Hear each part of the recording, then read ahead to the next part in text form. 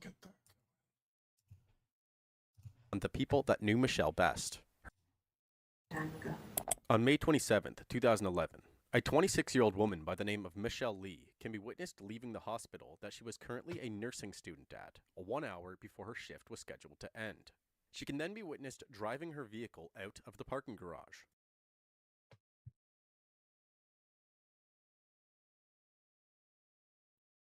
About a half an hour after leaving the hospital, Michelle's on-site supervision and teacher became concerned about where Michelle had gone while being on the clock. She was normally very punctual, and ditching her studies abruptly was not something expected of her. So her teacher then walked out towards the parking garage, where Michelle normally parks her vehicle. She notices that Michelle's vehicle is no longer parked there, and decides to head back inside.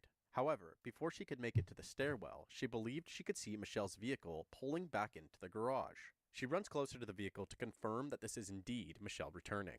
She was unable to see inside the vehicle, but was confident that this was Michelle's car, so the teacher begins to wave. Michelle's vehicle then immediately stops, shifts into reverse, and speeds away, leaving the parking garage again. This encounter was dramatic enough to cause concern, and so Michelle's teacher then dials 911.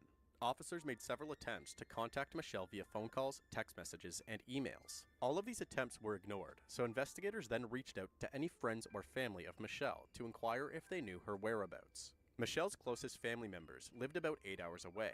They stated that they tried to contact Michelle as well, but had no luck at all. Any of Michelle's friends stated the exact same thing. One friend even told officers that Michelle had planned a trip to Reno, and that the departure date was actually the day after Michelle went missing. And so, officers became even more concerned, and the investigation slightly ramped up. Michelle's vehicle was located the following day parked approximately 10 minutes away from the hospital. It was discovered parked and locked in an area by the name of Ponderosa Court. From the outside view, Michelle's vehicle appeared to be very clean, and by looking through the windows, everything appeared to be normal. By this point, copious amounts of phone calls and messages were made or sent to Michelle and left completely unanswered. So, Michelle's closest relatives decided to make the 8-hour trip to dedicate more energy to the search. It wasn't until a few days later that Michelle finally replied.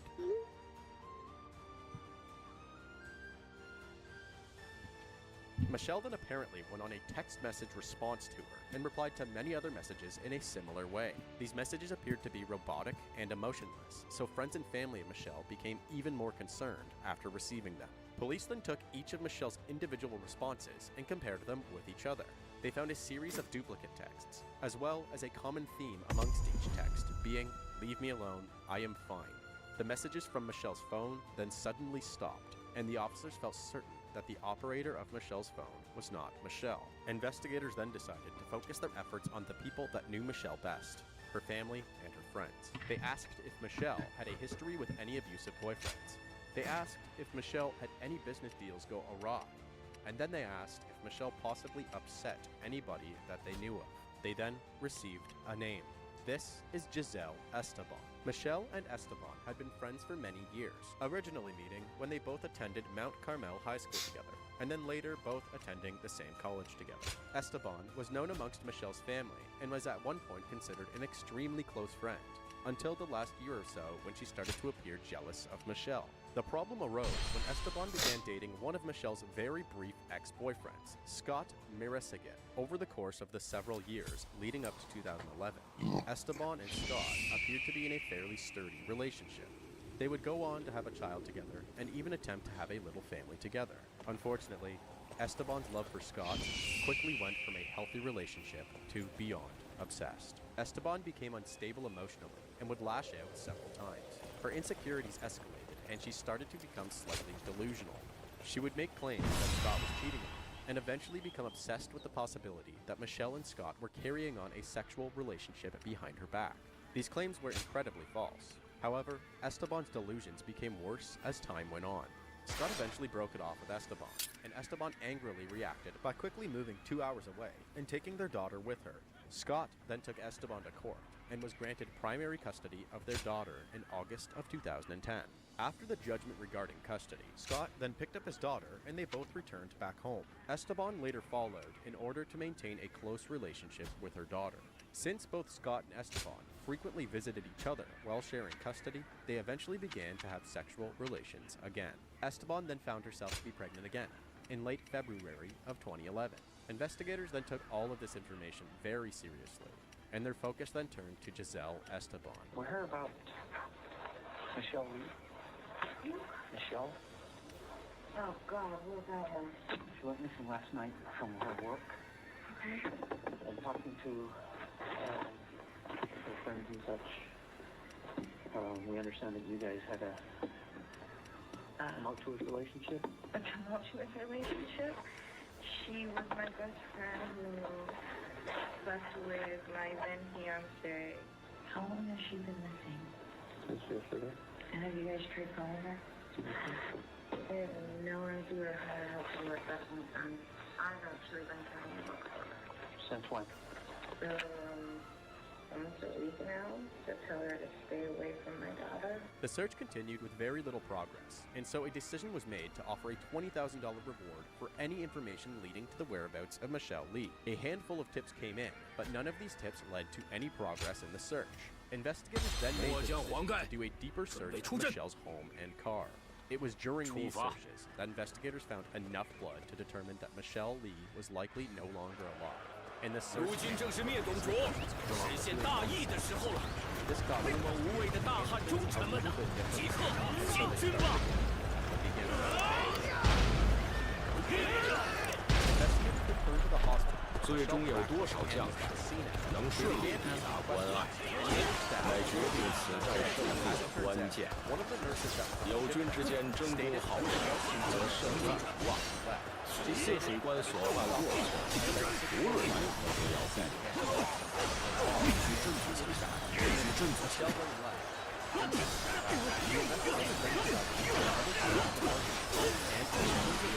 周边王冠不愧为防御乱的要地，地势复杂，易守难攻的。需讨伐敌将，就连抵达关隘的那非洲兄弟已被压制，一切都要结束了。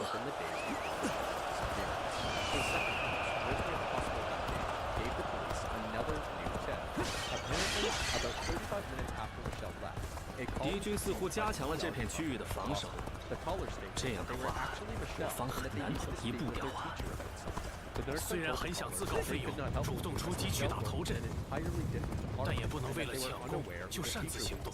The caller then replied, "It doesn't matter. Tell my teacher I'm driving around town because my dad had a heart attack and I can't figure out." 老夫已经尽 So 力。 I'm driving around and I won't be back today. When investigators tracked down Michelle's father, it turns out that he was actually back in Vietnam and had not suffered any heart attacks. Many hospitals were also contacted regarding Michelle's possible attendance that evening, but this didn't really 敌人太过性急， The 所以 search for 疏 Michelle 忽了 Lee 后方防守嘛。 was going cold. And so, 若真如此，便是良机。 $100,000 and the 那 family 我等就化作尖刺利 hired 刃， a private 将敌 investigator 阵 to 刺穿 assist. 撕裂 Many 吧！ searches took place.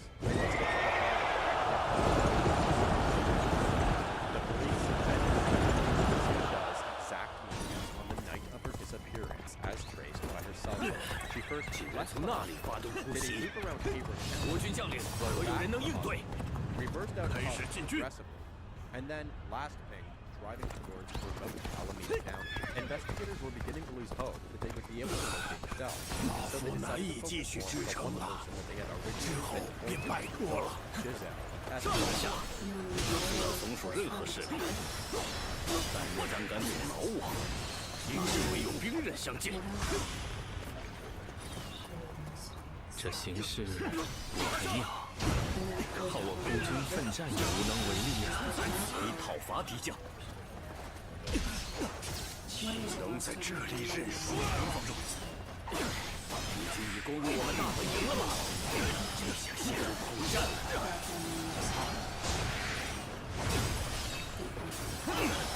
终于挽回劣势，讨伐敌将，战斗才刚刚开始，我会更引人注目的。 在通向董卓的道路上，势必会遭到吕布阻挡，他的存在是个威胁，必须小心谨慎。除掉他自然再好不过，但如果只能硬闯，就由我来保护你。形势严峻，但是老夫绝不会气馁。敌方占据优势，这下有些棘手。让我来做你的对手，来，接招吧！眼下形势严峻呐，要是没有援助，可就撑不下去了。集中全力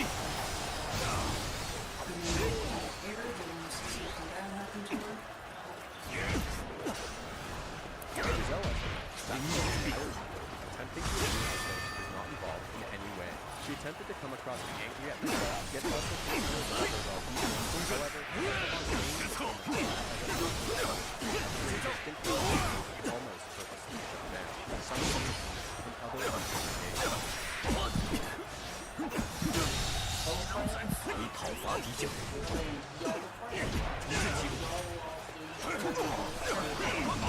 能放住。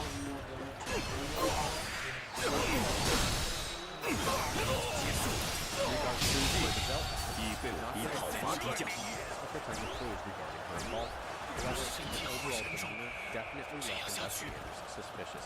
The next move that investigators made was regarding the stolen hospital ID that was found in Michelle's car. They tracked down exactly when and where the car was used last. Then they pulled up the CCTV footage of those scanning conditions. 有了，敌将已被我击败。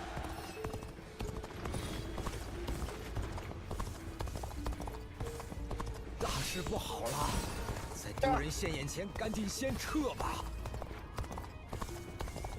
That's pretty pathetic. 敌将已被老夫击败。 Michelle practiced that is none other than Giselle Esteban. This video was recorded during the days before Michelle's disappearance and appears to be Esteban canvassing the location. She had headed into the hospital very early in the morning, posing as a fellow student, and at 我的职责也是防御要地，加强防守，以备敌军反击。 Another recording was also discovered while investigators were following up a cell phone ping from Michelle's phone. This other video actually shows Esteban replying to a series of messages while 一切准备就绪，使尽全力，开始突击！ appeared to line up with Michelle's contacts began receiving responses from Michelle's phone. So investigators then began 竟被我下好庙才击败。 Michelle's phone. 哼，居然已经攻进这里来了。好，开始迎击吧！ In the month before Michelle 这次给阁下添麻烦，只好任凭阁下批评指教。 about Esteban's mental state. He noticed her becoming more and more volatile, and he even sat down Esteban coffee on him alone. 可以拿下。 She continued to spy unfounded accusations regarding his sexual encounters with Michelle, and eventually began sending aggressive messages to both himself and Michelle. He once said himself that if he was really anybody's friend, mine he would just have it and leave my family alone. But all you are is that you have nothing better to do than follow through with sex. That's all you will ever be. So, disrupting other people's men and girls. You aren't my friend, but always just a friend.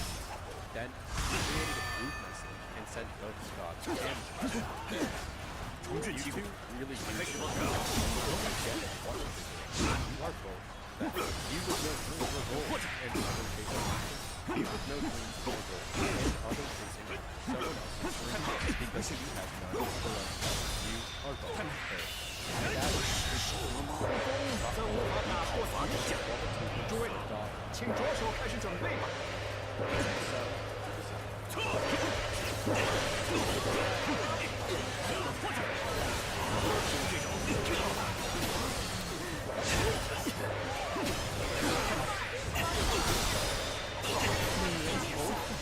这是如何反击上？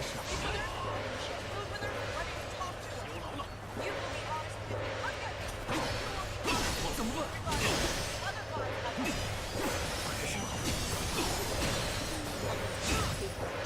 上天吧！就这样。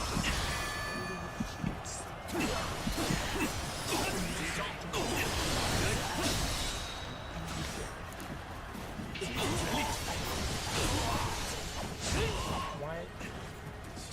怎么了？这种地方能就这样败下阵来吗？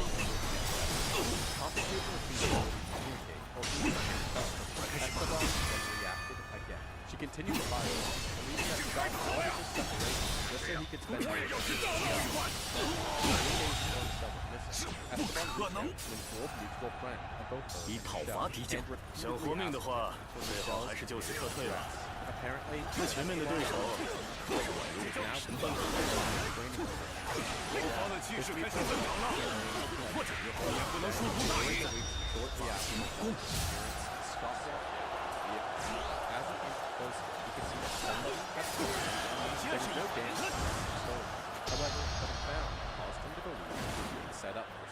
He found Michelle's cell phone in his car. Nice. Investigators began compiling all of their data and it was as if the case against Michelle Esteban was nearly complete. They managed to gather a rather large list of evidence against her, including the CCTV history showing her Oh, I presence as a see. student the day before Michelle's disappearance, her DNA in Michelle's car, and on the mysterious Oh, can I do that? aligning Oh, with the movements stop. from Michelle's own cell phone, and underlying potential. Oh, look, there it goes. Jealousy.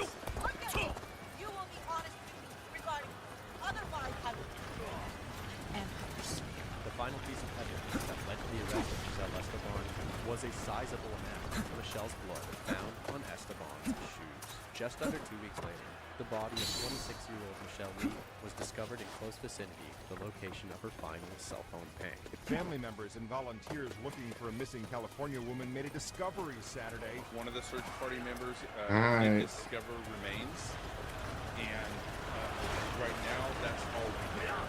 There is nothing that indicates Researchers have been looking for Michelle Lee. The 27-year-old nursing student disappeared while taking a break from classes at Newbury Hospital.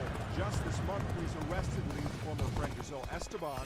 Police believe Esteban attacked Lee in the hospital's parking garage. Esteban told San Francisco television station KGO that she hated Lee because Lee was friends with the father of Esteban's 5-year-old daughter. But Esteban denied having Lee's disappearance. Saturday's search was the 8th organized by Lee's relatives. The remains were found in the same area. Matt. 急功近利而独闯敌阵，这是自我表达。攻击在外，将这个。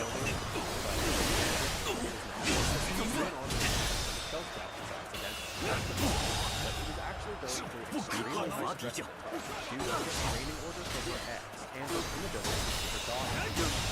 当然此，以讨伐敌将。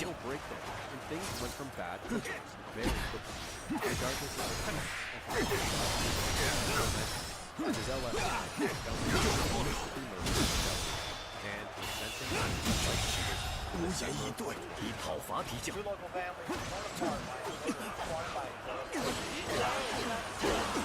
从这里，拿下了。这次结束。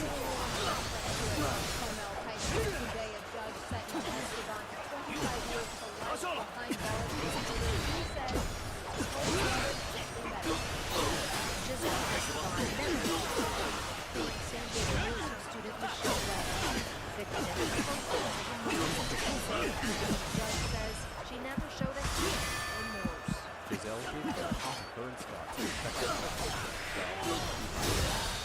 就是这一个结束。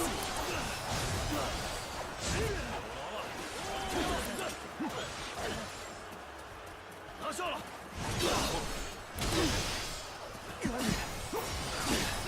用这种。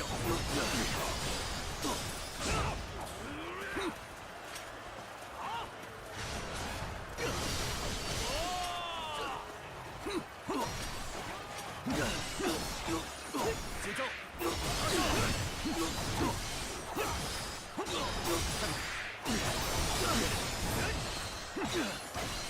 者，拿下！岂能在此以讨伐敌将？我必须先撤退了。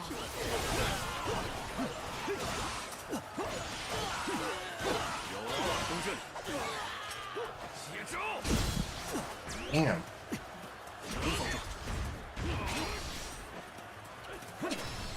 能防住。开始吧。怎么办？竭尽全力。有劳了。就用这招。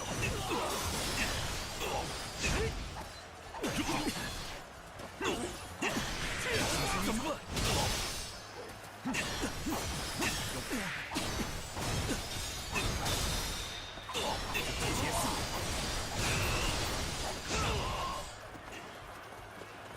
前针，有破绽，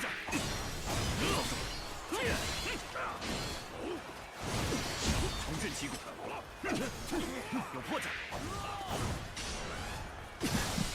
哦，有破绽，哦，哦，有了，陷入窘境了。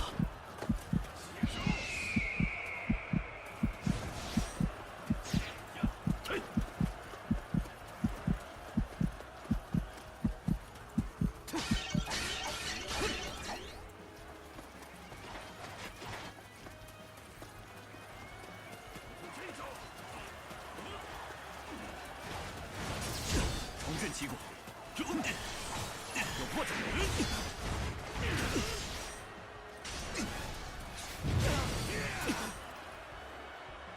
接招！能行。怎么办？有破绽。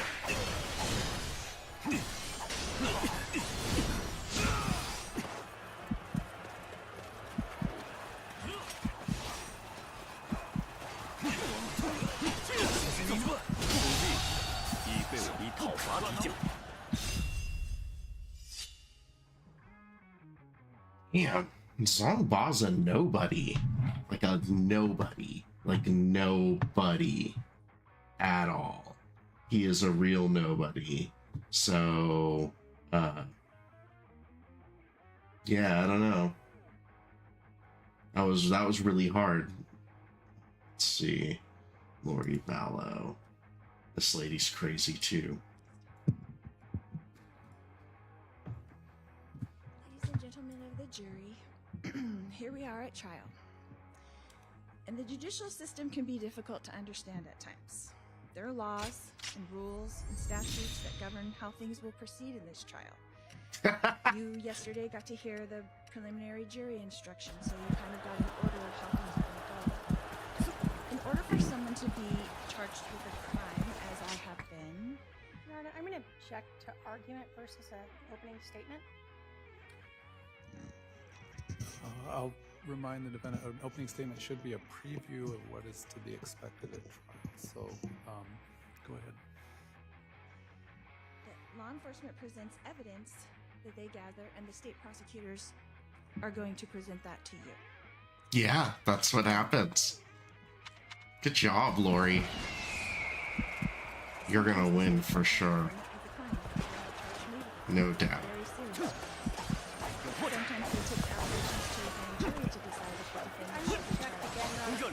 That's Master strike. hold on. The jury should disregard that last comment. How the charges arrived here are not for the jury's consideration. The prior proceedings are not for the jury's consideration. Please proceed. The state or the prosecution will then take the information gathered, the evidence from law enforcement, and present to you a story, a theory, their hypothesis of what happened. In this case, the prosecutor was not present during this alleged crime. The Gilbert Police Department was not present during this alleged crime. So it is their job to fill in the gaps, make up a theory, and present it to you, the jury, at trial. This is their job.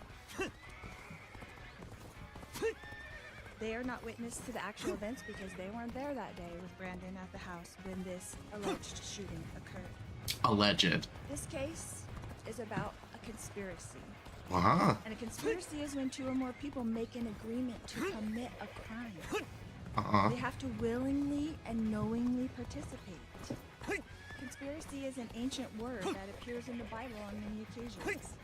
Judas conspired against Jesus with the chief priests for 30 pieces of silver. Object to unless this is being presented at trial, I'm not sure if this is appropriate opening. 竟孤军深入，看来你相当自信呐。让我来会会你。 Well, your argument, opening statement is not argument. 重振旗鼓，能放重。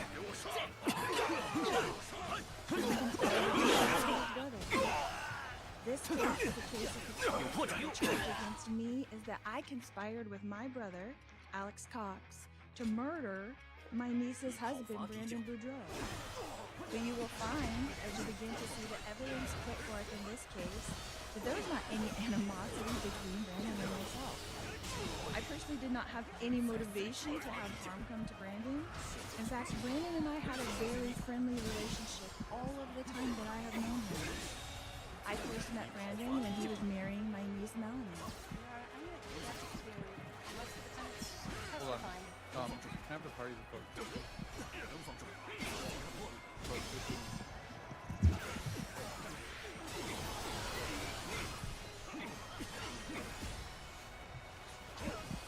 I really...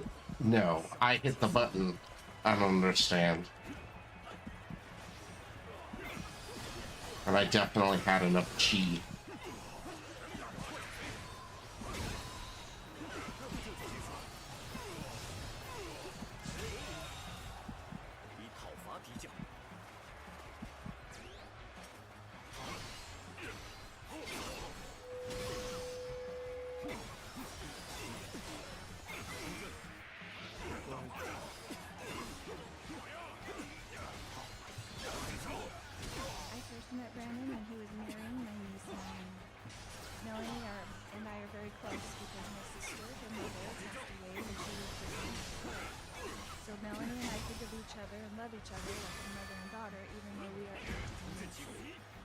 So our families remained close. Melanie and my in each other's lives, like everyday lives. We spent holidays together and shared in everyday life. I was there for Melanie and Brandon's wedding and for the birth of all four of their children. I was also very close to all four of their children.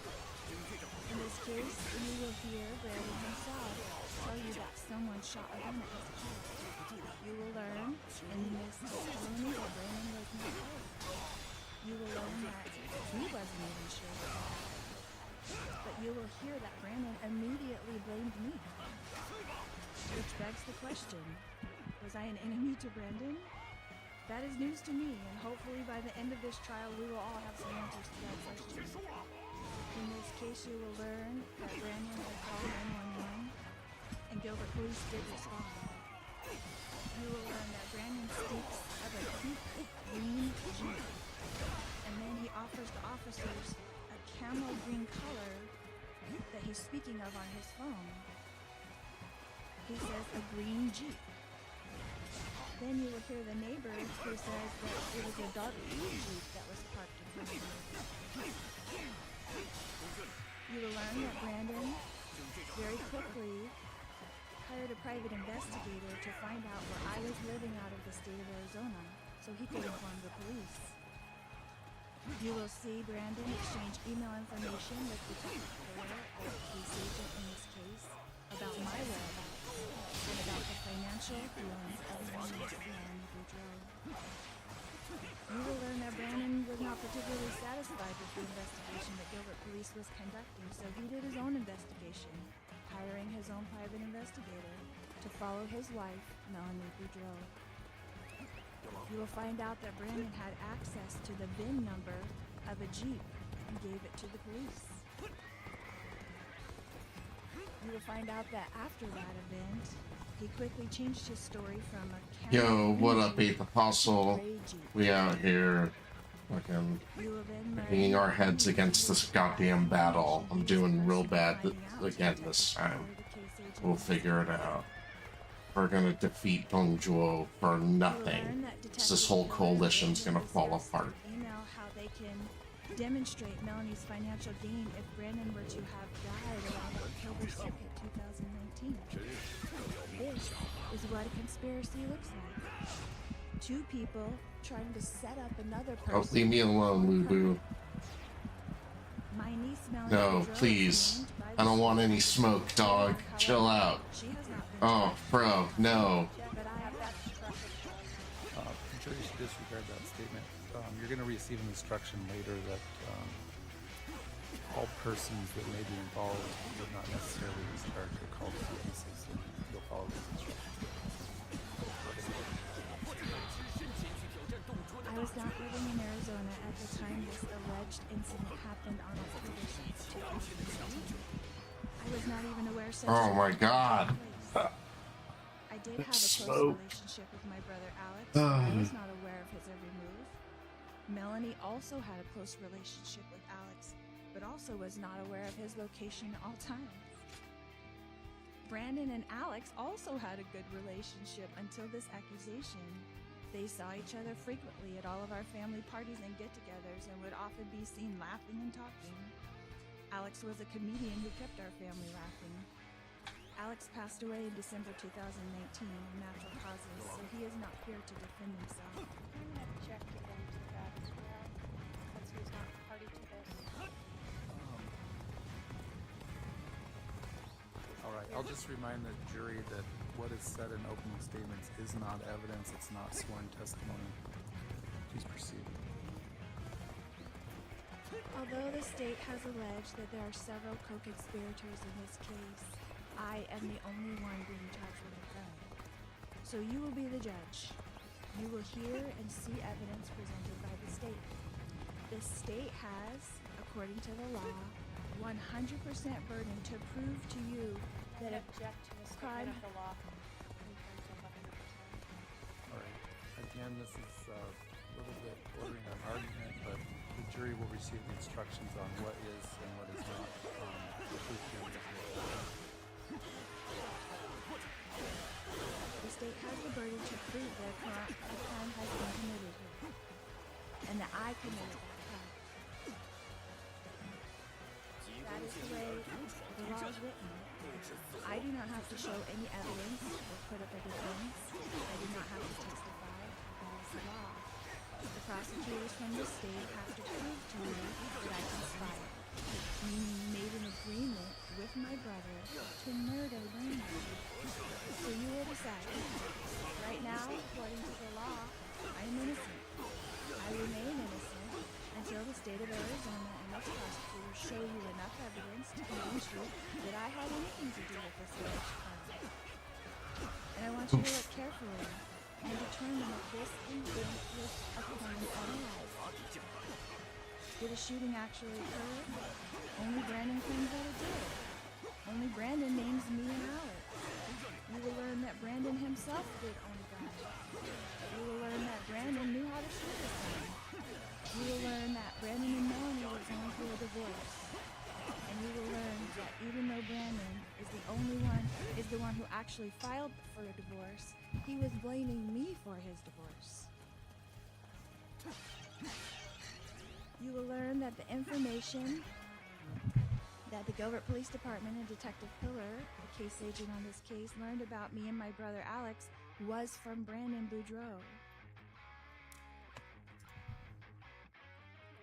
You will learn that Brandon and Detective Pillar communicated frequently and were on a first-name basis. I want you to look closely at the motivation of Brandon and the Gilbert Police Department, because I'm the only one charged with the crime, and I need you to decipher what really happened here, because I'm the only one who's being asked to pay a consequence for this crime. Again, Your Honor, I'm going to ask to object and strike that. Sustained. The jury, in their instructions, received an instruction that said the jury is not to consider a penalty. That will be in the final instructions area as well. The jury's job is to determine whether or not the state has proved the case beyond a reasonable doubt or the charge beyond a reasonable doubt. Go ahead, proceed.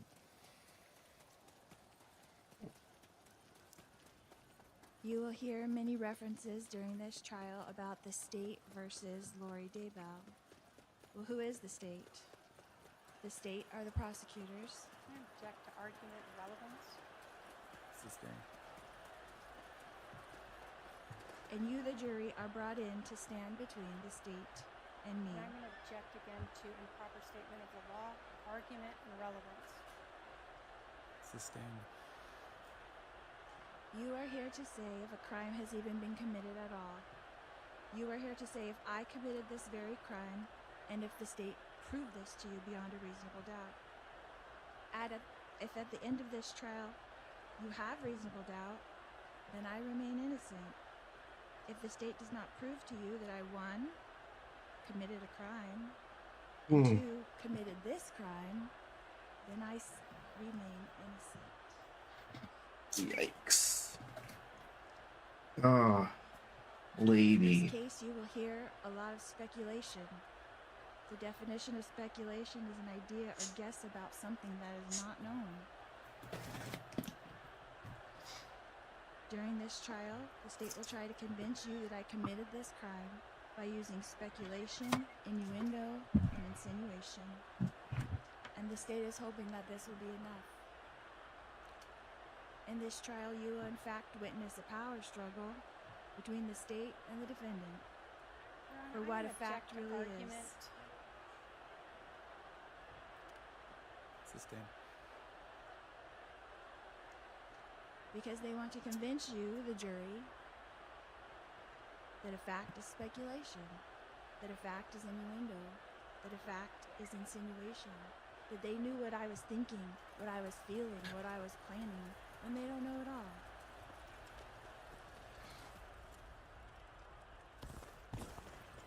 all. So we kind of fucked up. So there's no charge. There should be a charge from here. Sao's right here. So I implore you to listen. But nobody's charging through. Lubu is about to. The state's theory really makes logical sense. Lubu's about to annihilate me again. What malice have I ever shown to anyone? What benefit would I gain? I am a person who loves all people and has no malice towards anyone. Not even the prosecutors who wrongfully try to convict me. Your Honor, I'm going to object again to relevance and to argument. Sustained. I am all about spreading love and will continue to do so, even after this trial is complete, no matter the result. Thank you. All right, the state can call its first witness. Thank you. The state will call. No, I don't challenge you. I don't challenge you. Please leave me alone, Lubu.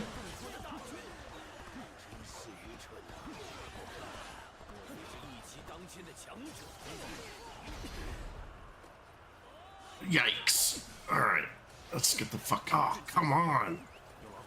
We gotta get out of here. Rustled that Lubu's jimmies. No, I can't do it, dog. And this is not how this battle's supposed to go. Can I just, like, kite him into the rest of the yeah, you are. It's terrible. You're the worst. Come on, follow me, Lubu.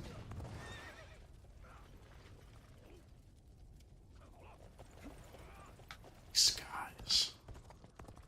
What have I done wrong here?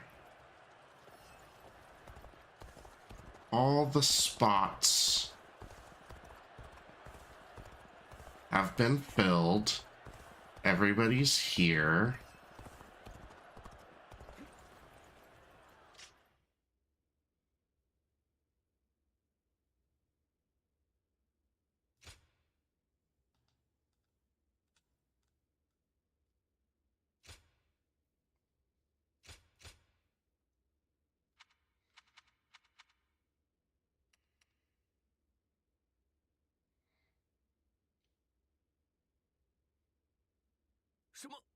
竟敢只身前去挑战董卓的大军，真是愚蠢呐！不，莫非是一骑当千的强者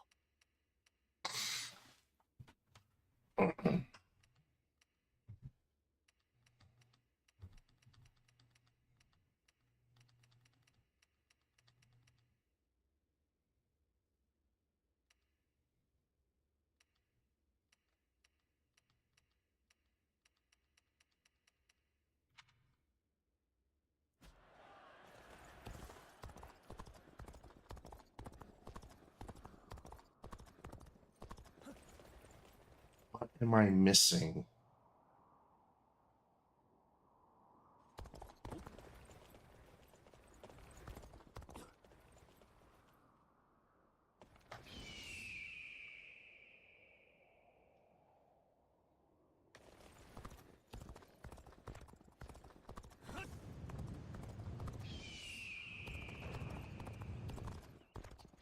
What are you two pussies doing over here?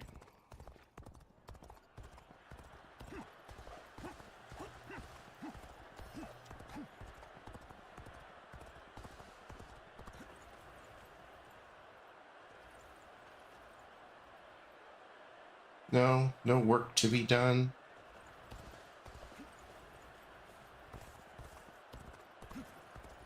Oops. Wrong button.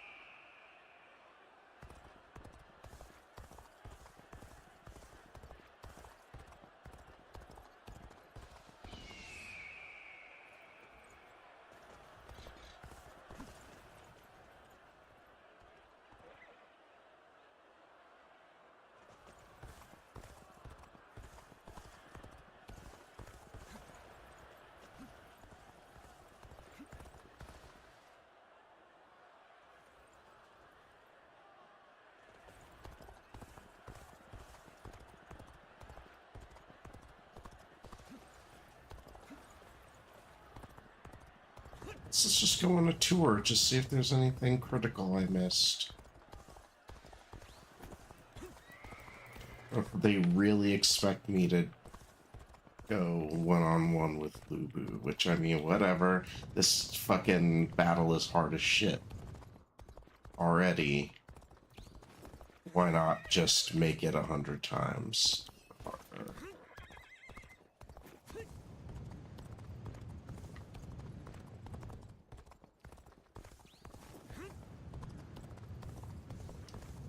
This is not fun.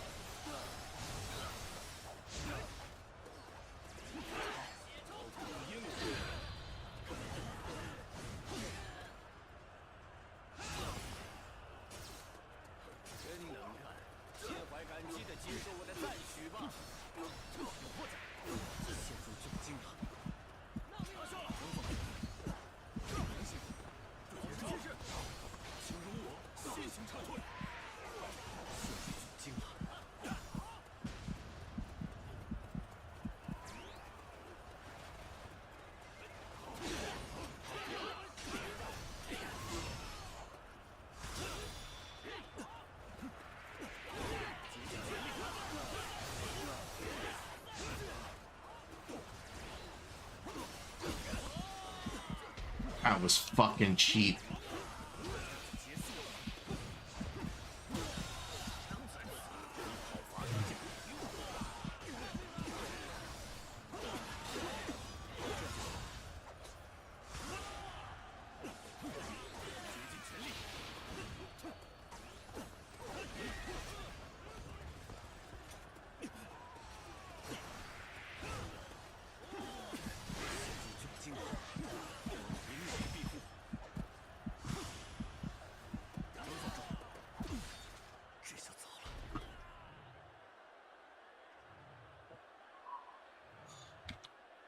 Vallow is fucking doomsday cult bitch. What was some? What do we got here?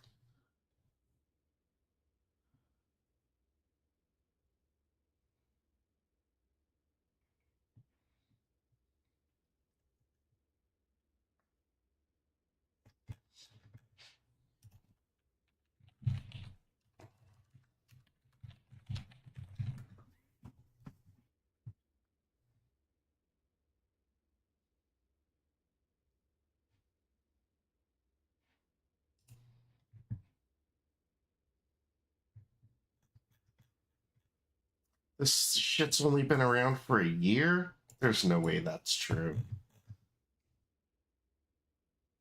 I don't want to watch any of these goddamn teasers. They did 4 episodes on My Dinner with Andre. Oh my god.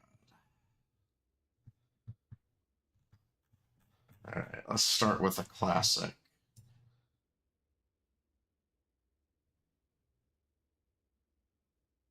White Chicks.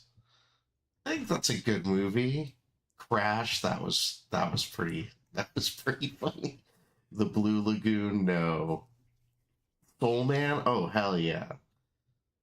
Why haven't I have I watched that yet? I think I feel like okay, so it's called Soul Man, and it deals with race. But yeah, you couldn't just call a black guy. I'm picturing the cover. Soul Man. So is the cover of this movie a black dude with a fedora playing the saxophone? No, that would be a better movie. Okay. It's a white guy going, I'm so sorry for what happened. It's just a white guy, and it says Soul Man. Here, basically, they just couldn't call the movie Black Guy.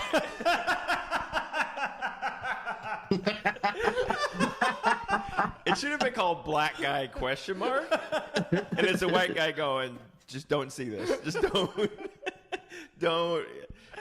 Please don't watch this movie.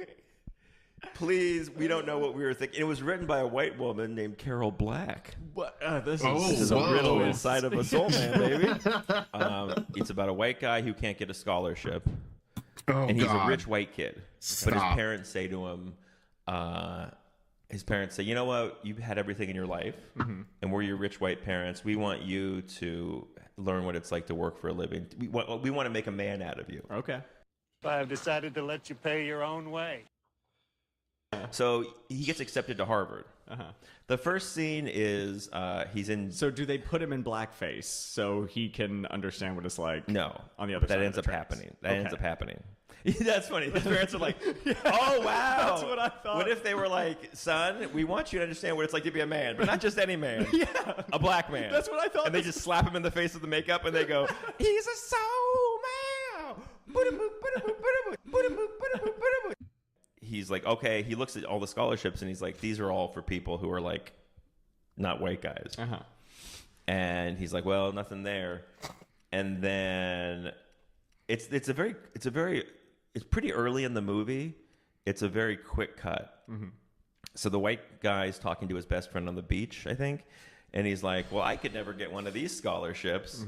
And then, like a horror movie, it cuts to his head, like coming into the frame, and now he's in full black guy makeup with like a curly wig, an afro wig, not an afro, but like curly Jerry wig, curls, like a black hair wig, and he's just like, and then he's like, thanks everybody, I'm glad to be accepted to Harvard, and he's like shaking hands with him. The movie makes a point of saying, but didn't you take this scholarship away from a deserving black person? And the movie makes a point of going, the guy goes, no, it turns out no black people deserve this scholarship. No, it turns out no black people in LA wanted to go to Harvard. Okay. So, which is weird. Yeah. Or maybe they're all rich. I don't know. He's just saying, no, I looked into it, and they make a point of saying, no black person in the zone of the scholarship. So if I didn't use it, the money was going to go to waste. And the friend goes, that's good. That's good that that's true. We're letting everyone watching this movie know that you did not take a scholarship away from an actual black person. And so then he goes to college, and he's like, I'm black, and it's great. And so he gets it. Okay, so he gets in. And at this point, enters the movie, I think maybe the most beautiful woman I've ever seen in my life. Okay. There's something about this fucking woman. Her name is Ray Dong Chong. Oh, yes. Ray Dong Fuck me, Chong. What is up with her? Why was she so amazing? Like, she was beautiful, but she had this quality where you want to marry her. Okay. Like, she was like the best woman you've ever seen. Because she's like three things. So it's like she's Ray Don Chong. She's Ray. Yeah. She's so beautiful, and she falls in love with him. Now he's a white guy. No, he falls in love with her. Okay. We don't. But then they do fall in love, right? And then after they fall in love, because they study together, they're in law school. There's all these great black actors. Ray Dong Chong, fucking Darth Vader's in it. What's his name again? James Earl Jones. James Earl goddamn Jones. So all these black actors had no problem with this movie at the time. Is he the dean? He's the law. He's like the tough as nails. Okay. Law teacher. Mm-hmm. And so they fall in love. They're going to get through law school together, and then they kiss in the snow. Mm-hmm. And she says, somehow it comes up. How does it come up? It comes up that she was supposed to get the scholarship. Oh. And she goes like, man, and she has a kid and she's working a job at the cafeteria, and it comes out she's supposed to get the scholarship, and he's like, oh shit, but they said no one was going to get the scholarship, and she said no, but if no one claimed it in LA, it was going to open up to a wider area, and I was next in line to get it. And he's like, oh my god, I took the scholarship from this black single mother who I'm in love with, and she doesn't know I'm secretly white. So then I'm trying to wrap it up. So then but then, see, this is where the movie's good. He's immediately like, I did something wrong. I took an opportunity from a black woman. I'm a piece of shit. See, the whole movie, everyone he meets, every white person's racist. So he moves into his apartment, and Leslie Nielsen is the racist landlord. What? Yeah. He's like, he moves in, and he's like, well, we can't do anything about it now. And then Jan from The Office, Melissa Hardin, is that her name? You know Jan from The Office. She's like 20 in this or something. Okay. Damn. I mean, she's hot in The Office. Oh, I thought that was your impression Or of how 21. racist she was. No, like, she's woo! So she's the landlord's daughter. Okay. And everyone's racist except for Jan, who's racist in her own way, which is funny. Which is she just wants to like she wants to fuck black guys, but she's like racist about it. Okay. Like she wants to fuck him because he's black, and then the next morning she's like, I felt 400 years of oppression in every thrust. Oh God. And he's like, and she's like, and you know what? The stereotypes aren't even, stereotypes are bullshit. Like, it turns out the penis one isn't even true. It's white.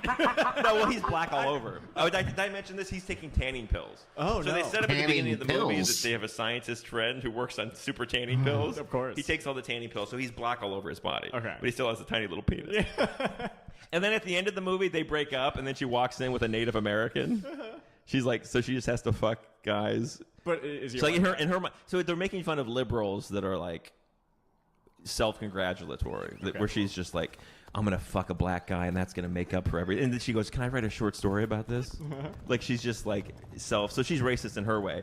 And then the Melora Hardin, like the white girl, like the white girl who is the daughter of the landlord. So that's like a tense thing. He can't find out about that.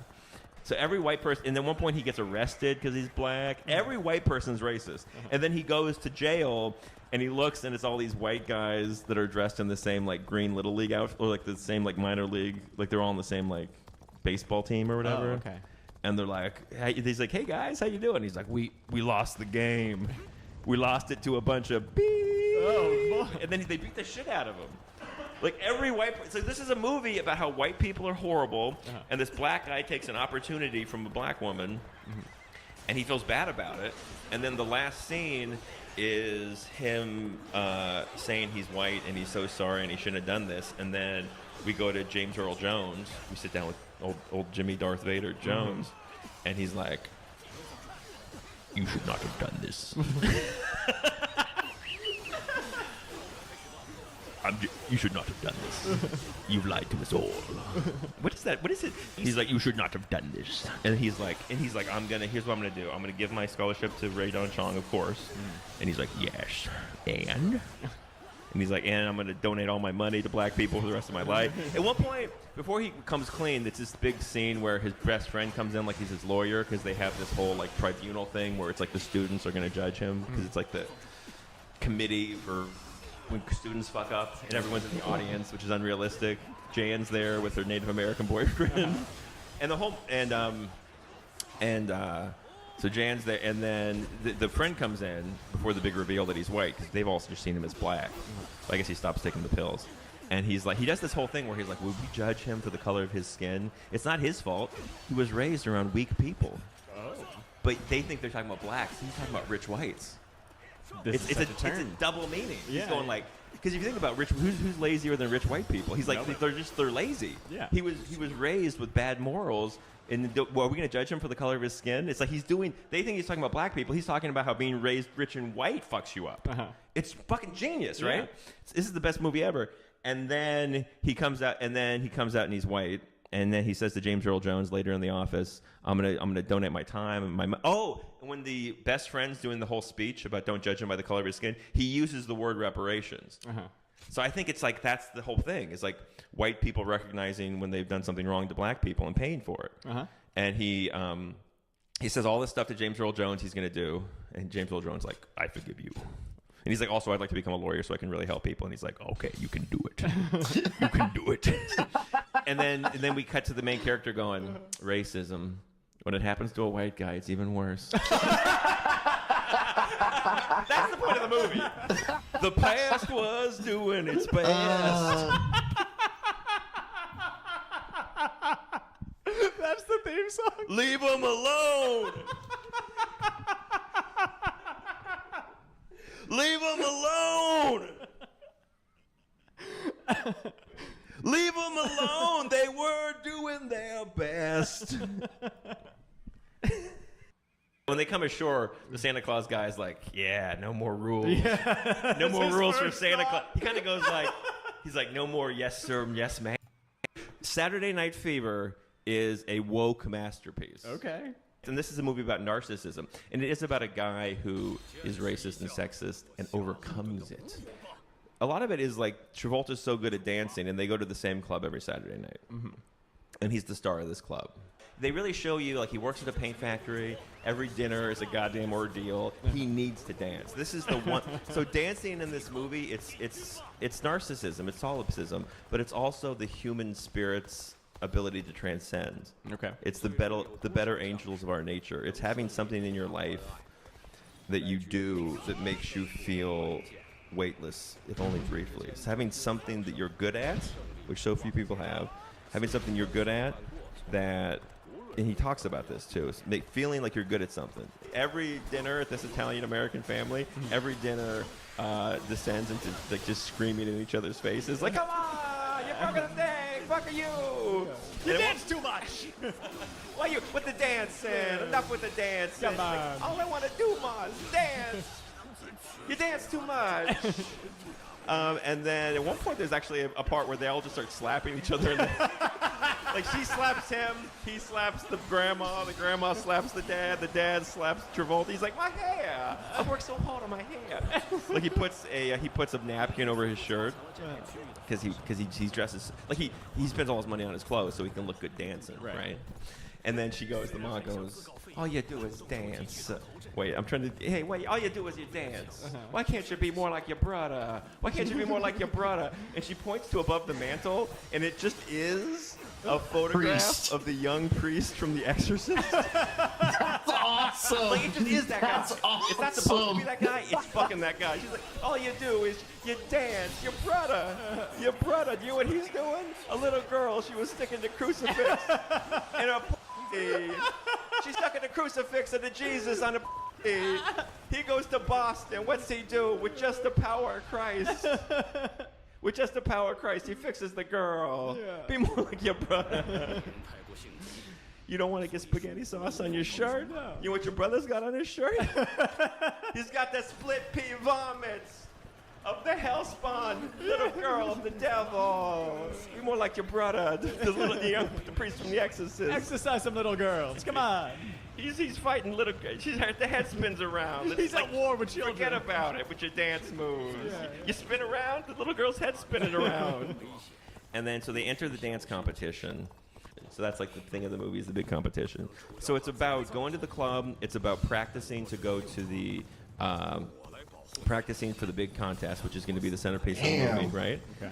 And then all of a sudden, they just drive their car into a warehouse where the Barracudas are hanging out and just start punching. Then now it's just like a violent fight. Okay. Someone grabs John Travolta's head and they're smashing it into the floor. All of a sudden, you're like, and I really had the thought, like, is this what dancing leads to? So they're having all of a sudden, this dancing movie becomes a gang fight with the Barracudas. Okay. And then you're like, fuck, that was crazy. You know, and again, you're thinking like, see, racism, not so good. Yeah, that's true. Not so good. Yeah. See, we're seeing the results. And then this is so funny. Then they cut to the hotel room, and I guess they're all bandaged up, but the one guy who started it, I guess he's in the hospital bed. I guess he got the most fucked up. There's no way. So they go like, hey man, you know, we almost died in there, but we're your buddies and we're your friends. And we would do it again, and we almost died protecting your honor because of what those guys did to you. And they cut to the guy in his hotel bed, and he goes, I thought it was the Barracudas. You know, I don't think it was. He's like, you know, I think it was a different guy. Yeah. They're like, what? And he's like, well, I knew it was Latin guys. He's like, you know, like, so we just went in and fucked up the Barracudas for no reason. Oh shit. He literally goes, yeah, I don't think it was the Barracudas. He's like, once I saw those guys, I don't think those were the guys. Yeah. Again, racism. So now it's time for the big dance contest we've been waiting for the whole time. Yeah. People have gotten beaten up. There's been sexual harassment, all to lead to this big contest.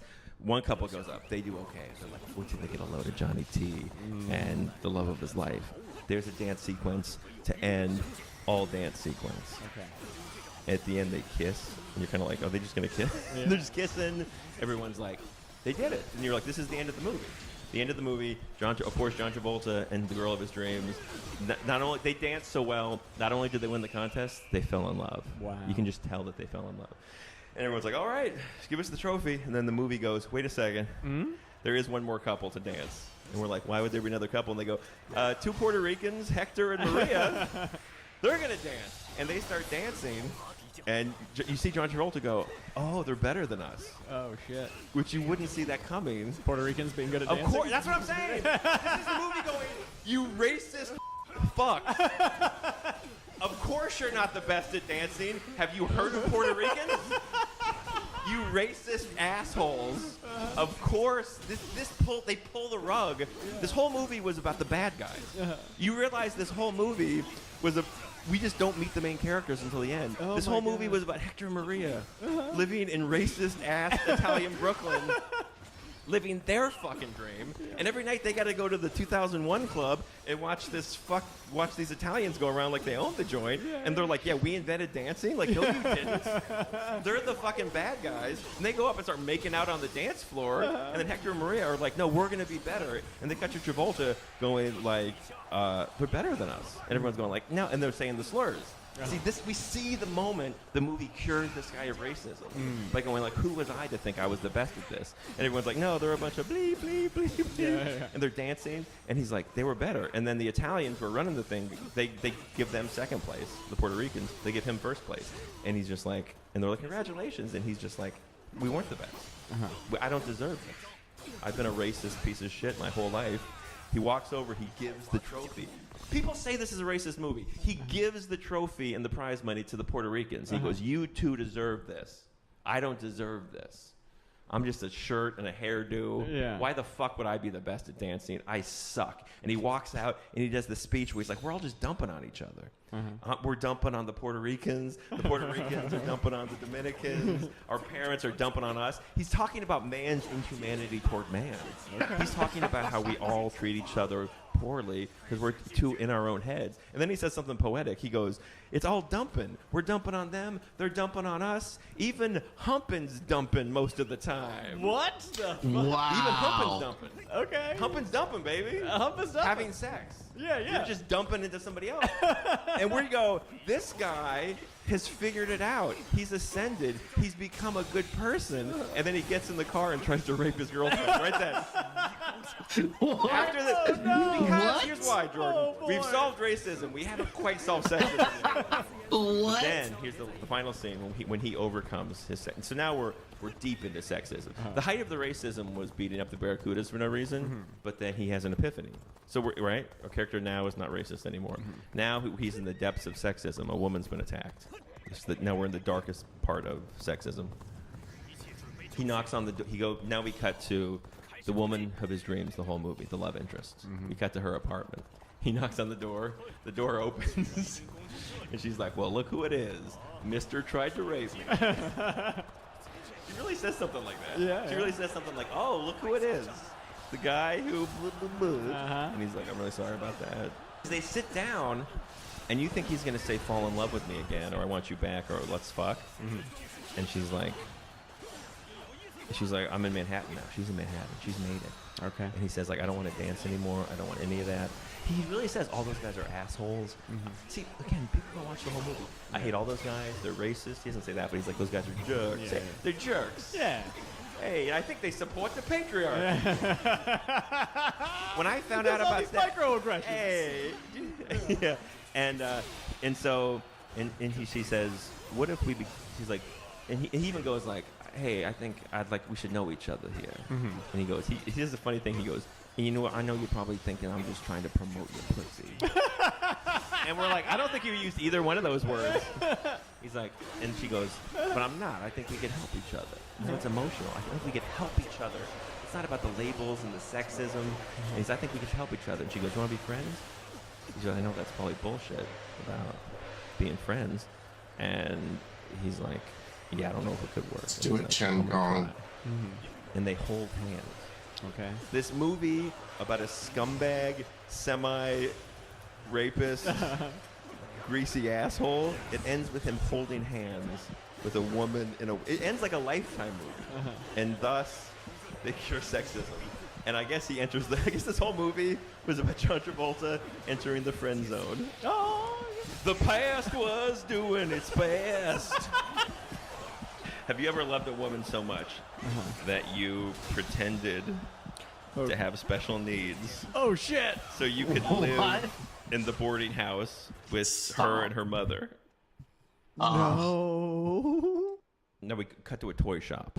An old guy stops them. An old guy and an old woman, who I guess are working for the store. They stop them and say, "Come back to the office. We know what you're up to, the two of you. We know you were stealing." This is just She's what's like, "I didn't steal happening anything." right And they're now. like, "Well, your boyfriend did."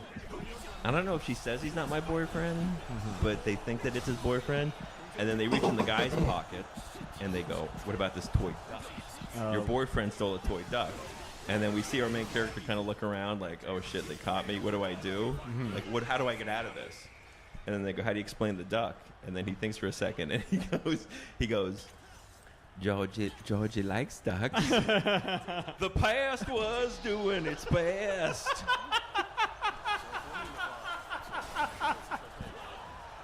And it starts with Don Cheadle. Oh, I love Don Cheadle. Looking out the window, and he goes, "You know, in a big city," he goes, "I think it's that touch. In a big city, you can walk around and touch people." What? And we're like, "Don, you're not allowed to do that." What? But he's like, "In a big city, you hustle, you bustle, you hit shoulders." Yeah. But again, we also don't do that here.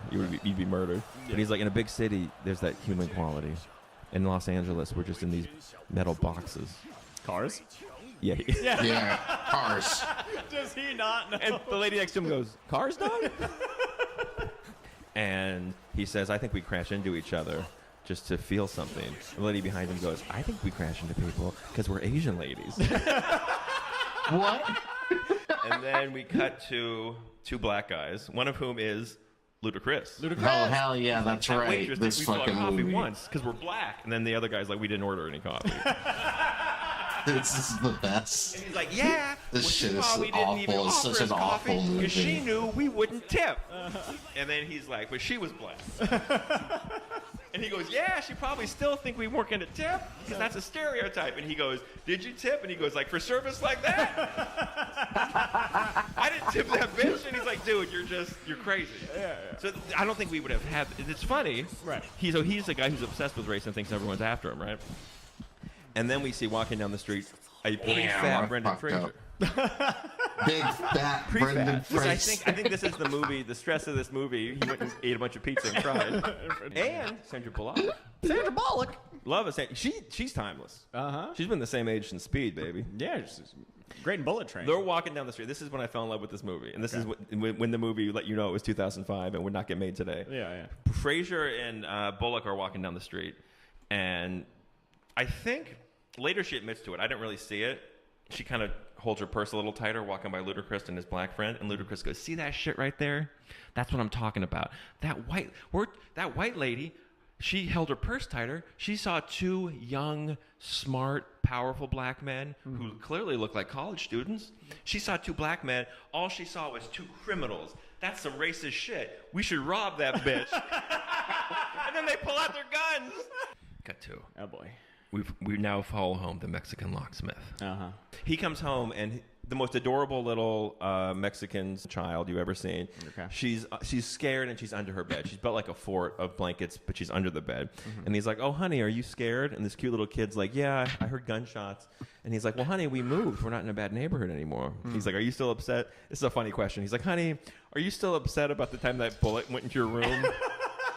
Because you're being kind of a drama queen about the time you're 8 and almost got shot. Yeah.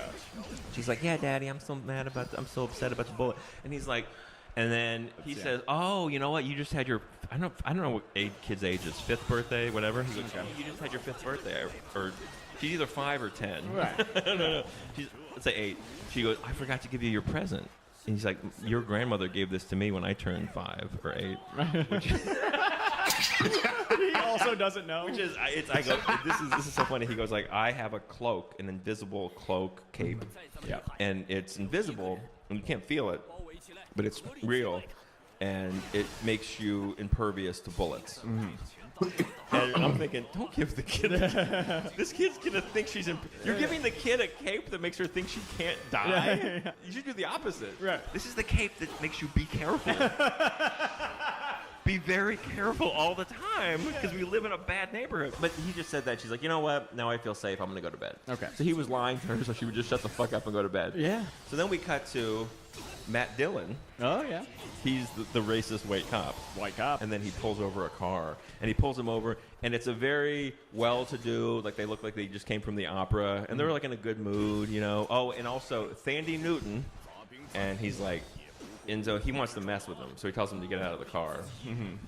And then while the husband watches, he feels up Thandie Newton. That's not cool. That's not cool. While the husband watches, he kind of gets up and gets up. He's like, I'm racist now. I'm pissed off about my dad. Yeah. I'm gonna stick my Feel up Thandie Newton. Stick my finger up Thandie Newton's booty hole. Yeah. A little bit. Okay. But that's a very uncomfortable scene. Yeah, yeah. But I don't know. I think it's kind of implied. I was saying you don't see his finger go in her ass. Yeah, maybe he's like, my dad keeps peeing like a girl. How do girls pee? I'm gonna go.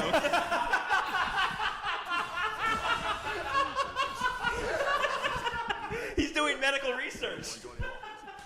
Can I say something? No one knows how girls pee. He's like, if I can feel up enough pussies. Yeah.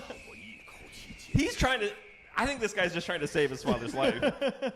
Now we cut to, there's been a car accident. The car's upside down. It's half on fire. A car crash. Car crash. Runs in. No, we hate Matt Dillon at this point. Oh, yeah. He's the booty hole toucher. Yep. We don't care for him at all. His dad, I heard his dad pees like a lady. His dad pees like a little bitch. Yeah. He still hasn't figured out how girls pee. He runs in, but he's a police officer. Here's the thing about police officers. Maybe we hate them. Maybe they're bad people. Maybe a lot of them are racist. They do a job that no one else wants to do. Sure. This guy who is a racist booty hole toucher, guess what? There's an upside-down car that's about to blow up. This motherfucker is running towards it. Okay. He is a hero in his way. See? Complicated. Yeah, yeah. He's a racist booty hole toucher who also saves people from car accidents. Yeah. So it's upside down. And there's a lady in there, and she's like freaking out, and we don't see her face, and he starts helping her out. The woman's head turns. It's Thandie Newton. God damn it. And she's like, dude. She's like, I thought this day couldn't get any worse. I was about to blow up in a car. Here comes the booty hole toucher to touch my booty hole. Yeah. And he's like, and she starts freaking out, and she starts freaking out, and he's like, look, I'm here to help you. I'm here to help you. And there's a very dramatic scene, and people would say it's too dramatic. I think it's just dramatic enough. There's this like music, like this booty hole, or whatever. It's like, Pit, pull her out, and he pulls her out, and then for a second they pull him out because like this thing, we see the fire coming towards the gas. This thing's about to explode, and they pull him out, and he's like, no, I gotta save her. And then he goes in and he saves her, right? And he pulls her out. He saves her life. And I think this is a metaphor for the fact of, like, no one's irredeemable, right? It's almost like Matt Dillon in this movie is white America. Okay. And touching her butthole was slavery. But then pulling her out of the car that's about to explode was when we let the Little Mermaid be black.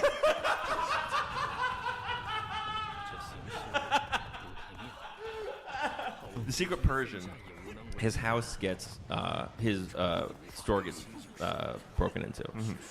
And he's like, it's that Mexican locksmith didn't fix the lock. I'm going to take the gun that I got from the racist white guy, and I'm going to go kill the Mexican locksmith, right? And he's outside the house. He's going to kill the Mexican locksmith. And we see the little girl come home who we love. She's the cutest. She's the one pure person in this whole movie. Okay. Well, he's pretty cool too, the locksmith.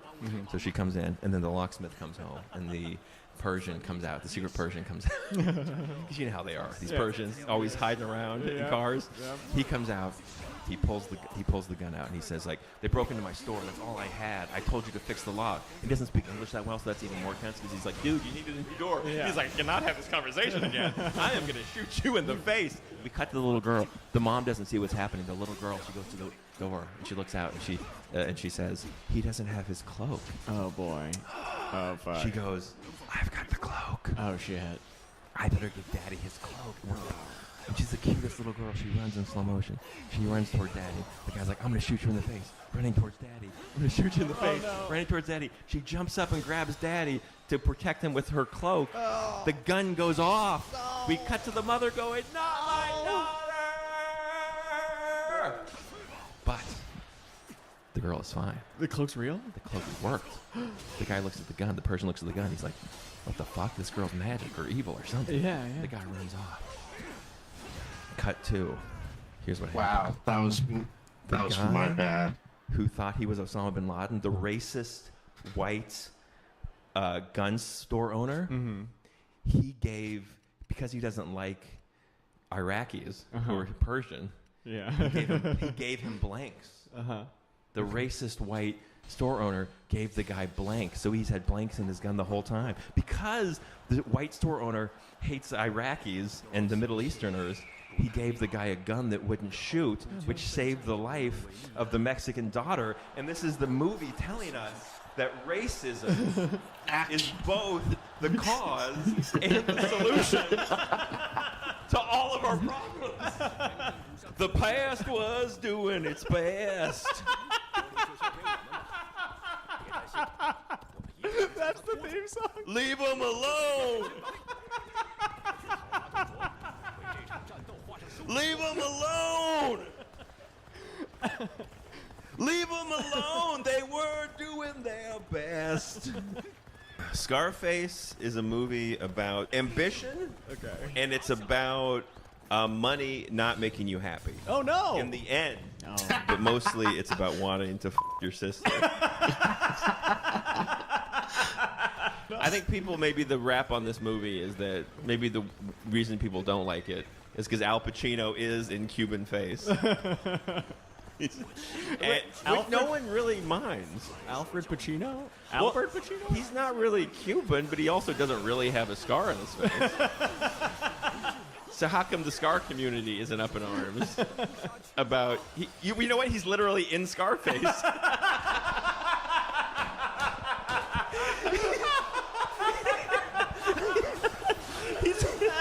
He's in Brownface, and he's in Scarface. Yeah. The past was doing its best.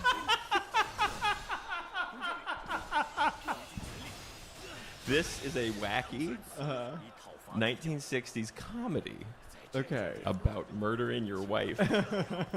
And it's called How to Murder Your Wife. Hell yeah. Wow. It opens up. It's very 1965, right? The title comes up, How to Murder Your Wife. And there's this very Vincent Pricey narrator guy, like a British, like a little foppy. And he goes, good evening. And he goes, welcome, gentlemen. I assume your wives are not with you. Oh. Because the very title of this film scared them so much they stayed home. In the kitchen where they belong. And then there's a pause so the boys can high five in the movie theater. And we realize that the butler is now talking to us, and the butler is the narrator. So he's showing us through the apartments, and here is his wonderful living room, and it doesn't have a woman's touch. Oh. It's just masculine and cool. The kind of room you could have if you weren't married, gay boy. What's he do for fun, you ask? Oh, I don't know. Maybe a little of this. And he reaches into the couch and he pulls out 2 golden women's high heels. Oh. And he goes, for fun, he wears lady shoes. Excuse me? No. Okay, I'm like, what the fuck? The idea is that he fucked the shoes off a lady. Oh my god, Yeah. that's more impressive. And now we see that he's a cartoonist. Okay. Jack Lemmon is a cartoonist who, for some reason, has to elaborately act. This motherfucker can't just draw. No. He has to see photographs of himself doing the thing that he's drawing about, which will come up later. Right. She's the most beautiful blonde lady you've ever seen. And she's 1965 blonde. She's lying. She's asleep in his bed. He's over there sitting by the bed. He's looking worried. Like, what did I do? Uh-oh. And he's like, oh, shit. And she wakes up and he goes, look. We both got really drunk last night. Oh, no, and then he goes over to her body while she's still asleep, and he sees that she's wearing the ring that he had. Oh. That the guy whose engagement was off through it, she's wearing the ring. And she wakes up, he's like, wake up. He's like, look, I'm everyone's favorite bachelor with a butler, and I have a very specific lifestyle.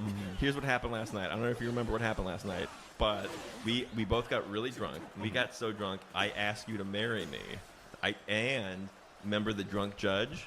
The judge married us. Oh, boy. He's like, we're married. You're the hottest lady ever, so I jump out of a cake. But I never wanted to get married. Me and my bachelor have this whole we hate women thing going. We're bros before everybody. Yep. And Butlers before bitches, buddy. That's how it's done. He's like, I'll give you half my shit, I guess. I just want to get out of this. I'm sure that you'll understand.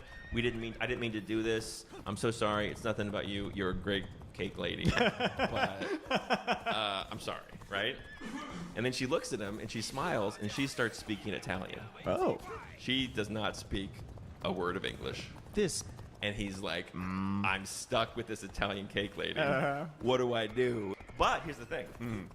All of the little mishaps, the light bulb, the red sauce spill. The other example, all of his little mishaps that he has when he hates being married, he's now changed the comic strip from Butch Bradigan, secret agent, to the Bradigan. So now but then America loves this new comic strip about the husband whose Italian wife torments him. They love this even more than the original comic strip. Yeah. The final straw is she burst into the men's club and she's like, "Oh, honey, there you are. I thought you were cheating on me because the lawyer's wife said so, but I'm sorry and I love you." And then the president of the men's club comes in and he's like, "Look, we have rules here. There's not been a woman in this club for 200 years. Okay?" He's like, "Look, when you guys get a little drunk, we put you in a cab. When you want to cheat on your wives, we help you." In fact, the lawyer's wife was right. Your wife, she happened to come on the one day that everyone wasn't cheating on their wife.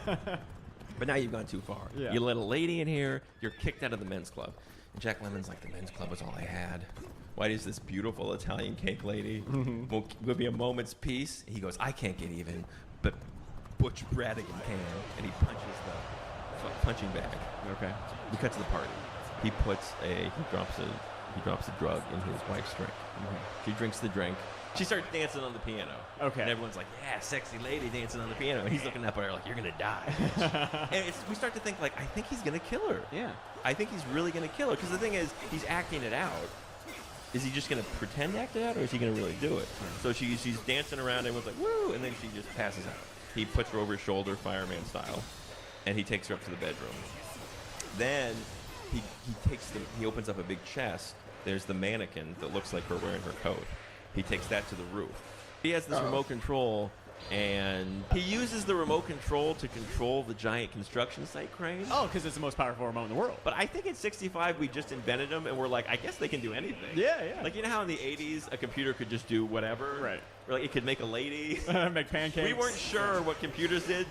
They were like, I guess in the future remote controls can control construction equipment. Yeah. So he takes the crane with the big. It was like one of those cranes where it's like a big crane with a chain and like a big bucket thing. Oh yeah, love those.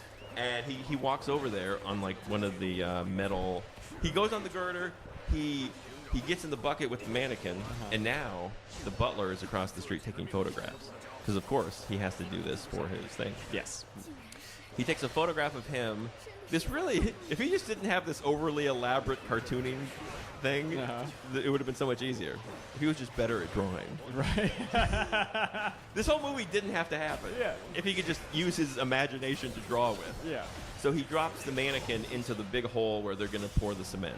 And then he's like, all right, I got the photographs. So we're like, okay, he's not a murderer. He just needed it for the comic strip so he could feel better about how much he really wants to kill his wife and hates her. Yeah. I guess that's okay. He falls asleep putting the finishing touches on the drawing. She wakes up from the sedative, the beautiful Italian. She comes downstairs, sees this that he did a comic strip about murdering her. Uh-oh. Takes the ring off, says, I've got some pride. Maybe I'm just an Italian cake lady. But go fuck yourself. She hightails it out of there, right? But then the construction guys from the construction site, they're like, they're reading the paper because people love this cartoon, and they're like, oh, this is clearly our like. He's so good at drawing. They're like, yeah, this is clearly our construction site where this happens. There's like a drawing. I'm in the drawing. Right. The guy's like, oh, there's a lady in here. But they already filled in the concrete, so they can't find her. But they're like, oh, this really happened. This is real. Oh. They go and they arrest him. They put him in jail. And his lawyer friend is in the cell with him. And he's like, dude, you murdered your wife, and then you admitted to it in a comic strip that went all over the world. He's like, I'm your best friend and your lawyer? I even think you did it. You're fucked, right? And then Jack Lemmon says, ladies and gentlemen of the jury, our wives have pushed us around and henpecked us and mothered us and tortured us for too long. He's like, you know what? And you know what, guys? This is the curveball. He goes, And if one of us kills one of them and gets away with it, that's kind of good for everybody. What's up? If one guy can do it, we can all do it. Oh, boy. This gets weird. He goes, ladies, guess what, everybody? I did kill her. Oh, fuck. He says, I killed her. He goes, everything they're accusing me of, I did it twice, motherfucker. Oh, my God. I killed her. He goes, I killed my wife. No. And he goes, and you know what? I didn't do it for me. White, entirely all white man jury. I did it for you guys. He goes, and you can call, and you know what? I did do it, and you should let me go anyway. Oh. I did it, and if you guys let me go, you can think of. I didn't do it because I didn't do it for me. I did it for you. Wow. And then literally one of the guys in the jury, he like looks off and out loud he goes, if I let this guy go, it'll scare the shit out of Shirley. And then they cut to another guy and he goes, I could travel around the world on a boat. And then they cut to the lawyer from the prosecution and he goes, I could buy a motorcycle. And then the judge goes, what do you say, man? And all the guys stand up and go, innocent! And then all the men in the audience go, hooray! And the judge does a little twirly with his gavel and goes, we did it! We did it! The men did it! And then the men in the audience take Jack Lemmon and they hoist him on his shoulders like he just won the game, and they carry him like they're king out the door, and the camera pans over to the women sitting there going, ooh. Holy shit. They all look sad. Yeah. And it's like triumphant music. It's like, we did it! We did it! Men are free to fuck their butler. The past was doing its best. The past was doing its best. That's the theme song. Leave them alone. Leave them alone. Leave them alone. They were doing their best. It's about the lengths that law enforcement will go to keep this country safe. All right. People don't know. You know why there hasn't been another 9/11 since 9/11? I sure don't. Because in the shadows, brave men are dressing up like ladies. Anytime a building doesn't blow up, it's because a brave man and his friend have done a Ladybug's Bunny on Baghdadi al-Baghdadi. Okay. Is that his name? It's two heiresses that are clearly modeled after Nicole Richie and Paris Hilton. Oh, yeah, those. So there's going to be a kidnapping, and we call in DJ SW1 and Marlon Wayans. And they're like, okay, we think they're going to be kidnapped at this party in the Hamptons. It's the big Labor Day weekend soiree. It's the big gala. So they're like, okay, you two, you're the screw-ups. You got to get these two rich heiresses to the Hamptons party so they can get kidnapped and we can catch the kidnapper.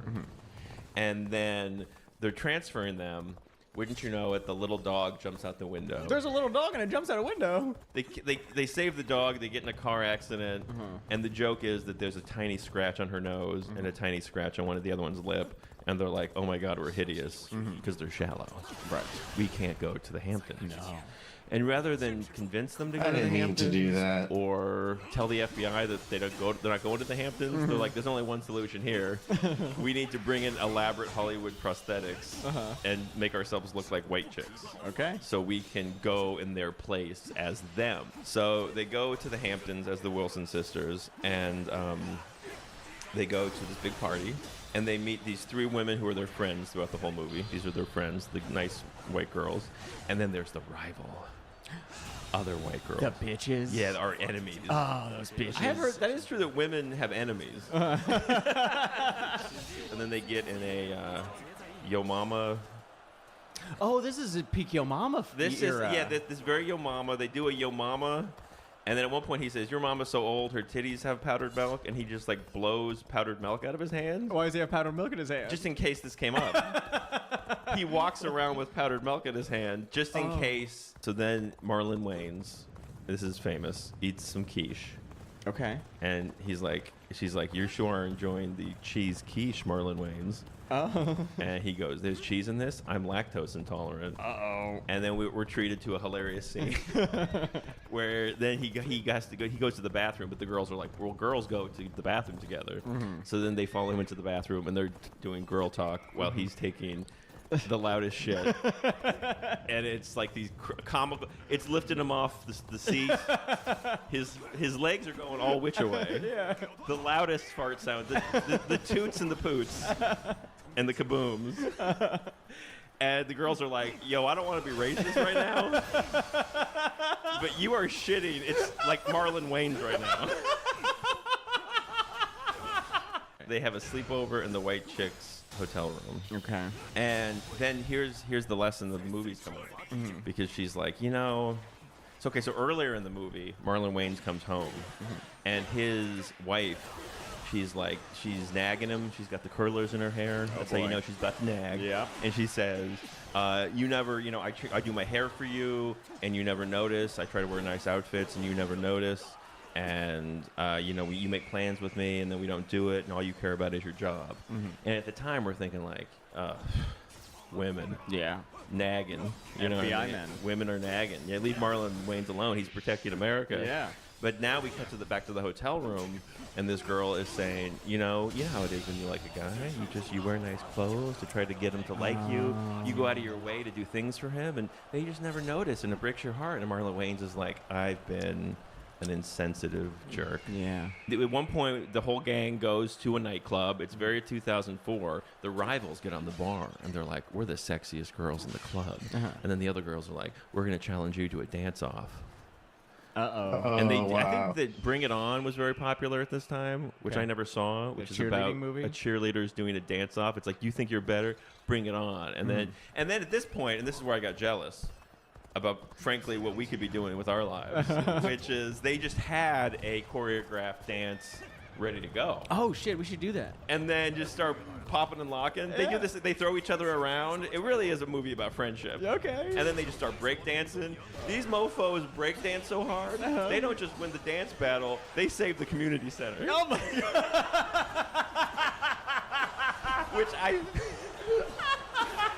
Which I think was the plot to break into Electric Boogaloo. Okay. And then one of the douchey bros says to Terry Crews, "Hey, put this drug in your date's drink," which is Marlon Wayans is a white girl. And he's like, "Okay." It's 2004. Yeah. But then she switches the drink. So then the one white dude he's like, "I already took 4 myself." Apparently it's not a roofie, but it's a drug that I don't know if it exists, what makes you horny. So then he gets all horny, then the other white guy gets all horny. And then we cut to a scene where Terry Crews wakes up next to beautiful hair. And he's like, "Hey, pretty lady I fucked last night." It's the guy. Oh! And they do the most hysterical "oops, we had gay sex" Home Alone take where they pop up and go, "Whoa! Ooga, gay sex." Boy, is there gay sex on my face. So then they uncover the fact that the father of one of the rival of the girls we don't like, their dad, he is broke. Okay. Turns out the dad from Home Alone is broke. No! We're like, "Oh, we bet he's doing it." Okay. He's the one who's going to do the kidnapping. And it's all going to happen at the big fashion show. Big fashion. At the end of the movie. It's called a white party. Ironically, everybody's there. Terry Crews is there. Yeah. At this point, the actual heiresses show up because they think they've been cloned. Oh. And so they want to go stop their evil clones. Yeah. So now the real white chicks are there. Our boys, the fake white chicks, are there. Okay. They both wind up in the fashion show. Uh-oh. The fashion show, it goes off the rails. Everybody falls down. They're bumping into each other. Oh, the shit. evil girls, they try to pull a Carrie. No! They're going to drop buckets of blood on our heroes. Uh-oh. But then our friends, they pull the big lever that makes the rafter come down. The girls, they get their own blood bucket on them. Oh, great. They carry themselves. Uh-huh. And then a gay guy stands up and goes, "It's brilliant. It's the greatest fashion show I've ever seen." So, did the greatest comedy we've ever seen just completely send up the entire fashion industry? Yeah, you just got lampooned fashion. We took you down. Boom. Oh, and then apparently their plan to kidnap them the whole time was to have a giant Chinese dragon come out on stage. What? I guess that was the plan. At a white party? At a white party. On the fashion show stage, a Chinese dragon comes out. Who are we going to blame it on? The Chinese. We'll blame it on the Chinese. Yeah. We're going to pull a COVID-19. We'll blame this whole thing on the Chinese. Yeah. So, but then they end up taking the real white chicks and our heroes, the fake white chicks. Yeah, I mean, this dad from Home Alone, he's got one kid at home alone and 2 daughters that are black men. Meanwhile, this whole time, he's got a son home alone. And he's like, we got to kidnap, he's kidnapping daughters? Yeah. Meanwhile, his own son is home alone? God damn. This is the worst parent ever. His wife's on a bus with John Candy. He's on a bus with John Candy. He's given information for money to Tony Soprano. This guy is a fucking lowlife. Oh my God. Our boys pull their guns out. Love it. But Home Alone dad has a gun. What? So many guns. Yeah. And then we shoot the dad from Home Alone. Okay. He's down. Defeated. Uh-huh. We got him. Man down. Ladies and gentlemen, we got him. Yeah. And then kind of the big message at the end is Marlon Wayne's wife shows up. Okay. He's like, you know what? I've been a pig. I haven't paid attention to you. I haven't noticed when you've done your hair. Oh. I've treated you like the side piece. Oh. And you know what? I'm going to start paying more attention to you. And I'm not. It's not all about me, and it's not all about my job. So basically, this guy, it's the Tootsie ending. Mm-hmm. He's like, I was a better man as a woman. Oh boy. Than I was as a man with a woman. Oh shit! Oh fuck! Basically, he learns from his friends how to be a better person, and I think we can all take from that. So basically, America. You know, these are turbulent times. These are dark. These are bad times. And when you're trying to figure out what's right, what to do, America. Oh boy! There we go. Dig deep down in your soul. Look inside yourself and just ask yourself, what would a white lady do? The past was doing its best. That's the theme song. Leave them alone. Leave them alone. In the late 80s, Dustin Hoffman made the movie Rain Man. Great. And America loved it. Okay. They loved it. They gave him the Oscar. Oh, okay. Oh. And then later, in the mid-90s, Tom Hanks made the movie Forrest Gump, yeah. And America loved it. Oh, boy. And they gave him the Oscar. And then in the 1999, Elizabeth Shue made a movie called Molly. What did they do to her? Essentially Rain Girl. Okay. Oh no. And America hated it.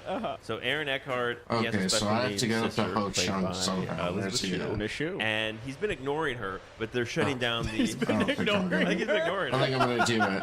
I'm gonna try it though. Okay. You know what I mean? I don't really But they're going to have shut down any- the home she lives in Okay. for special needs people. So he's like, I guess I'll go get her. So he comes and he gets her, and then the doctor's like, yeah, she's kind of autistic. She's kind of a bunch of stuff. She can hear really well. And, you know, in America, just might fall in love. She can hear really well. She goes, what? What? The past was doing its best. How do we know? Oh, that's fucking bullshit. I'm dead. I'm dead. Shit. Leave I him gotta, alone. yeah, I gotta get some fucking. Let's go. Leave him alone.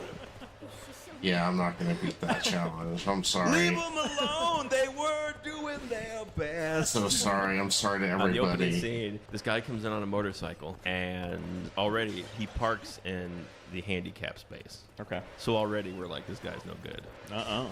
Now, although... Oh, because he's not handicapped. He's not handicapped. Okay, I thought this was your way of telling me. Although arguably, if you're planning a mass shooting, that is a mental handicap. Yeah. So ironically, we are giving these guys better. We are giving these better access. We're giving the mass shooters the best parking spaces. So and this guy, he looks crazy. Okay. And he looks so crazy. He's just walking so crazy through the grocery store that someone that works there is like, "Sir, you can't walk that." He's like, "Sir, you can't walk that crazy in here." Is he juggling a handle? And he's like, "If you think my walking is crazy, check out my shooting the place up." Oh no! And he takes out a shotgun. And this guy just starts blasting. He's not hitting people right away. He's hitting produce. Okay. He's blasting frozen food. He's blasting canned goods. You know what this guy's doing? He's slashing prices. No, he's not. He's not at all. 30% off. 40% off. 2 for 1. Boom, No, boom, he's not. boom, boom. Crazy Eddie! And then they're outside. They're like, calling Cobretti. Calling the Cobra. Oh, yeah. And then there's always like the nerdy guy who goes, "But I don't like the Cobra." Damn it. But the Cobra's crazy. No paperwork. The last time we killed the Cobra Cobra, he killed everybody. Cobretti. Yeah, the paperwork. Yeah. So the Cobra shows up driving like a Dick Tracy car. He's got like a 1920s. It looks like a big anal suppository car. It's just this big, ugly-looking car. Okay. And there's he has a license plate that says "Awesome 50." I don't get it. So I guess awesome 1 through 49 were taken at the DMV. It's hard to get the vanity plate you want. Right. The original email addresses. Exactly. So he goes in and he comes in wearing his sunglasses, looking real cool. Love it. And the guy shoots at him, and he takes a minute to get behind this, like the most obvious. There's a lot of product placement, so there's this very obvious like giant Pepsi display that he like poses next to. Okay. But then he takes out a Coors and he opens the Coors. And like during the hostage situation, he takes a minute to go, cool, refreshing Coors. So he does shoot he shoots a hostage, and then Cobretti comes out of the freezer with his gun drawn. Oh. And the gunman, he has the hostages right beside him, and then he pulls out a bomb. Pulls out a bomb? He's got like a pipe bomb. He hit it home, and he's like, "Hey man, you don't come any closer. You come any closer to me, I'm gonna waste them, and I'm gonna blow this whole place up." Wait, what? First, I'm gonna shoot them with my gun, Sure. and then I'm gonna set off this Then I'm bomb I gonna made at blow 'em home, up. and I'm gonna blow the whole block up. And they cut to Cobretti, and he's got his gun out and his sunglasses on. And he goes, "Go ahead. I don't shop here." The rest of the movie after that great line, it's all a build up to the greatest line you've ever heard. Yeah. Everything after that, the rest of the movie is a weird mix of shootouts and car chases. And then that's interspliced with Sylvester Stallone just doing lame food jokes. So it's like bang, bang, bang, you're the disease, I'm the cure, you know? And then an explosion, and then a car chase, and then it cuts to him. He takes a giant novelty cheeseburger, and he's like, "Hey, look how big this cheeseburger is." Can you imagine if this was your real cheeseburger? Oh my God. It's all just like food jokes. He's like, "Your problem is you eat too much." To his partner, he's like, "You eat too much sugar. You should have some fish and rice." Like the love interest that they're trying to protect because she saw a murder. Like they're trying to protect Brigitte Nielsen, who was actually dating Sylvester Stallone at the time. Nice. She's like hot and tall, and they're trying to the evil axe people are trying to kill her because she saw them kill somebody. And then so they're on the run, and then at one point they're in a diner, and she just like puts too much ketchup on her fries. What? Oh my God. He's like, "Hey, what do you That's got a in lot. there?" He's like, "What are these fries? The electoral map in the last presidential election? 'Cause they're turning red." The police are like, "There's a crazy serial killer on the loose," and Cobra's like, "I think it's a group of people." And they're like, "You're crazy, Cobretti." He's like, "This sounds like the work of a bunch of guys that are clanging axes together, if you ask me. This sounds like the work of the Axe and Knife Club." And they're like, "You have no reason to think that, Cobretti. You're crazy, Cobretti. That's a crazy theory. It's out of nowhere." He's like, "That's how I feel." Because they were all killed with axes and knives. Yeah. Okay, so it's a movie. My favorite scene in a movie. Okay. And it's from the movie. It's called Under the Rainbow. I don't know. And it's about a failed Nazi plot that's fictional to defeat the Americans and the Allies. And the plan is that they have a Nazi agent who happens to be a little person. I'm in. What? Okay, come on. Stop. And he This has a isn't monocle. even relevant. Okay. Oh, God. And he's a tiny little Nazi. Which is, I'm sorry, Wait. kind of adorable. Does He's he Little Nazi. Little Nazi big mustache. He's got the Hitler mustache. Oh, I was hoping he had a really big one. Oh no! Well, little no. guy, big mustache. little Nazi, Yeah. little mustache. Yeah. And he's little Hitler, but he's a little person. Okay. And the plan is that this little person is going to meet a Japanese secret agent, undercover agent, who's in America. He's going to meet him at a hotel and slip him the plans. Okay. The secret plans for the defenses that will, of all of the secret defenses of the Americans. So these are the plans that will defeat the Americans. Okay. And he's like, we'll just pick a hotel to meet at. The little person, the miniature Nazi, the little Nazi is going to meet the Japanese man at this hotel. But wouldn't you know it, the hotel that they picked for the little person to meet the Japanese guy. Oh God! First, a busload of Japanese tourists pull up. Because so Hitler says to Hitler gives him the orders. We see Hitler, and Hitler says, "You're gonna meet a Japanese guy," and he's like, "So just look for a Japanese guy." And then the little Nazi says, "How will he know who I am?" And Hitler's like, "Dude, come on, you're the little Nazi.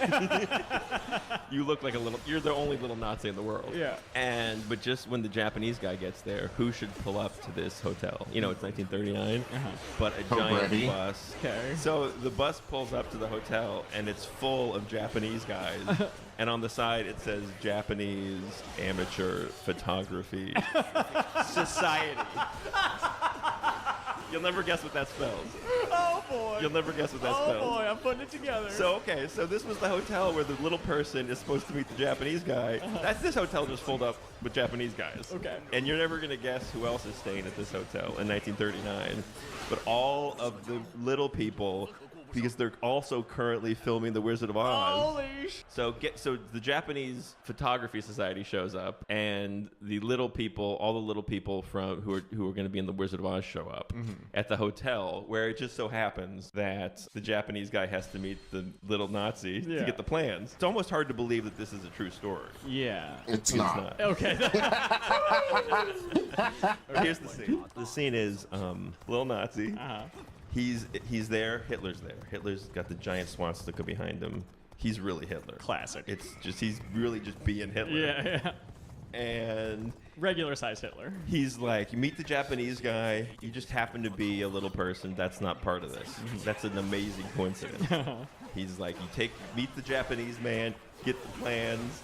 We are going to, and he goes and he walks over and he stands in front of the little person and he says, with these plans, we will defeat the Allies and we will take over the world. And then the little guy gets distracted, and then Hitler says, Heil Hitler, and then the little guy says, oh, Heil Hitler, and he Heil Hitler's Hitler in the nuts. And there's this loud clanging sound, and Hitler's like, oh, my jingle bells, or whatever he says. He's like, oh. This is the greatest scene in the history of cinema.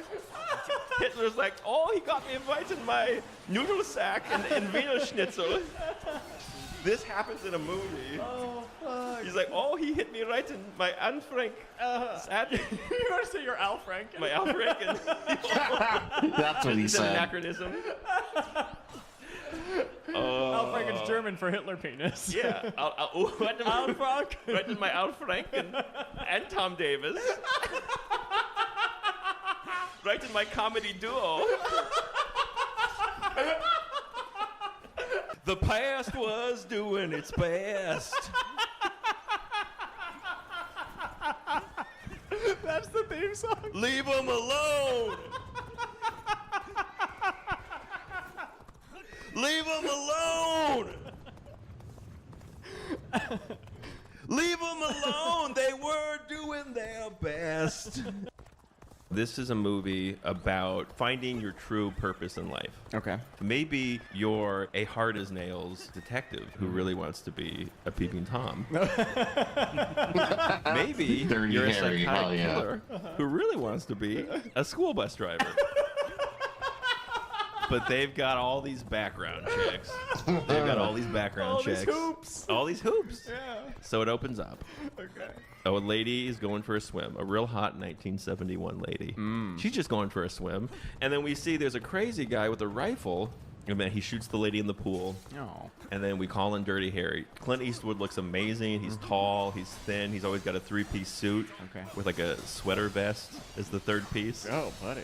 Yeah, he kind of looks like a principal. And he has awesome big hair and like little sunglasses. And he finds a note. What? A shooter's note? And then we cut to police headquarters. They're looking at the note. And then it's signed Scorpio. Scorpio. Instead of the Zodiac Killer, he's the Scorpio Killer. We At one get point, it. they're like, We get okay, round up all the madmen, all the gun nuts, and anyone born between October. They're like, why? And they're like, the Scorpios. Yeah, yeah. Get me all the Scorpios. Yeah. If your moon is rising, I want to talk to you. Yeah. And Dirty Harry's like, give me 5 minutes alone with him. And they're like, we haven't found him. They're like, the whole point is we haven't found him. He's like, I just need 5 minutes alone. And they're like, no, we don't have him. Just give him to me. And they're like, Clint Eastwood, just go look for him. And he's like, but we know you don't play by the rules. We don't want a repeat of the incident last time. And he goes, when I see a guy who's gonna a lady, I shoot the son of a bitch. The chief goes, yeah, but how could you have known he was gonna the lady? And Harry goes, I don't know. When I see a guy buck naked holding a steak knife with a huge erection running down the alleyway, I don't think he's selling Girl Scout cookies. The past was doing its best. That's the theme song. Leave him alone. Leave him alone. Leave them alone. They were doing their best. Okay, this is a movie about the importance of fatherhood. Okay. And it's a movie about believing in yourself, but mostly it's about arm wrestling. Okay. Did you know that after the success of Rocky, Sylvester Stallone was like, let's do it again? Dude, I was picturing Stallone. It's As soon as Stallone. you said it was about arm wrestling, I was like, well, it's got to be They tried Stallone. to make Rocky, but with arm wrestling. And I think if this would have worked, they would have been like, Rocky with competitive eating. Rocky synchronized swimming. Rocky. So thank God. I don't know if this movie was a hit, but it was probably made fun of enough that he stopped this. Okay. So it's about Sylvester Stallone is a truck driver, and I guess he abandoned his family. To arm wrestle or But truck drive? he's our hero. Both. Okay. He loves both. And but then he wants to be reunited with his son. I guess it turns out so he hasn't seen his son, the son's full life. Jesus and then he goes Christ. to pick him up at military school. Okay. So the kid's like a real Richie Rich kind of prissy little kid. And he's at military school, and he's been living with his rich grandfather, his mother's father. But then the mother's dying. Oh, no. And so the mother says, hey, I think you should pick your son up and drive him in your truck. So he picks him up at military school, and at first the kid's like, who are you? And the kid doesn't even know him. And when he walks in, Sylvester Stallone, and everyone at the military school is looking at him like, look how poor that guy is. And they're all like, that's the poorest guy we've ever seen. Yeah. So then he picks the kid up. The kid says, can I have some ID? And he shows him a picture of him and the kid's mother on their wedding day. Okay. So he's like, see, look, I married your mother. He's like, Hey, look, I fucked your mom. yeah, but it just been an erotic photograph. He's like, I do have your mother's nudes. So then it's gonna be like 2 or 3 days. I don't know if they're going East Coast to West Coast. Okay. The mother's dying, and he's like, we're gonna drive you to the hospital where she lives with just enough time to catch her surgery. Okay. But we're cutting it close. All right. She has some undefined illness. And then, so at first the kid's like, I hate you. And he runs out of the cab and tries to run across traffic, and Stallone grabs him. And they don't get along. And at one point, Stallone has set up in his truck like this like exercise thing, like so he can do like arm lifts while he's driving, but just on one side. Okay. So it'd be cool if just his one weightlift or his one arm wrestling arm was big and the other one was small. Yeah, big arm, tiny arm. And then the little kid's like, "You're kind of a dumb guy." Bit of a stupid. He's like, "You're kind of a dumb muscle guy." Yeah. And Stallone's like, "If I'm such a dumb guy, why don't you drive the truck?" He's like, "If I'm an idiot, I'll prove I'm not by letting a child drive the truck." Would a dumb guy let a child? Would a dumb guy let a child drive a truck? Genius. But then the kid likes it and they bond. Okay. And they go to a truck stop, right? And then they're at the truck stop and he's there with the kid. And then this big muscly guy comes up with like a blonde mullet, like an 80s tough guy. Mm-hmm. And he's like, "Is it true that you're Lincoln Hawk?" What? His name's Lincoln Hawk. Lincoln Hawk. He has like a male stripper name. I don't know. He's like, "Are you Lincoln Hawk?" And he's like, "Yeah, but I'm with my kid." And he goes, "I heard you're the best. I want to arm wrestle you." So in this world, then they go to the back room. In this world, every little truck stop has like a whole arm wrestling area in the back. Like it's all set up. They got the pads. He arm wrestles that guy. And there's this thing that happens in the movie that I can't tell exactly what it is. Like his move is he's losing, and then he just slightly adjusts his hand on the guy's hand. Oh, like he feels him up? I guess he gives him a little tickle. Gives him a little squeeze. A little tickle. And then he just adjusts his hand, and then he wins. Okay. I don't know if that's going over the top. He goes Hulkamania. Oh, and he always turns his hat around. Oh, that's what he does flips his hat around, and that's how you know he's getting ready to arm wrestle. Okay. Backwards hat. Right. Gucci goo. Yeah, Gucci goo. And then they call the mom on a payphone, and the kid's like, "He taught me how to arm wrestle." Because at one point, he makes him arm wrestle some other kids. Figure out him her how to be a moveset. man. And he's like, "He taught me how to arm wrestle. I drove the truck." And they cut to the mom in the hospital, and she's like, "Yeah, that's cool. I'm still dying. I'm glad you guys are having a great time on your road trip to come see me die." Yeah. But I guess it was her idea. Oh my god, I'm gonna get beat by a girl. At one point, but the grandpa wants the kid. The grandpa doesn't like the Sylvester Stallone. Uh-huh. So they finally get to the hospital, and they're like, "We're here to see my ex-wife," and they're like, "She just died. Oh no! You missed her." And then the kid's like, stop. "You know, I would have if I would have just flown here." No, don't do it. Don't do it, Dion Chan. I can't handle it. My mom before she died. Instead, I was in your truck. We were arm wrestling. Yeah. I hate you.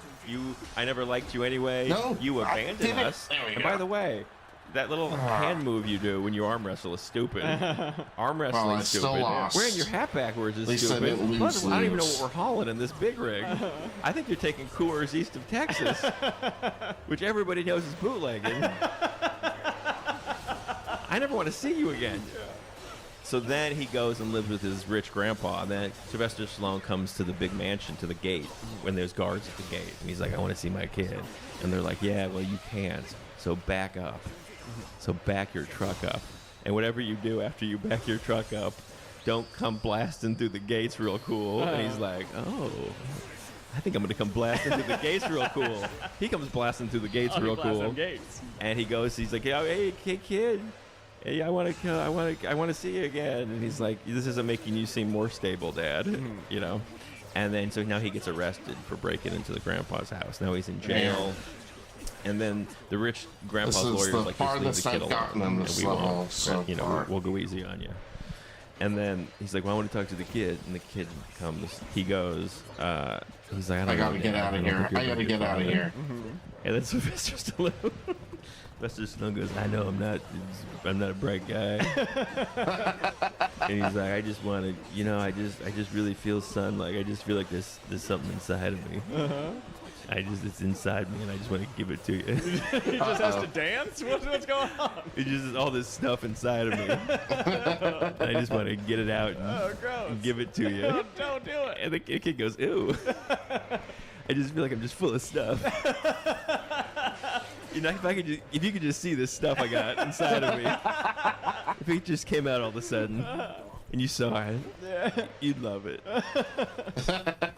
And then he goes to the big wrestling match, which he goes to the big arm wrestling match. Yeah, it's really kind of traumatic. Like it's just the biggest, it's the biggest, muscliest guys in the world, and it's in Las Vegas. It's funny when you drive to Las Vegas. He drives to Las Vegas and he sells his truck for money, and then he bets the money on himself in Vegas to win the arm wrestling championships. I don't know. Did you check those out this year? The arm wrestling championships, the Las Vegas. I think this movie thought it was going to be a big deal. Okay. Watching arm wrestling, especially the last scene, the last scene is very. It's just these big, muscly, bald guys. Oh, shit. And they're so wet. Really? Oh, no. They're just the wettest. I can't do all of it. Oh, my God. Oh, God. It's sweat, I can't do all of this. And it's bulging. Oh. It just bulge. Like, they both look like they're about to come and have a heart attack. And it's just like they're looking at each other and they're grunting. Yeah. And the one guy says things like I own your ass or whatever. Like it's mine. It's like it feels like this movie should have been about a guy doing gay sex competitively. Like I think the working title was just The Top. And not under the top.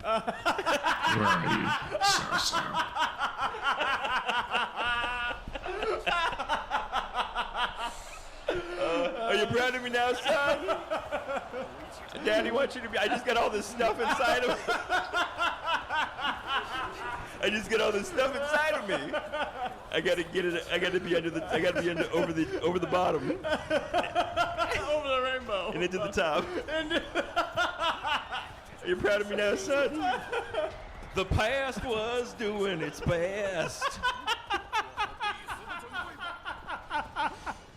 That's the theme song. Leave them alone.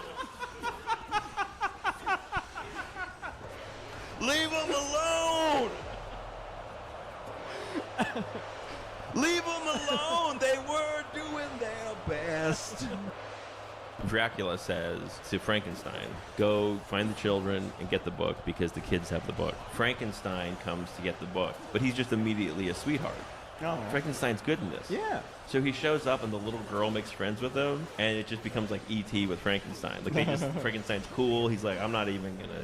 You guys are great. Yeah. I think because he's just too dumb to remember what his mission was. Now the little girl's gonna say the thing with the German guy. But who should show up again? But Dracula. Dracula's walking slowly towards the girl and the old man as they're doing the spell. The police are running at Dracula. He's not even looking at him. He's just punching him, grabbing him. They're shooting at him. He's not even looking. He's making easy work of the police, right? He hits the old German guy with his Dracula lightning. Dracula's going to get the girl. Actually, he grabs the girl. Oh. And he lifts her up, and he says, give me the amulet, you... You can't say that! You can't say that! And everyone's like, no! And then whose hand do we see go on Dracula's shoulder? Wolfman. Kevin Spacey. Get out of here. What? He's like, I'm uncanceled. So then it's Frankenstein. So then Frankenstein throws Dracula, and he gets impaled on a fence. So then the little girl finishes the spell, and the vortex opens.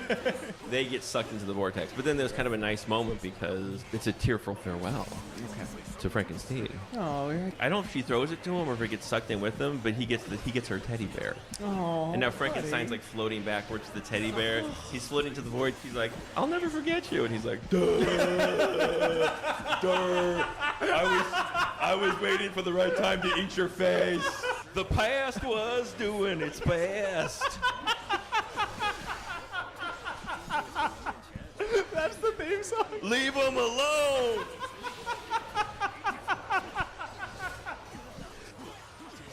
This is such a 2003 movie that it opens on great. Kate Beckinsale's lower back tattoo. Like this movie is a time capsule of the year in which we all thought that was a good idea. And she's an artist, and she's doing a painting. And then Matthew McConaughey comes in. Whoa. Famous people are in this movie, which is amazing. He's like, baby, I gotta go away. And she's like, but you always go away and you don't tell me where you're going. He's like, it's with my family. And she says, but why can't I meet your family? Do you have some big secret about your family? He's like, don't you worry about that, baby. So then she tries to give him a job. But she tries? She fails? She gets on her knees and she undoes his pants. And he's like, no time for that, baby. Matthew McConaughey's too cool for a job. Do you think he's too stupid to understand what's happening? Yeah, he's like, are you trying to steal my pants? He's like, are you... Mama McConaughey warned me about pants thieves. I think, honestly, there's scenes in this movie where I'm like, we're wasting this guy on women. Like, there's scenes in this movie where I'm like, okay, there's a scene in this movie where Matthew McConaughey takes his shirt off and he's just in his underwear. Yeah. And I'm like, this didn't make me gay, but I get why women want to fuck men now. Sure. Like, I just get it. Right. I'm not going to, but I understand. His secret is he shows up to a convention for little people. Oh, no. Because this is a movie about Matthew McConaughey being the only normal-sized person in a family of little people. What? He's like, hi, Mom, hi, Dad, and they're little people. And then earlier we see coming down the road a pair of their little people bikers, and they pull up on the side of the road to pee. The little people bikers are Peter Dinklage. Oh, okay. He's friends with the little person played by Gary Oldman. Gary Oldman. Gary Oldman is the twin brother of Matthew McConaughey. So they go to the side of the road to pee, and then a bus pulls up, and then Patricia Arquette gets off the bus. And this whole movie, and then Patricia Arquette, because it's 2003, she's really dressed like a slutty pirate. So she gets off, she's kind of like, the whole movie, she's manic pixie dream girl, but like on meth. And Peter Dinklage is like, I'm in love. And he just like, get on my bike. And she's like, okay. So then they show up to the convention late, it's already over. And then Matthew McConaughey comes out and he's like, hey, we missed you at the convention, but you're my brother and I love you. He's like, yeah, all right, cool.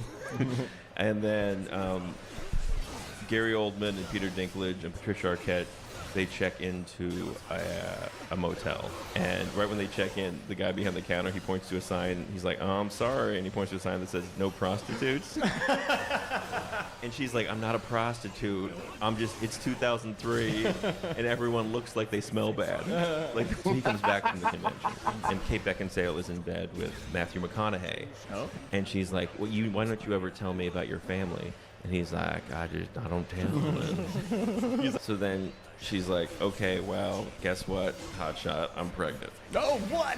And he's like, oh boy, because he knows that what she doesn't know, which is that the kid has a good chance of being a dwarf, right, or a little person. Yeah. And then Gary Oldman goes to visit his like old girlfriend for some reason, and he's like, you got a guy staying here? And she's like, well, I slept with him twice, but we're just friends. And he's like, you're up to your old tricks, aren't you, Sally? Oh, and it's she's Bridget like, the well, Midget. she's like, well, I'm letting him stay here because what else was I going to do? He got evicted from his apartment in the Gaza Strip. Oh, shit. Wow. So topical. No. This is topical for 2003. Yeah. And then he comes in, and she's like, I'm going to have to ask you to leave. Remove you from the land. Oh, no. And he's like, well, if you're going to force me off this land, I choose violence. The whole thing's a metaphor. Yeah. And then she hits him over the head with a boombox, which you could argue is a disproportionate response. I mean, this movie's bringing up a lot of topics. Yeah. Somehow this movie is interjecting little people into the Israel-Palestine conflict in a way that I don't understand. Yeah, fuck. I think maybe this movie is trying to tell us that the Middle East is two groups of people who are fighting over the same area. But if all those people were just smaller.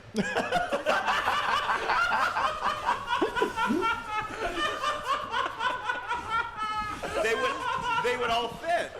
What a maker. It's not the land's too little, it's the people are too big.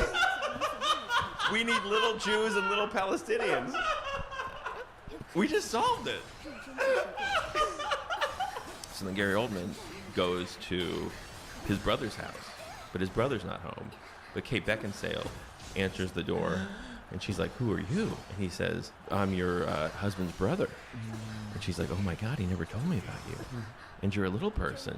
So then they talk and they meet, and she gets it. She's like, oh, his brother's, he's like, oh, so your parents are like this? And he's like, yeah. And he's like, he's always been ashamed of us. It makes sense he didn't tell you, you know? And she's like, okay, now I get it. So Matthew McConaughey is a firefighter. So Beckinsale comes storming in to where he's doing his firefighter stuff. This is a serious conversation where she needs to confront Matthew McConaughey about his lies and about how their child might have challenges in the future. And she's wearing, like, what I can only describe as an Ebenezer Scrooge sleeping cap with, like, lots of tassels coming at the end. It looks like a cartoon, like, wizard hat with, like, a big foofy on the side. And she's like, I have something. It is, like, blue and white stripes. Yeah. This big hat. Sleepy time. And she's like, I have a very serious thing to discuss with you. That's where I wore my wizard's hat. And you're like, was 2003 really this weird? Yeah. She's wearing slutty jammies and a wizard hat. And she's like, why didn't you tell me about this? He's like, I'm pregnant. He's like, so that means that, you know, she's like, does that mean that the kid could also be a little person? He's like, yeah, there's a good chance it could be a little person. Yeah. So then she's like, how could you do this to me? And then they kind of have that discussion. And she's like, I still want to have the baby. Basically, she still wants to have the kid. And he increasingly seems to hate little people. Okay. But then they're like, I guess we'll just have the kid, I think they agree to have the kid. And then there's a scene where the parents are going to meet each other. And of course, Kate Beckinsale just didn't tell her parents that her fiance's parents are little people. Sure. So they come in and they just look shocked, but then they get over it. So basically, the third act takes a turn. Okay. Where they have the baby. And they show a doctor walking down the hallway. It's a little person doctor? Is a little person, and so is everyone in the hospital. Like, are there special little people hospitals? Are there? So then the doctor's like, this is your baby, and your baby's a little person, but you're going to love him just as much. And Kate Beckinsale's like, oh my God, we're so happy to be parents. You're happy too, right, honey? And they cut to McConaughey, and he punches a wall and goes, I fucking hate little people. Then they cut to... now they're back at their apartment, and she's holding the baby, and the baby's crying, and she's like, he's in a lot of pain because of his condition, you know. And he's like, I thought having a kid would be a good idea, but I'm not really into it. So if you and the baby don't mind, I'm just gonna all right my way out of here. I'm just gonna skedoodle. That's cool with you guys. So Matthew McConaughey abandons the family. He's like, look, baby, time is a flat circle. So I'm going to get up on out of here. So Kate Beckinsale, with nowhere to turn, she goes to Oldman's cabin. And then, you know, Oldman, and then she falls asleep. Oldman's great with the baby. Oldman's holding the baby. But then McConaughey comes back. Well, he said, like, you know, I put some thought into it, and I want to raise our child. And Beckinsale's like, I don't think so. How about you just get out of here for real? And he's like, all right. I guess, like, she's like, I'm going to live in the cabin with Gary Oldman. But then Beckinsale is distraught. And he's like, come out here, I want to show you something. And he's like, it's the stars. So they're looking at the stars, and Beckinsale is looking at Oldman. Little Gary Oldman. Little Gare. Wait. Little Gare. Little Gare. And she says, if you want to kiss me, you can. What? Kate Beckinsale, she looks at Gary Oldman, and she says, well, fucking... listen here, you little freak. Grab my wizard hat, because Harry's going to Dobby. And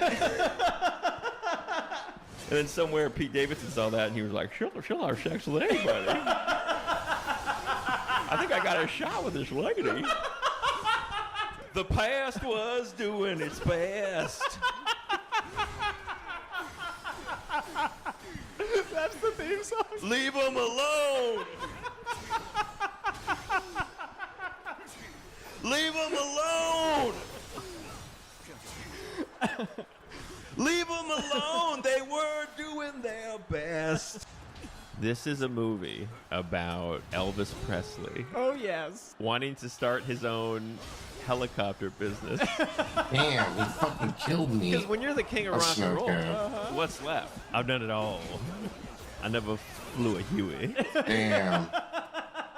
But here's what's great about this movie. Elvis Presley wants to start his own helicopter business in Hawaii. What? And how he's going to do it is he goes to every hotel where people are staying in Hawaii, and he tells the women who work the front desk that if they recommend his helicopter service, they'll get to sleep with Elvis.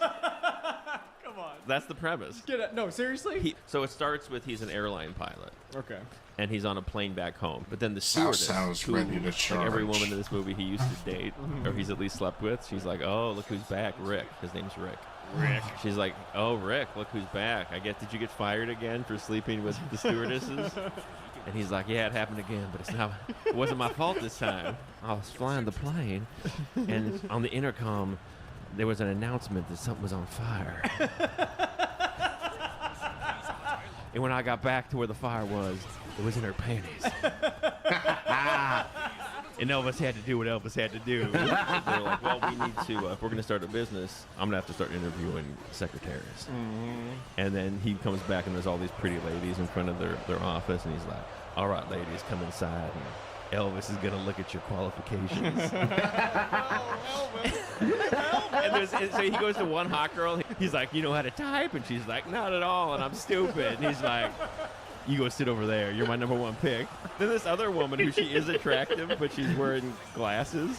And she's like, I speak 5 languages. I was once the mayor of Hawaii, and I know how to fly helicopters. And he's like, but you're wearing glasses, baby.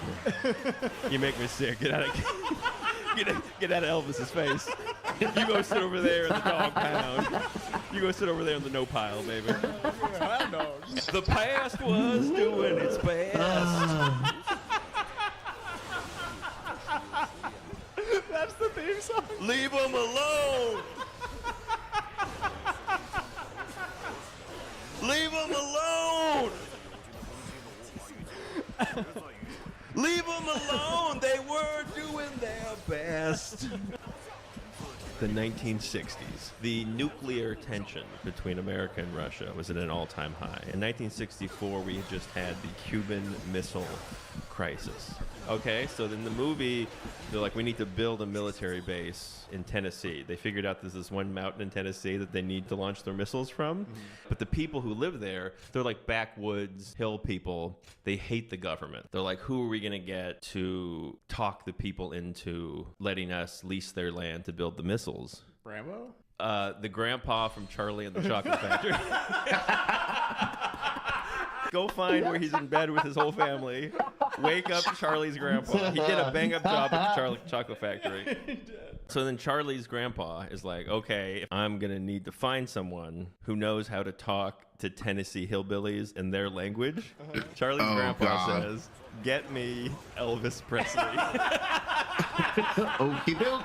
It's an Elvis movie. It's an Elvis movie. Hell yeah. They're like, hey, Elvis, welcome aboard. Doesn't your family live in the Smoky Mountains of Tennessee? And he's like, they sure do. In fact, all my cousins live up there. And he's like, well, come with us, Elvis. They pull up, and then immediately the hill people are, they're like, the hillbillies hate the army. Oh, okay. So the hillbillies start shooting at Elvis, and he's like, maybe they're not as nice as I remember. And then he goes up, and then these 2 beautiful women come out of the woods with shotguns. And Elvis Presley's like, don't shoot me, babe. Don't shoot me, girls. And then they go, Jody? Jody. And he's like, my name's not Jody. And then a guy comes out from behind a log. He looks just like him. And that's Jody. And they go, you look just like our cousin Jody. Whoa. And he's like, well, I bet you and everyone's talking with that voice. I bet we can. He's like, did you marry the grandma of this lady? He's like, yeah, that's my family. He's like, we're all cousins. Oh, God. Identical cousins. Kissing cousins. And then one cousin's like, he's like, we need to go see Pappy. We need to go see Pappy so he can get him to, let's put the missiles in. Yes. And then the blonde guy goes, you don't go see Pappy till we wrestle. And now Elvis is wrestling his twin, which reminded me at first of when around the same time Kirk wrestles his evil twin in an episode of Star Trek. Or maybe Elvis was just a fan of the Patty Duke show. I don't know. Did you ever see?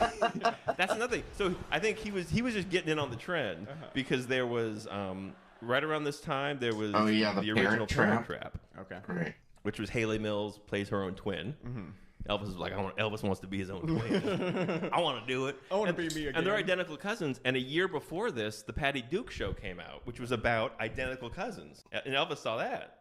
Yeah. Are you familiar with the Patty Duke show? No idea. Well, what if I told you? Wait, Patty and Duke are identical cousins? No, Patty and Kathy. Oh, okay. What if I told you that Kathy has lived most everywhere, from Zanzibar to Barclay Square? Okay. What? No.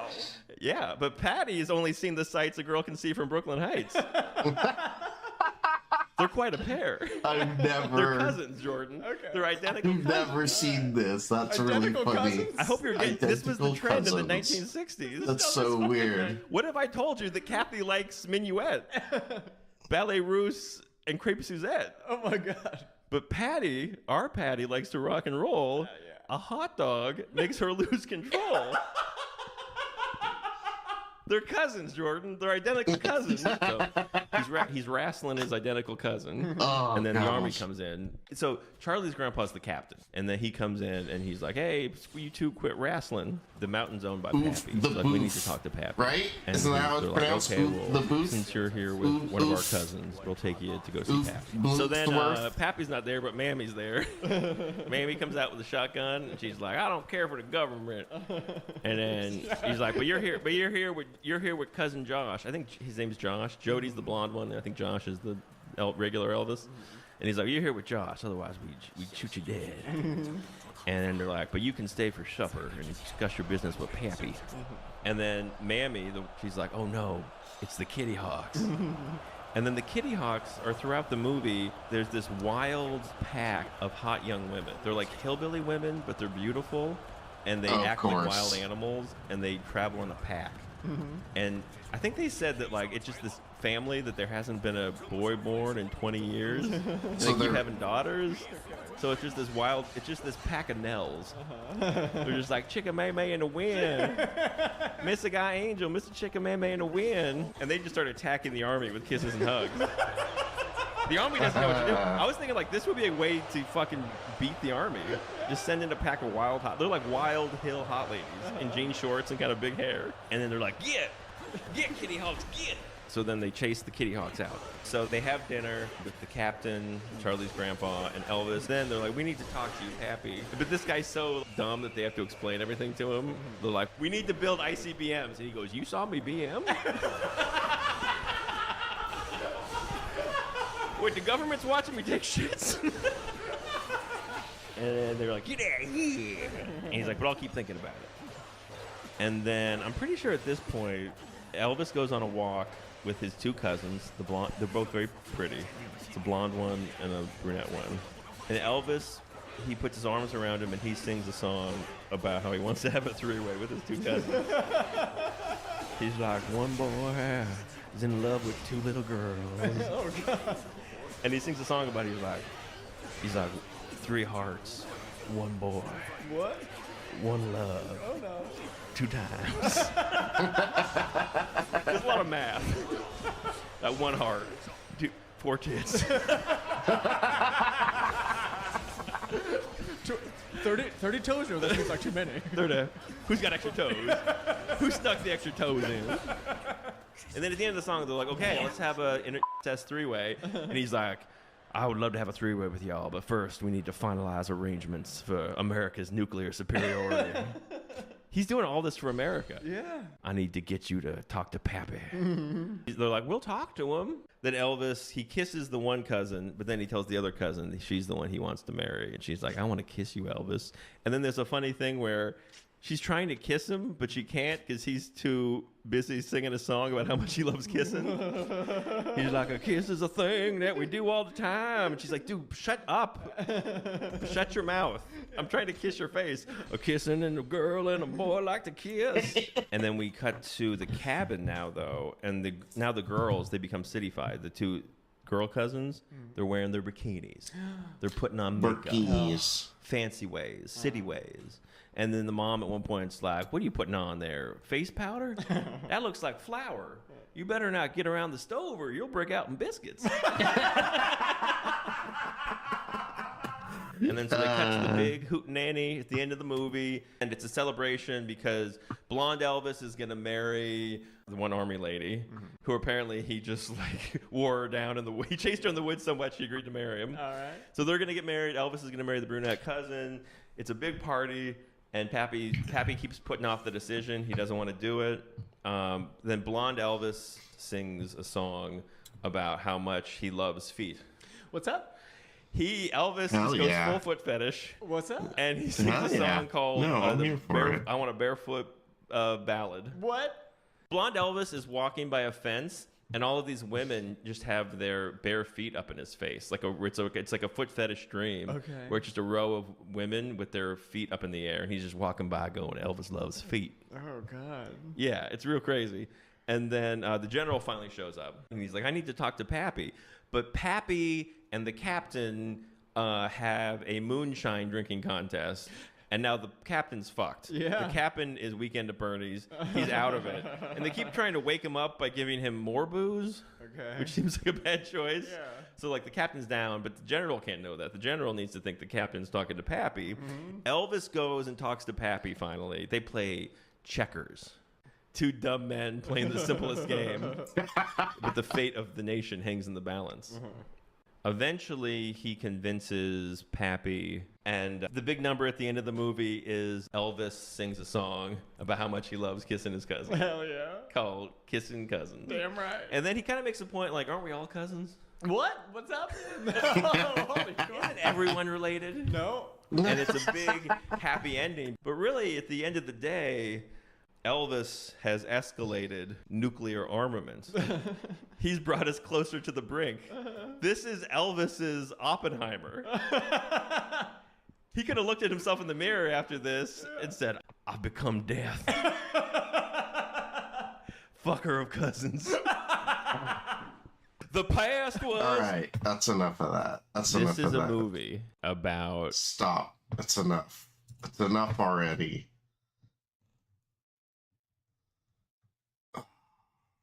I bet that Shallow Hal one is pretty good.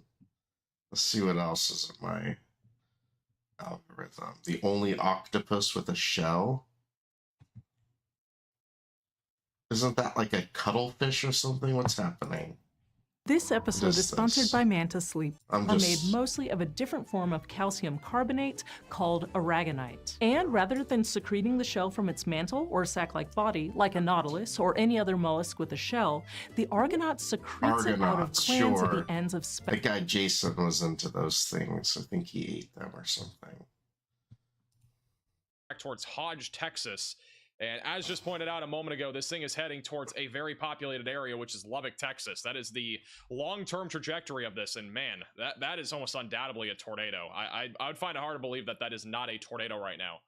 Look at the velocities. That looks pretty crazy. Okay. There's a camera inside of this thing. RDD6. Do we have that on here? RDD6. All right. There's a camera. It's on the Radar Omega app. It's only exclusively in Radar Omega, which you can download with the top link in the description below. These are weather eye cameras that basically Vince deploys. This is Chill out. So there's nothing there. Good job. Good ad.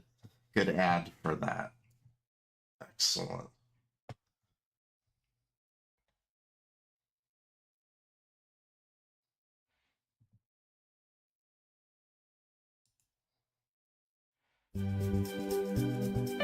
That's an hour and 11 minutes.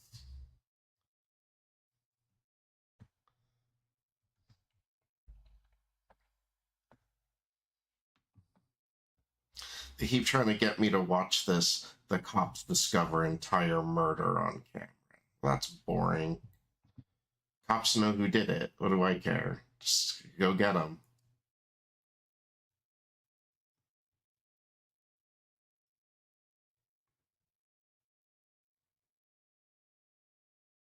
Wow. Somebody poisoned this person's garden? That's weird. People are awesome. They're just so cool and good.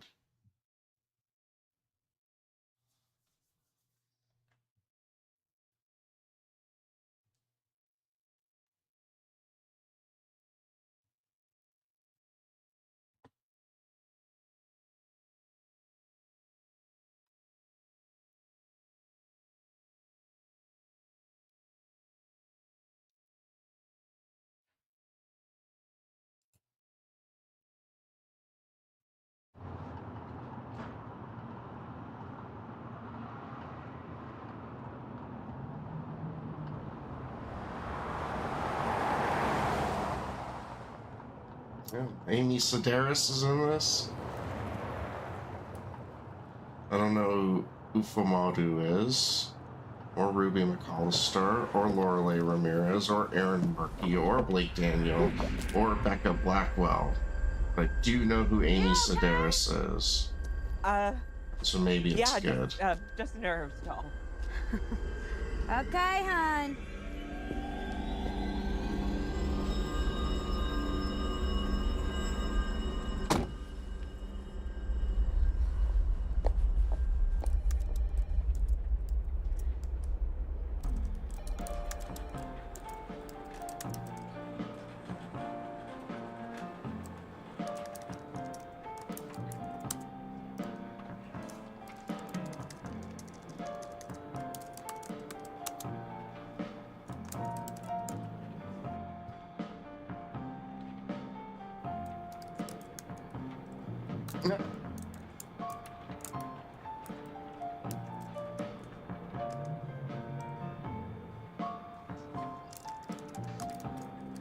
Hey, you can't smoke in the coffee shop.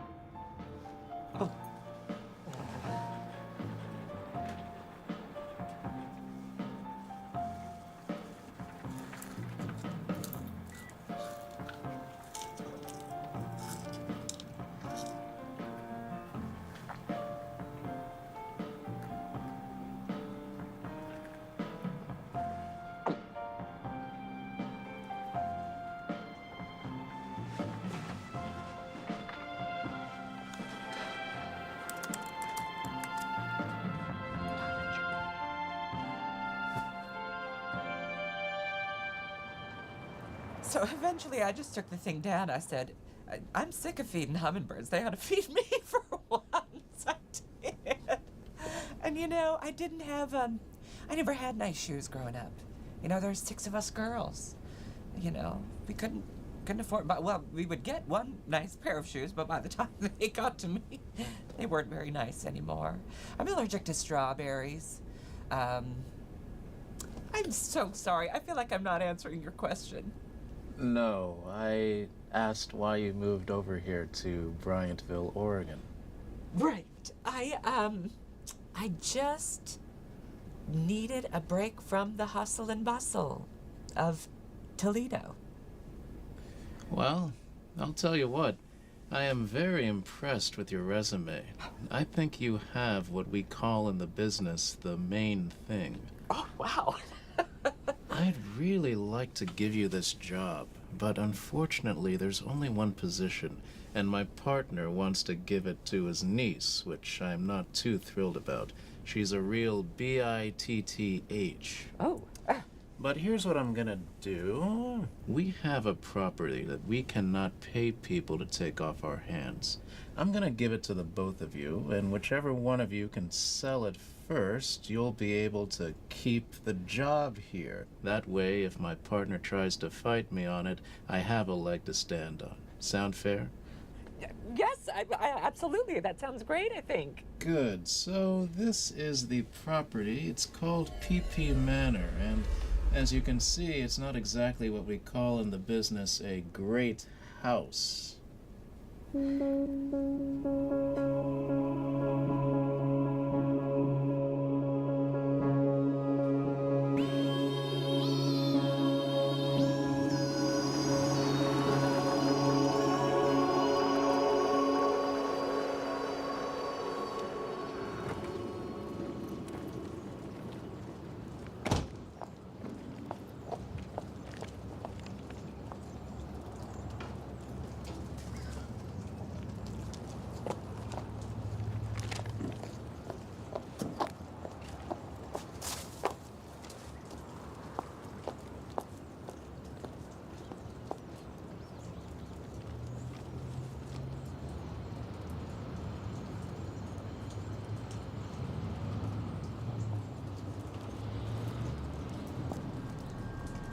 It's really boring. People are crazy.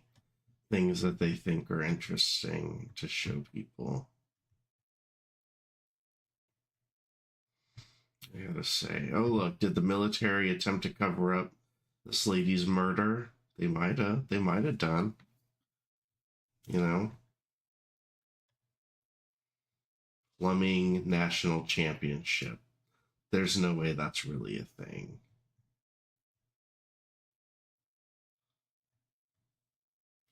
Weird World of Insects, Wildlife, Just Insects, Free Documentary in Nature. It's just going to be AI slop. It's just AI generated pictures of stuff. I want real documentary stuff.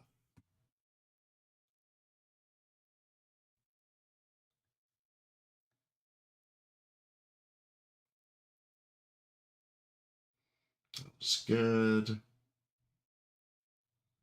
Oh, no. God, it's so long.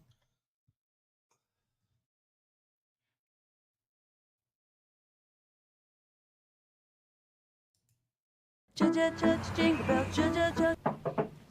would you like for dinner, Mr. Jordan? Barbecue or me? Previously on 30 Rock. Oh, golly, not that. Everything is under control in Studio 6H. Good morning. No! Someone get a PA to feed me baby food or I will drop a D in the green room. Here comes the County Court Steppers. Their traditional dance celebrates the spirit and the ingenuity of the Irish people. Wake up, mother! When I played that lady rapist on Law & Order, guess what the makeup guy put on under my eyes to take the puffiness out? Hemorrhoid cream. When I get nervous, I ask a lot of questions. Do y'all have a bathroom I could use? Y'all have long fingernails. Damn it. Where are my car keys? What do you do for a living, Paul? Oh, I work for a bank. Circus. Jenna, I've been thinking. Why? You're famous. I am having problems with my cable television. Yes, I will hold. But what about that movie you did last summer? The Verger. Rural Juror, Apple 3, take 1. Mark? It's a terrible title. Does Jack Donaghy even know I'm in The Verger? Maybe if he knew I have a film career, he would treat me with more respect. Miss Maroney, I got the hemorrhoid cream you wanted. It's for my face. For your height, your weight puts you in what we call the disgusting range. Fortunately, there are solutions. For example, crystal meth. Oh, you're right, Liz. I should go for it. You're not even listening, are you? Poop. Monkey butt. No, you're a good friend. You will not win, Mr. Bag. But Liz, I already have. What did you say? Jenna and I are doing a social experiment. No, you're not. Wait, what is Jenna doing? You gotta ease on down, ease on down. That's racist. I'm not on crack. I'm straight up mentally ill. Sure. I am a Jedi! Oh, my. What an adorable little lesbian. I don't really think it's fair for me to be on a jury because I'm a hologram. You've got to choose the next project for your company. Damn it, I pick a name later.com Productions. You have pitch meetings all morning. Okay, it's almost 11. Please send them by 8 o'clock. Tracy, your father is here. My father? You're still here. You didn't go to the store for milk and heroin and then never come back. That was his excuse? We're gonna get through this together. Golf, blouses. I'm just so impressed with how normal this dinner has been. Yeah, I'm gonna have to play an easy game. Greetings, slaves. Who's ready to get sat on? Oh, no, please, no, not gals on the town again. Love and friendship, having it all, or maybe just a great pair of shoes. One of them has to be Asian. Can they be good at their job? The true story of Rory Joyner, who's pure and shares a terrible murder. My programming has yet to find its footing. Ugh, no. Next. Boring. Gay Sports Your Center. shows are terrible. I mean, have you seen that new game show Homonym? Your next word is meat. Oh boy. Like when two people run into each other. Sorry, it's the other one. Your next word is stare. Okay, the things you climb up to get... It's the other one. It's always the other one. Let me see the card. No! Never! Whoa, you watch your mouth before I show you the back of my hand. Act like adults. Playing it cool. Ah! The Germans are here! I am going through something right now. Oh, noble sheep, we eat your babies. The most delicious part of the muffin is the top. My muffin top is all that, whole grain, low fat. I know you want a piece of that, but I just want to dance. So back up off of me, you're weirding me out. I'm an independent lady, so do not try to play me. I run a tidy bakery. The boys all want my cake for free. Does she know we went off the air 2 minutes ago? What am I looking at? I'm just hair and eyes. It's perfect. Pete? Can I please have a glass of water? Thank you. I want you to tell me everything that happened last night. Oh, Curtains God. open on a group of chorus line dreamers in 1970s leotards.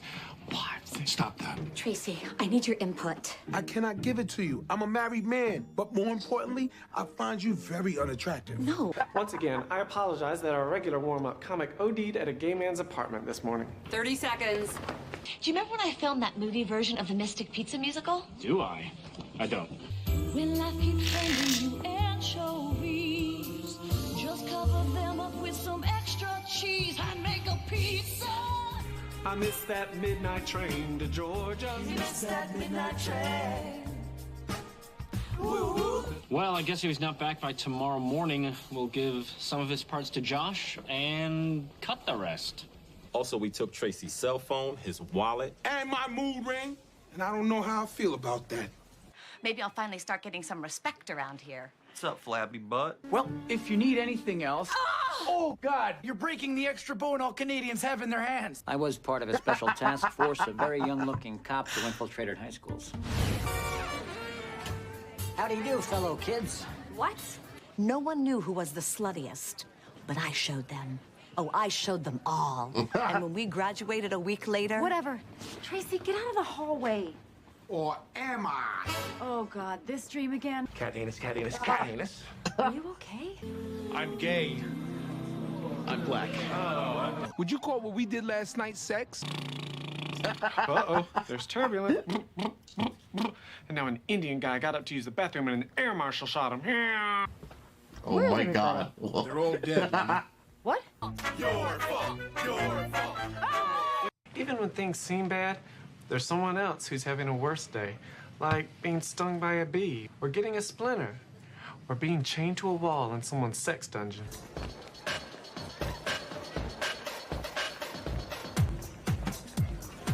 Is that James Franco? Oh, hell yeah. Oh, no. Someone's gonna get more 30 attention some. than me. Attention is what gives us power. If someone threatens that, you have to put a stop to it. Wait, who are you worried about? Is it Allison from Wardrobe's Baby? What is up with that thing? So she can put her feet in her mouth. So can I. Spooky, scary. Boys becoming men. Men becoming wolves. Oh, everybody born before Jesus is in hell. They went straight to hell. I'm gonna have to reinvent you, break you down completely, and build you up from scratch. Just like Mickey Rourke did to me sexually. Oh, Frank, that was my blood cookie. Ooh, what? Your toes look like dried up shrimps. Check out my fun cooker. Did you just say fun cooker? Yes, sir. If you're not reading the Bible in German, you're not getting the real versteckte Bedeutung of it. Lesbian Mario Brothers. You made me tap dance. Did someone say tap dance? We are going to showcase Jenna's talents. Can I sing a song on the show? Yes, that's a great idea. Can I sing and roller dance?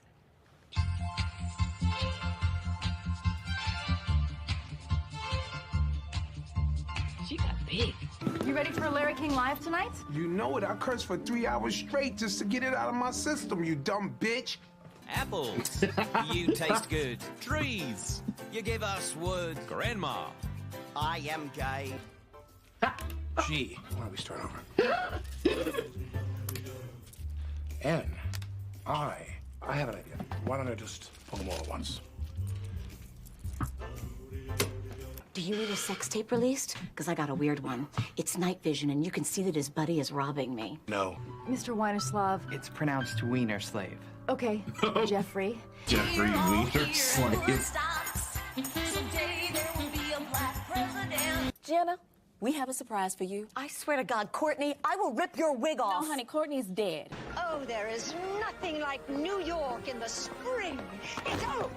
Every February 14th, we improvise monologues about our lady parts for the homeless. Oh, to benefit the homeless? No, just for them. I don't care what anyone says. I keep them 3D glasses. I'm Randy, with an I. My ex-husband's new girlfriend is cheating on him with me. Do you have any meth? Liz Lemon, you dummy. I'm wearing it as a joke. Lemon. It's not product placement. I just like it. What? What? If I don't do my facial exercises, I could wind up looking weird. You have failed the test of intelligence. Oh, really? Well, so are you. Bon Jovi.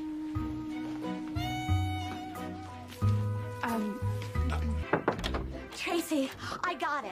Give it to me. It's mine. This isn't for TGS. It's for my movie. The Verger has a limited release next week. Oh, congratulations. I didn't know they had a release date for for that movie. And he just finished writing the sequel. It's called Urban Fervor. As you know, my single is dropping. What's happening? I'm going to get my eyeballs whitened. I want to buck you. Fine, but I have to pee first. No. You want to talk about the elephant in the room? No, I don't. I don't even know why you brought that thing. Touch my cheek.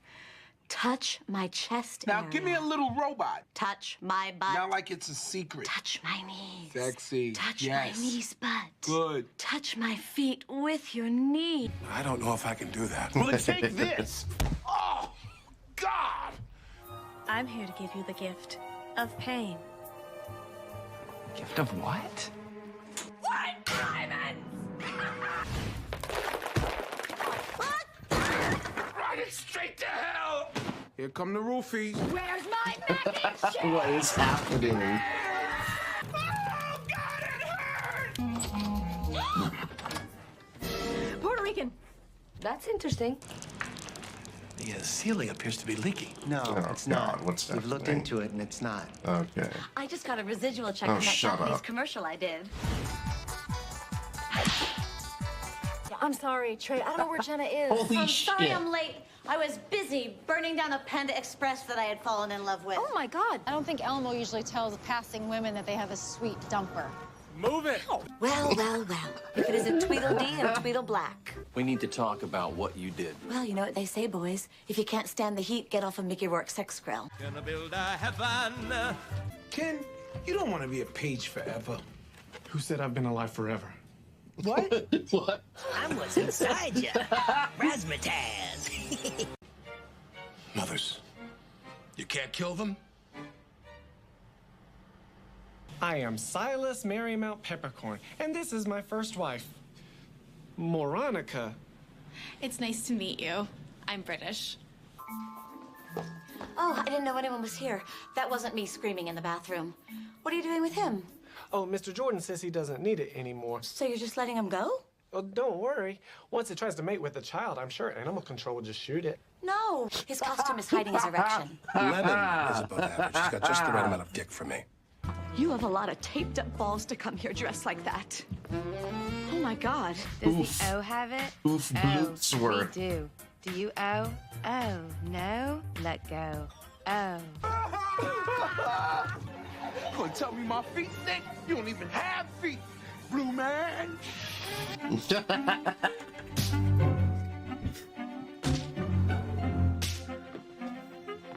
Your new vibe is a double-edged sword, much like the kind Mickey Rourke tried to kill me with.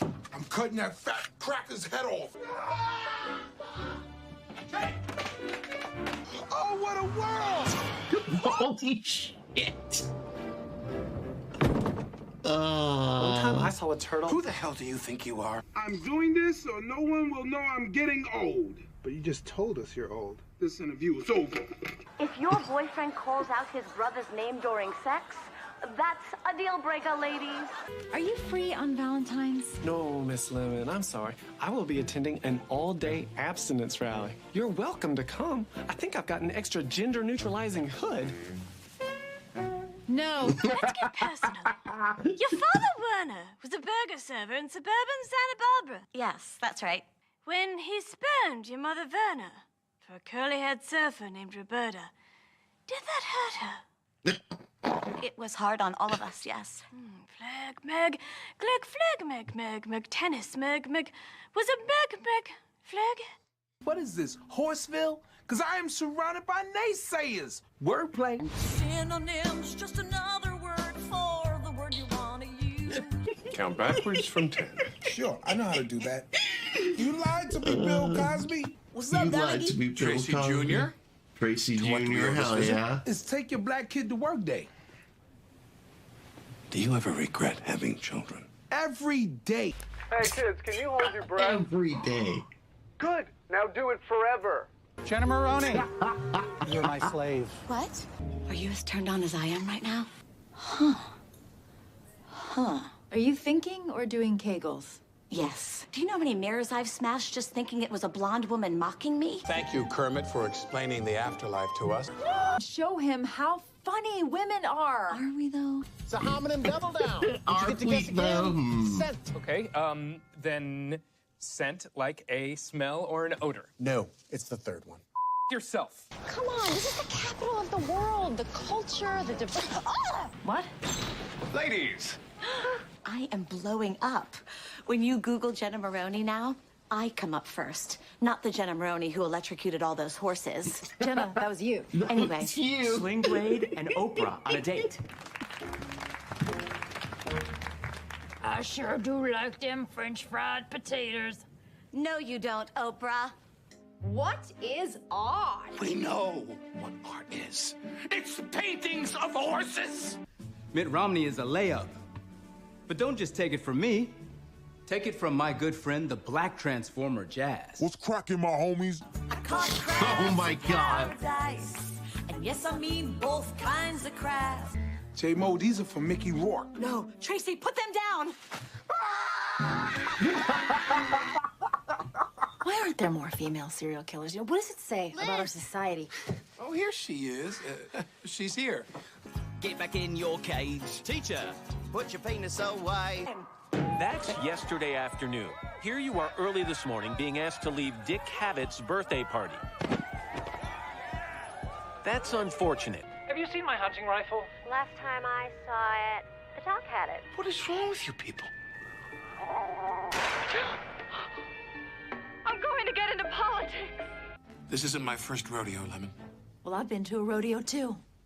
It was a cat rodeo in a gay guy's apartment.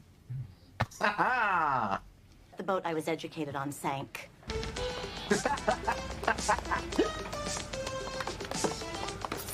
So if my grandfather hadn't gotten on the wrong train that day, he never would have met his wife's murderer.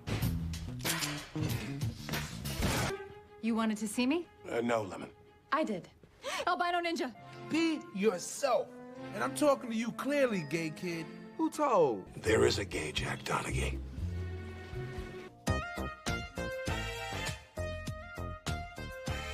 I challenge you to a dance contest.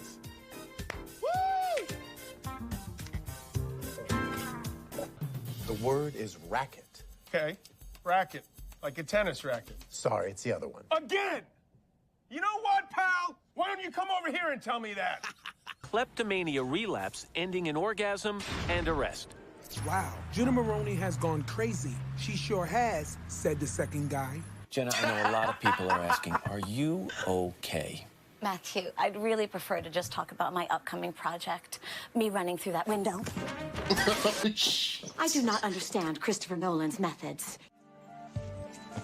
What's cocaine like?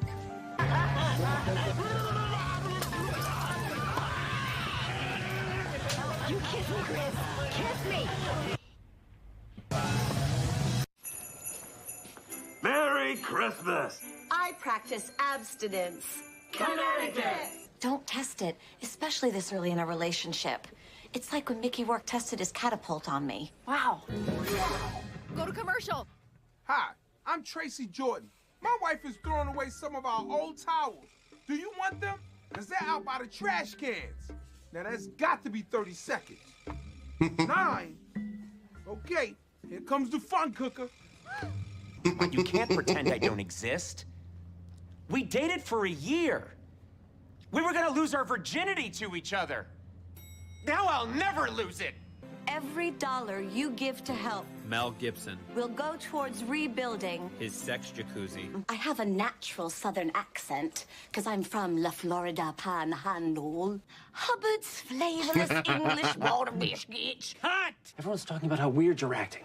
What are you on? You know what? I have seen the ocean on a can of tuna. Newsflash, Kenneth. Everybody get down! The beast is here! Ah! Rhaenyra the Battle Princess! In other global warming news, tornado hit downtown Detroit, putting out several fires. Global warming, sir? I'm sorry. That's just a bunch of scientist talk. Same people that have you believe that my great-grandfather was a monkey. If he was a monkey, then why was he killed by a monkey? Kenneth, can you take this money to the many charities I support anonymously?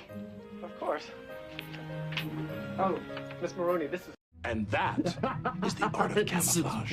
Now, this is how you make love to a woman. Huh? What's your favorite pizza topping?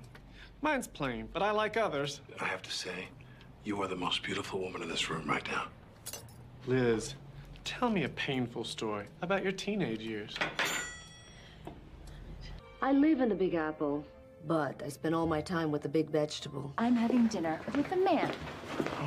So, Stuart, what is it like living under a bridge? Kenneth! Parties are like frisbees. If you throw them the wrong way, they'll veer off in a bad direction, and then your kid will fall into a quarry. What?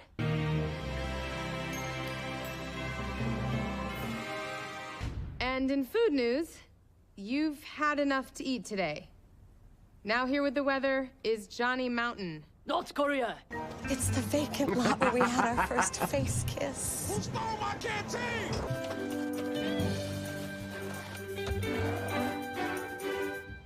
I'm sorry, I have an erection. The brain helps you make decisions. Okay. And your colon pushes out. Okay, that's not... So I called him and I was like, OJ, where are you? And he was like, wait, you're alive? Then who did I kill? Everyone knows you hate stuff like this. You're maybe the most high-maintenance bitch in Hollywood. Maybe. Who's more? Who is she? Back in Stone Mountain, even the mayor had bed bugs, and she was a horse.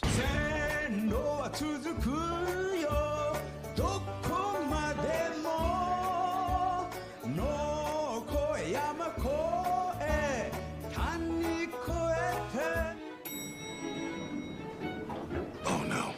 Liz Lemon is a crack whore. Probably not, but continue. Give me $20. This is how you throw a punch. Wait, what? $3, 2 bags, 1 me. Say, where does a young prostitute get started in this town? My parents were technically brothers. Look, I'm trying to do my job here. That's a nice story, Jack, but I don't hear my name in it. You. Finally. What's the worst you could possibly do?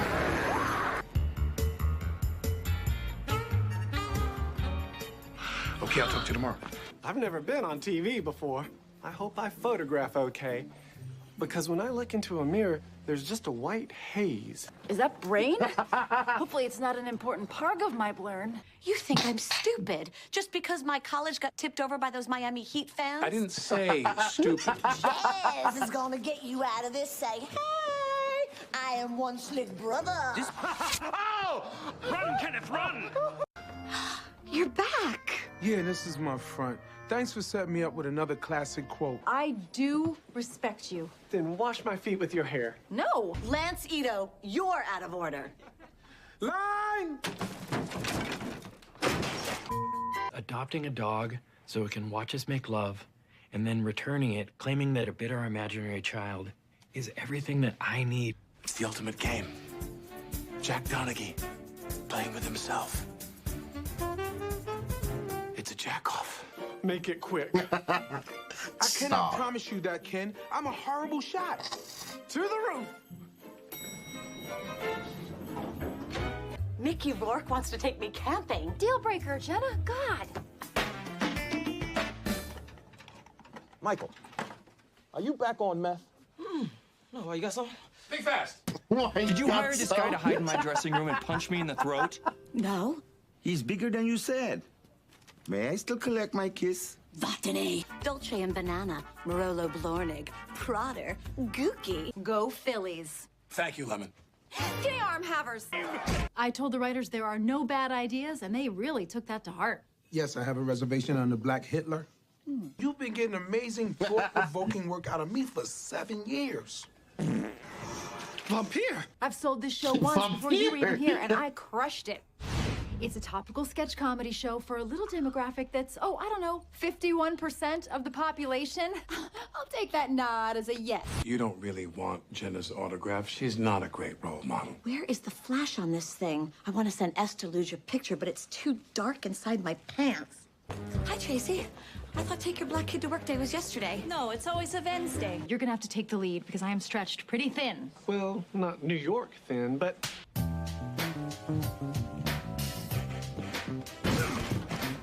Put the mimosas down, bitch! Am I trying to instigate fights by throwing wine at people just to get on camera?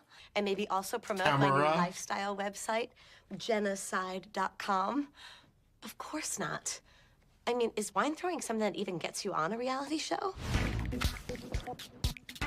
Hello? In the words of Martin Luther King, I just gotta go for it. You're a white supremacist? You guys can just do the fun stuff. So maybe you should let me rub off on you. You wish, you pervert. Nice. Someone won the crotch jackpot. Tomorrow I'm going to be in an intense 6-hour foursome with 3 other men. Out around the world I roamed, but now the fun is over and I wanna get back home. Mommy kangaroo, separate the races, mommy kangaroo. All right, let's go.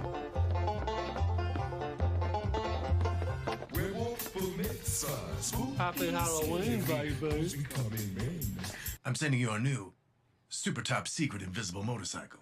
For reals? For realsies. Now, if you'll excuse me, I need to see a doctor. I keep pooping during sex. Tracy, it's me, Harriet Tubman. He didn't sleep last night. Why not? If he doesn't get at least 14 hours a night, he starts to go crazy. We're on a show within a show. My real name is Tracy Morgan. You hosted the St. Patrick's Day Parade 3 years ago. Wake up, mother! And when you hosted 2 years ago. Die, demon!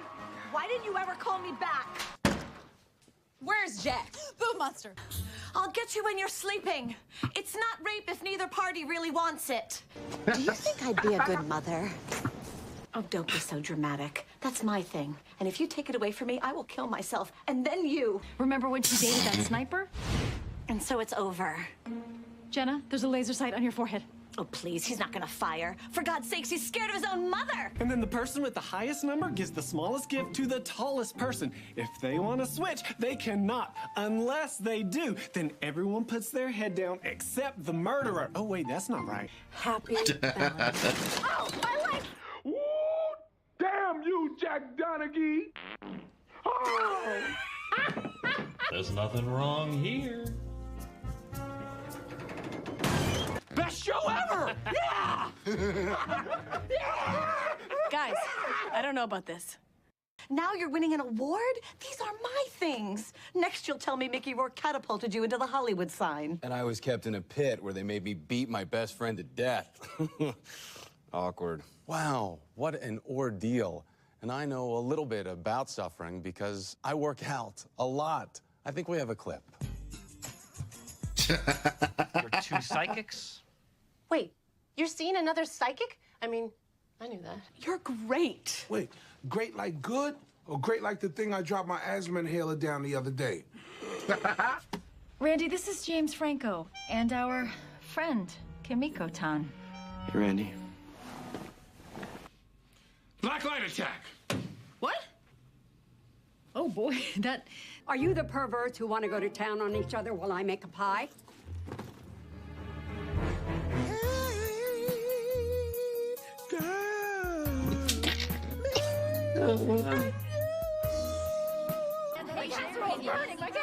This is just more proof that I am an amazing singer.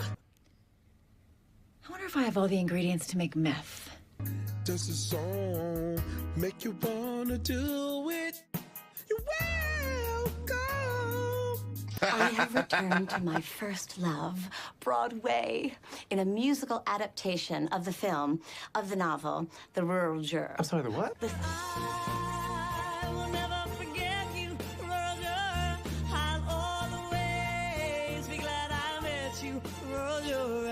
You're a good man, Jack Donaghy. Thanks, Mika.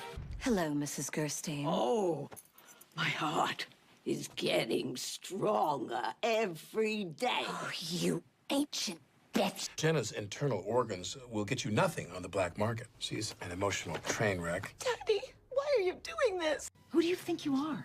God? Well, I think I've seen enough. Sometime you're gonna get what you put out. It's Martin Luther King Day. کلمه بدی هست. شیر. چشم. شیر مثل گربه بزرگ. نه، اون یکی دیگه است. خاک تو سرت. Daddy, please stop crying. Have you seen Jack today? He just came into my dressing room and started crying. He's in a really bad place. Like when Mickey Rourke... Okay, I can't do this anymore. I've never met Mickey Rourke. We're obviously all thinking it, so I'm just gonna say it. We're gonna have sex with each other, right? Yeah. Oh, my. And I promise to always pour antibiotics all over your penis before you staple it to anything. No.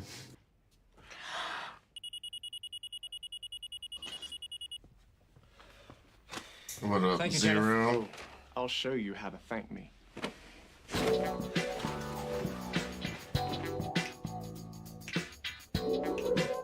Let's do this. Wake up! Wake up!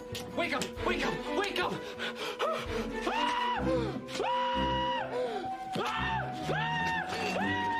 See you later, suckers. Neat, neat. Pew! Ah, you got me, bitch.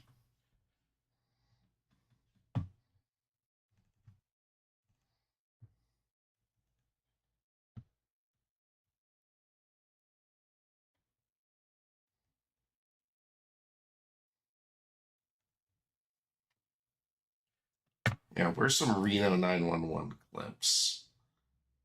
Golden age of comedy.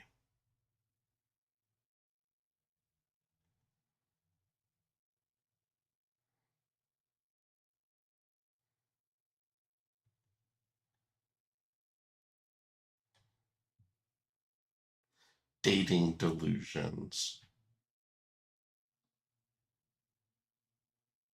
Yeah, I'm just channel surfing YouTube. I'm gonna play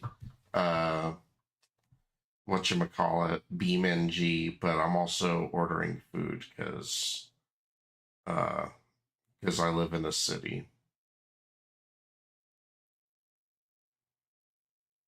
Once the food's ordered, I'm gonna keep downloading mods on BeamNG until I get infected by a virus.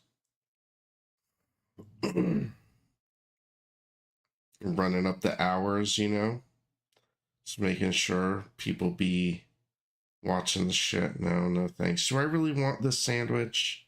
That's the thing, right? I'm like, man, that was very seductive, the timing of it. Like, they're like, oh no, that says way too long. I gotta eat sooner than that. Well, I wish I had a way to beam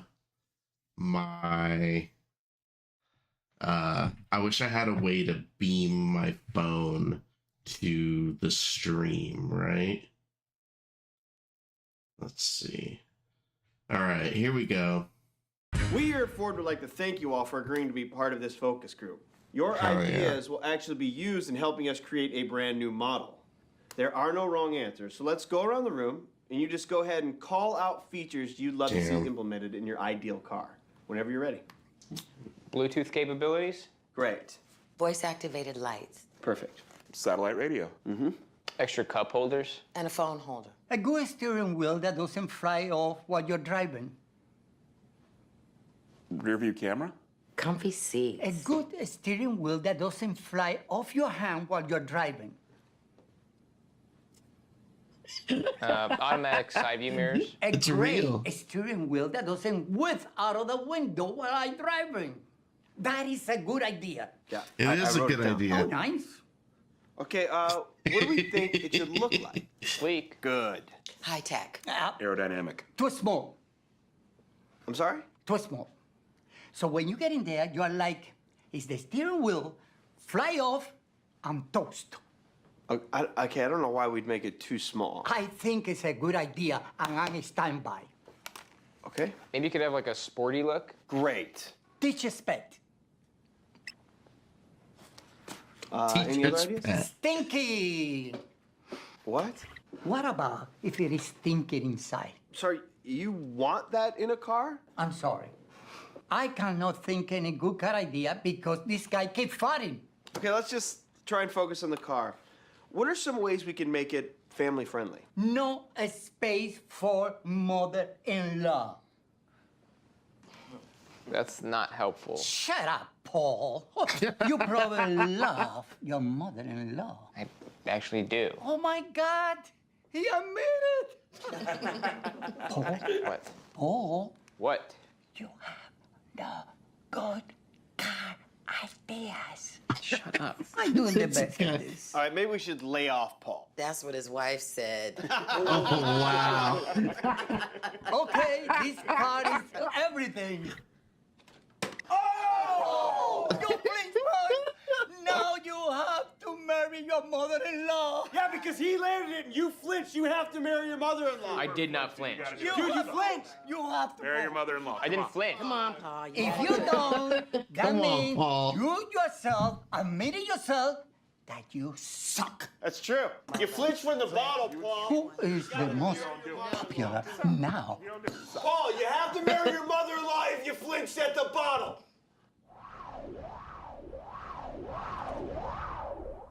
Oh! You bitch! Oh, that shit is so funny.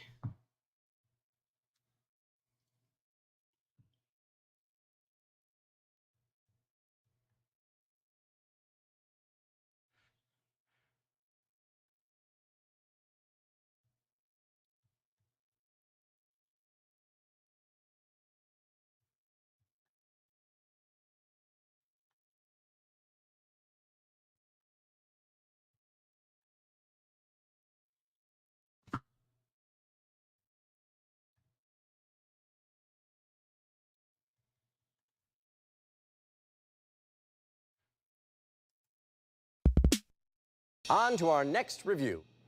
Ooh, our next review came to us in an email from Too Much Tanya 2000. Oh, in Madison, Wisconsin. You and your ladylike show aren't ballsy enough to do this, but anyone interested in real life would want to know what racism is all about. But forget I even asked, Whitey McFace. Racism, a dislike of others just because they're different. Well, I guess I'm going to have to change my outlook and become a racist. For you, my black friend. Before I embarked on my journey of race-based hatred, I paid a visit to my black neighbor, Jean, to bank some goodwill for the difficult times ahead.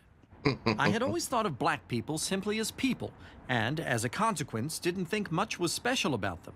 But now I would need to discover what it was that made them different, and how I could turn that into feelings of red-hot racism. As luck would have it, I stumbled upon a family reunion of black people, which was being held in a public park where anyone could join them. Hi there. You want to know who's rude? Cameron. She says to me, oh, you need to do something with your hair. Unbelievable. Over the course of a productive and enjoyable afternoon of interracial eavesdropping, I learned an enormous amount of unflattering things about black people. Who invited you again? They insult your hair when their weave looks terrible. They shoot off their mouths to Derek about things that don't concern them. And most infuriatingly, they won't stop talking about their catering business. Was it difficult to earn their trust? So long, everybody. I now had the ammunition to get seriously racist.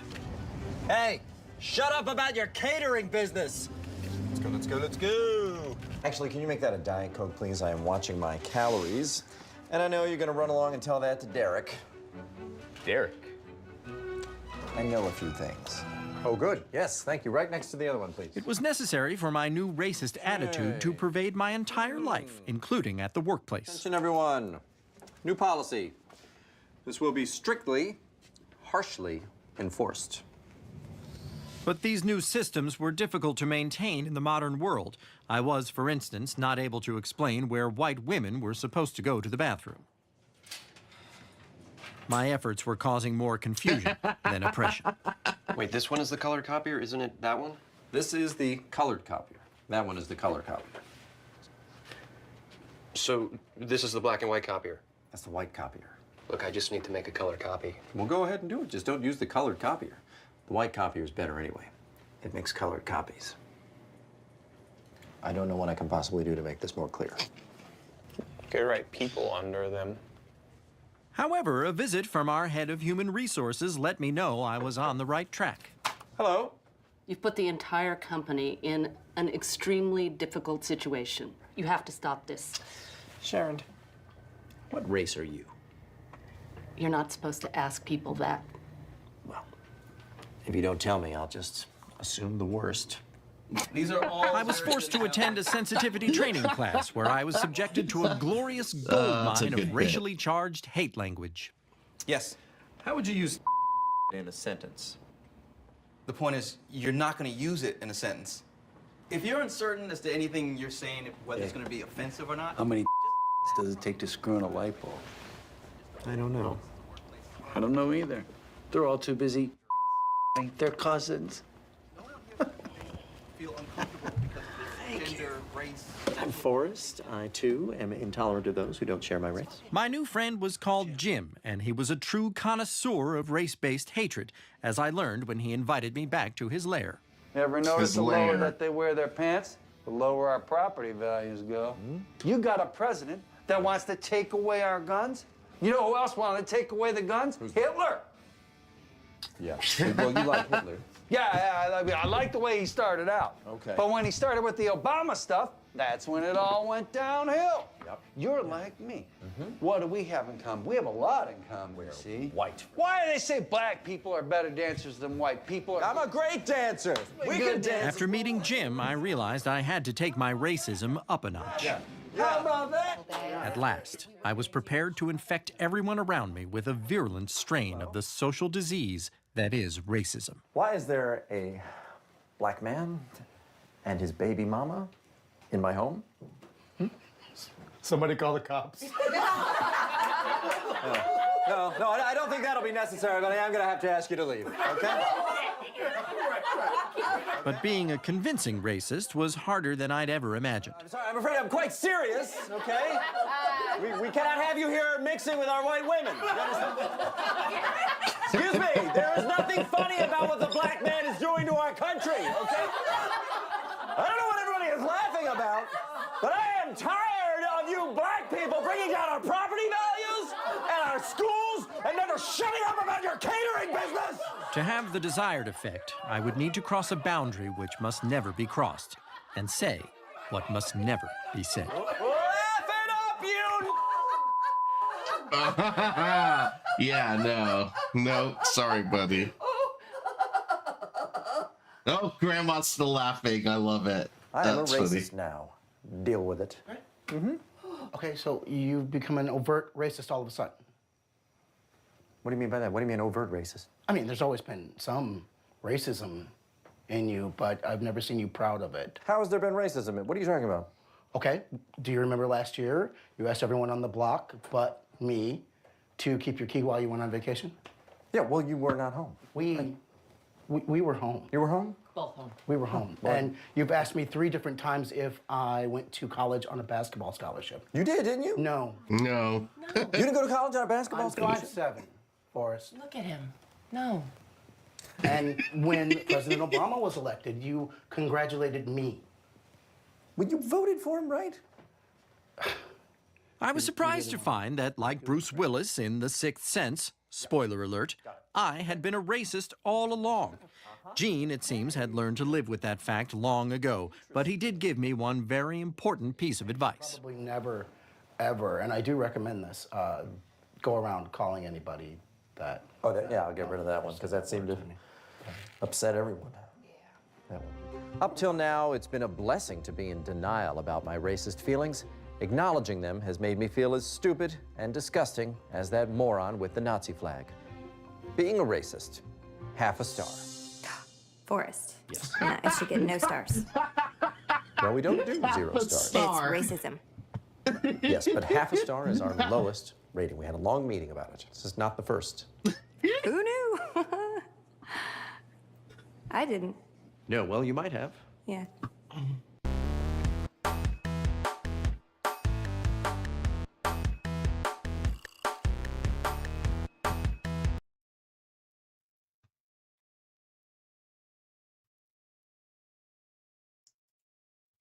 Suffice to say,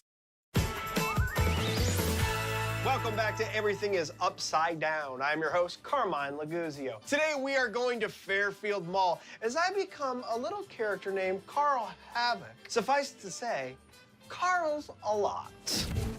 We are going to be capturing real reactions from people as Carl kind of messes with their day. Takes their lunch tray, steals a fry off their plate, talks loudly on his phone about his dog is loose. So let's get started as I become Carl Havoc. Oh my God, I don't even look like myself. Holy crap, look at this guy. Imagine if this guy came up to you. Oh my God, this guy sucks. This is gonna be so funny.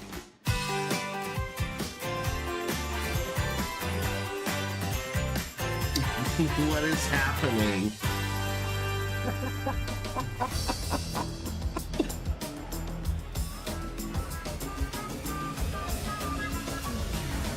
Okay, here we go. Hey, Carmine, this is Craig coming at you, okay? You see that guy over there? I want you to go over and take his tray. Go take that guy's tray over there. Carmine, can you hear me? Carmine. There's too much fucking shit on me. It's too much shit Too on much me. fucking shit on me. I can't breathe.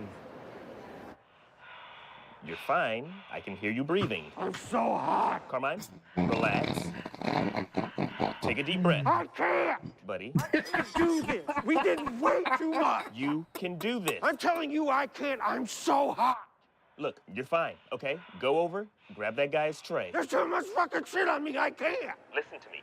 Go over to those ladies. I'm gonna rip the fucking head off. Do not rip the head off, Carmine. I'm telling you that I am. Do not rip the head off, Carmine. I can't see shit out the sides of my eyes. I'm ripping the fucking head off. Please, Carmine, don't rip the head off. That's hours of work. I'm taking the chin off. It kills. The chin kills. Yeah, it actually does kill. It's quite heavy, Craig. You don't know. Go over and kick the table. Shut the fuck up. Go over and kick the table. What's that do for the greater good? It's funny. Explain to me why it's funny. It's cause she's alone? You thought it was funny. I thought it was interesting. I'm gonna rip the fucking head off. The prank is that there is a real guy in here. That's the new prank. Yeah, that would work. That could work. I'm not doing it. I don't even want to be around anymore. What? I don't want to be around anymore. Like you don't want to live anymore? I don't know. You said you don't want to live because you're wearing that suit? Kinda. Yeah.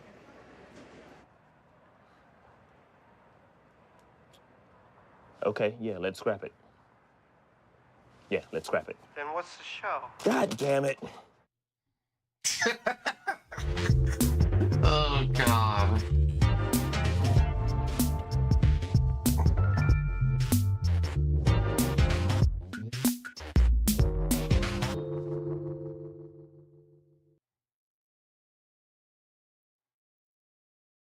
I'm not going to meet you at the door. You're going to leave at my door because I don't respect you as a human being. You're just a delivery bot. Just a jumped up delivery bot for me, buddy.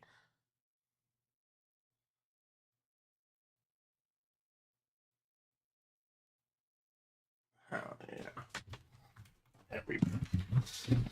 Alright, let's see. Drunk Karen makes a fatal mistake. Oh, in the who'd early she morning kill? hours of January 29th, 2022, 41-year-old Karen Reed and her two friends were driving through a quiet neighborhood known as Spring Valley. They were searching for Karen's Boston cop boyfriend, John O'Keefe, who went missing 5 hours earlier. As they made their way down Fairview Road, they made a startling discovery. 911, what's emergency? Need someone to come immediately to 34 Fairview Road, Canton, Mass. What's going on? There's a guy unresponsive in the snow. In the snow at 34? He passed out, yes. 34, the Albert resident, yes. I just pulled up and found him. Is he blue at all? You've got to get here, okay? Okay. What's going on? Is he face down? We just flipped him over. Okay. And who's that in the background? Is that someone related? Okay, that's his girlfriend. His name is John O'Keefe. Is he breathing? A couple of hours. Is he Carrie? Is he? I don't know if he's breathing. There are two women trying to do his body heat, and they're hysterical. Is he breathing, you guys? It doesn't seem to be breathing. Okay. Do they know how to do CPR? Do they want to attempt CPR? You guys, Carrie, get up. Can you guys do CPR? No, I guess he's gone. All right, we got the fire department and the police department on the way. If everyone's declining CPR, then I'll hang up with you, and if anything changes, you can give us a call back. Officers were immediately dispatched to 34 Fairview Road. Upon their arrival, they were met by Karen and her two friends. Karen was inconsolable. Boston police officer. An actual Karen. Is she really named Karen? And does have some trauma to his head. Not sure if he's been in a fight or whatever.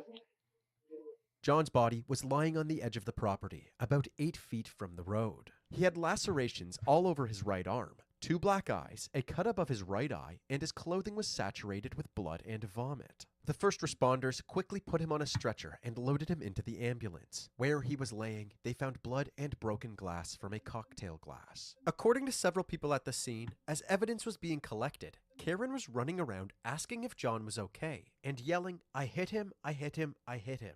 John was taken to Good Samaritan Hospital 8 miles away, but tragically, it was too late. He was pronounced dead at 7:50 a.m. His cause of death was later deemed as blunt force trauma to the head combined with hypothermia, but the coroner was unable to determine exactly what caused his injuries. Following his death, lead detectives Trooper Michael Proctor and Sergeant Yuri Buchanek went to the hospital to retrieve John's clothing. As they collected the items, they noticed that John's left shoe was missing. The detectives hypothesized that John was hit by a vehicle, and at that moment, his shoe went flying off. To further this theory, the forensics unit found microscopic pieces of plastic embedded in John's Microplastics, shirt. With the evidence they're pointing everywhere. towards a hit and run, the detectives seized Karen's SUV at 4:12 p.m.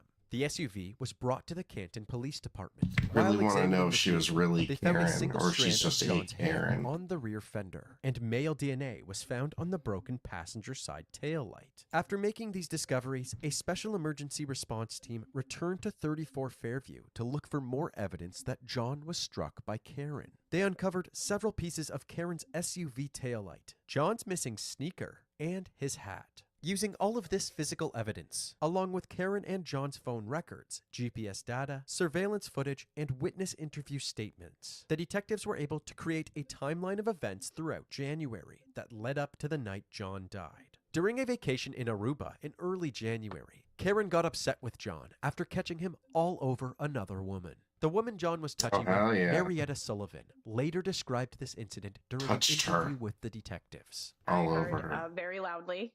His name screamed across the lobby very angrily, and it made me stop in my tracks. Said, "Hi, nice to meet you."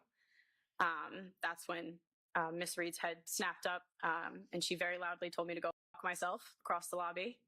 And I said, "Yeah, you too," and walked away.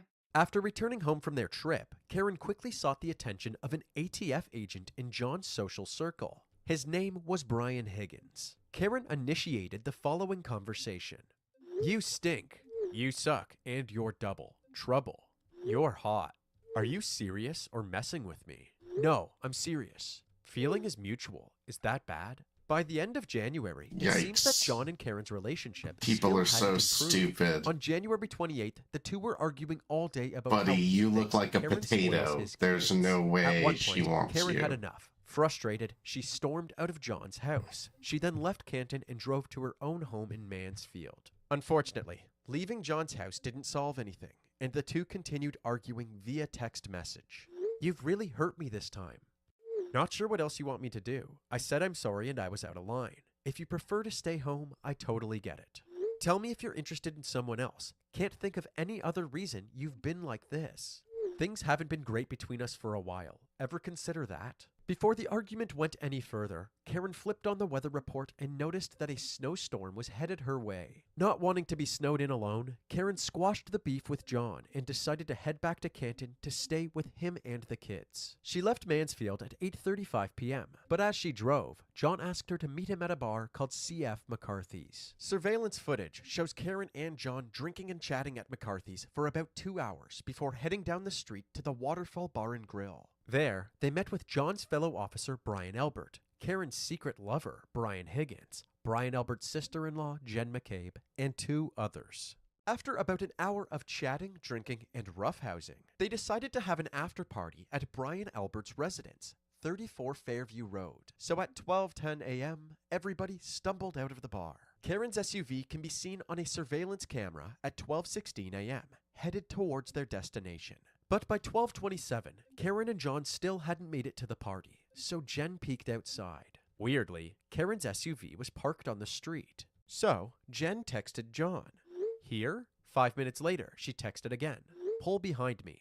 These texts seemed to go unnoticed, so at 12:40, she followed up one more time, saying, hello. Jen then witnessed Karen's SUV drive off at 12:45 a.m. The party wrapped up an hour later, around 1:45 a.m., and everybody went home. Then, about 3 hours later, at 4:53 a.m., Karen called Jen to tell her that John was missing.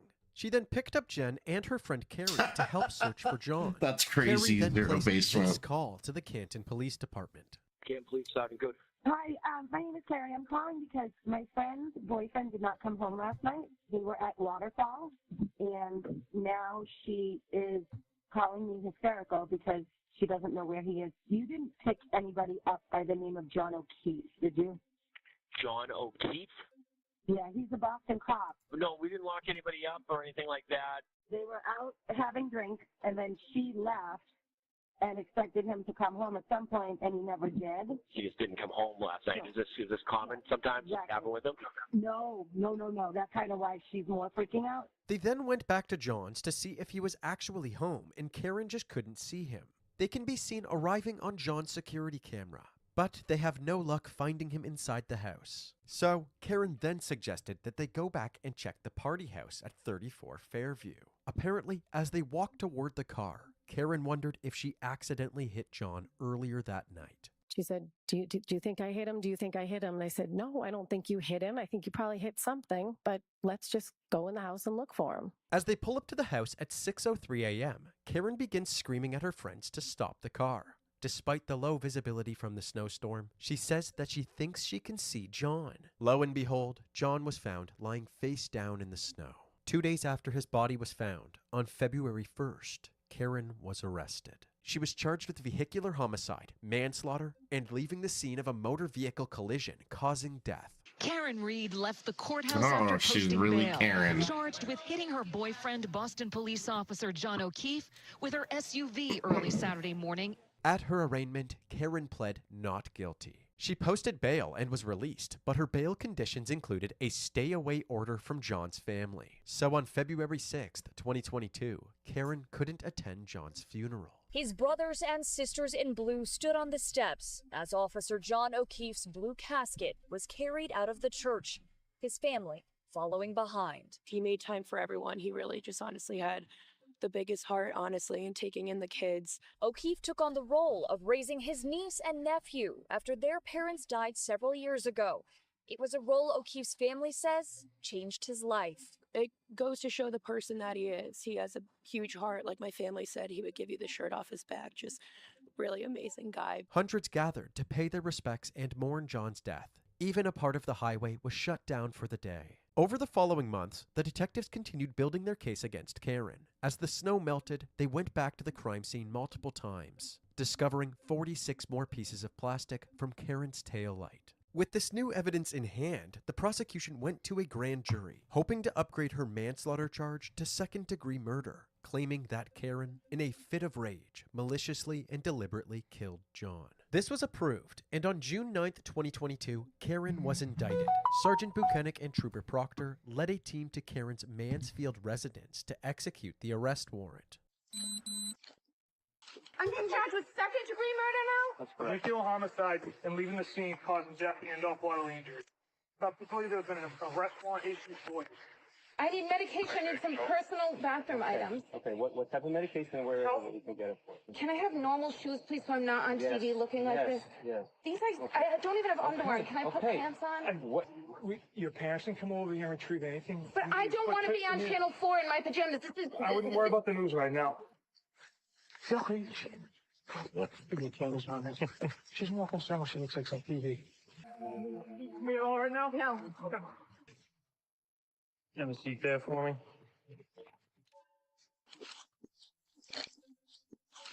Ready, 1, 2, 3.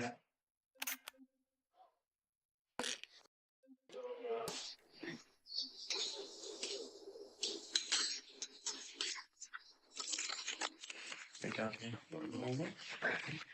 Did you press right? Press left. I gotta search you, okay?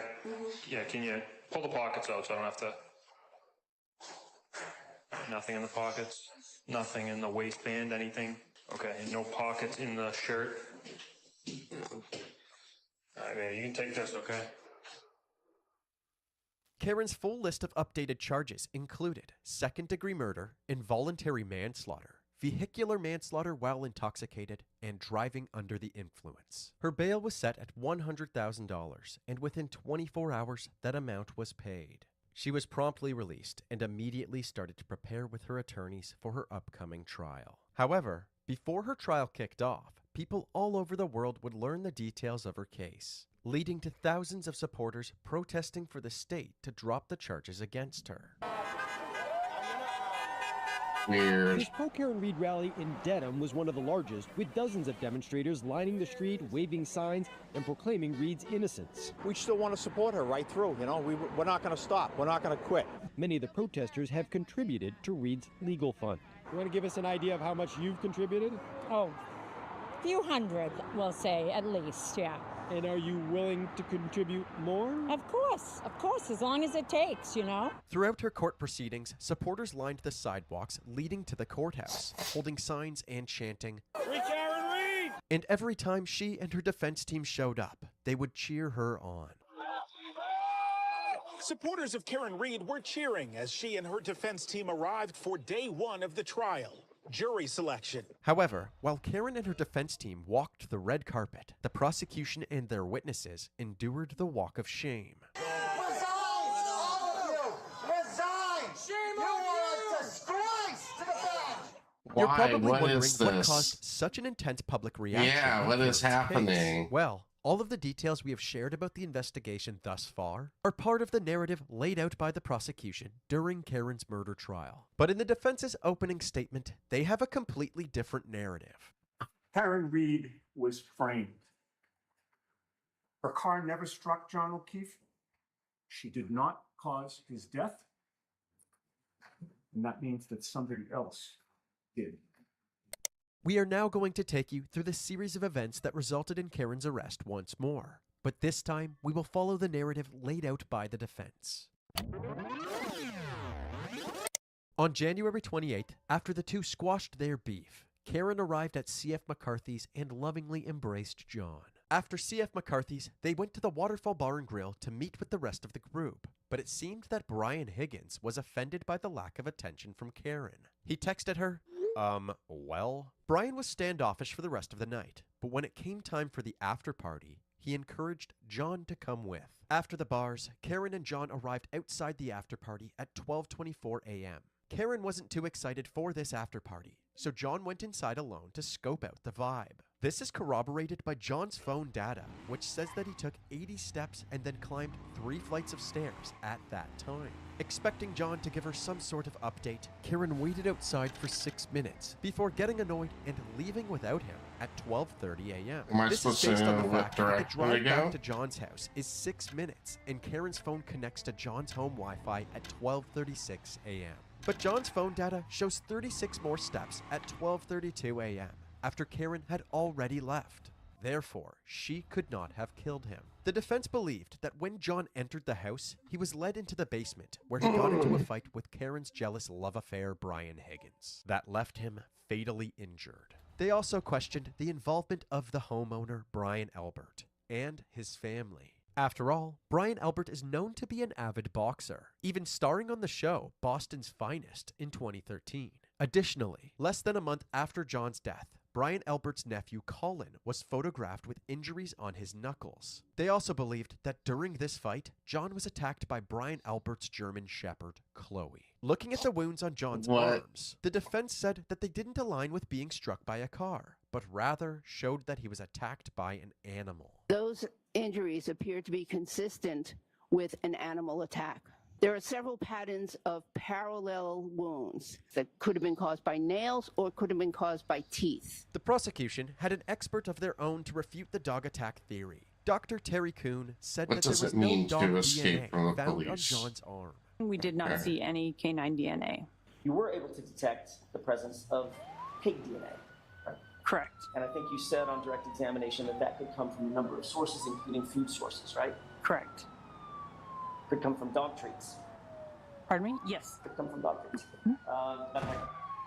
Dog treats that are pig ears, literally. I believe so. The defense suggested that this pig DNA could have just as easily come from remnants of dog treats transferred from Chloe's mouth to John's arm as she was biting him. Also, around the same time that the autopsy photos were released to the defense team, Brian Albert's family suddenly got rid of their dog. So Chloe was rehomed in, I believe, May. Of 2022.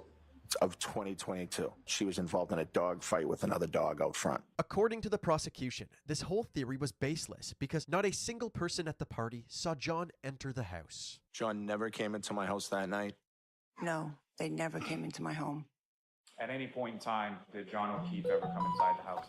No. The defense believed that several people inside the house were lying to cover up what really happened to John, and one of those people was Jennifer McCabe. Following John's alleged attack, there were several unanswered calls from Jen to John between 12:41 and 12:50 a.m.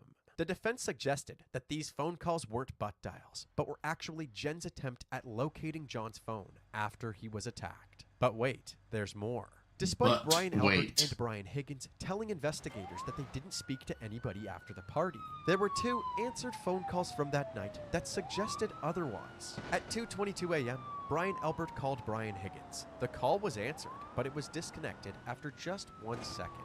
Right after, Higgins called Albert back. This call was answered as well and lasted 22 seconds. Sir, did you make any phone calls after you went to bed between the hours of 1:45 a.m. and 6:30 a.m.? I inadvertently called Brian Higgins. How did you inadvertently call him? Well, it's kind of like a butt dial. But if that were the case, they would have had to but answer the calls and but hang up as well. The defense found it more likely that the two Bryans had talked about something during that 22-second phone call that neither of them wanted to admit. Did you, in fact, tell the truth at the prior proceeding when you said, I don't remember that phone call? I always tell the truth. Did you lie under oath, sir? No, I did not. Would you tell us if you did? Objection, Your Honor. Sustained.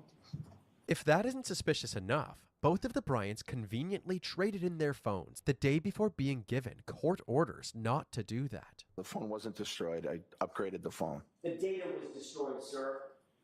Correct? I did not destroy any data on any phone. Mr. Albert, you know that data is destroyed when you upgrade your phone, right? The phone data is destroyed for all purposes. It's factory reset, correct? I don't know that. How long have you had a phone? Perhaps Brian Albert received a tip from someone investigating John's death, and they got rid of their data because there was something on there that would incriminate them. After all, Brian Albert's brother, Kevin, works as a detective at the Canton Police Department. This might also explain why Brian Albert's family members were never even questioned, even though there was a dead body found on their lawn. You had an officer, a Boston police officer, who was either dead or dying on the front lawn of a house with a bunch of occupants, and you didn't think that it was necessary to investigate or interview those occupants yourself? I did not. Did you look around the house for any sign of a struggle or a fight? No. Did you go to the basement at all?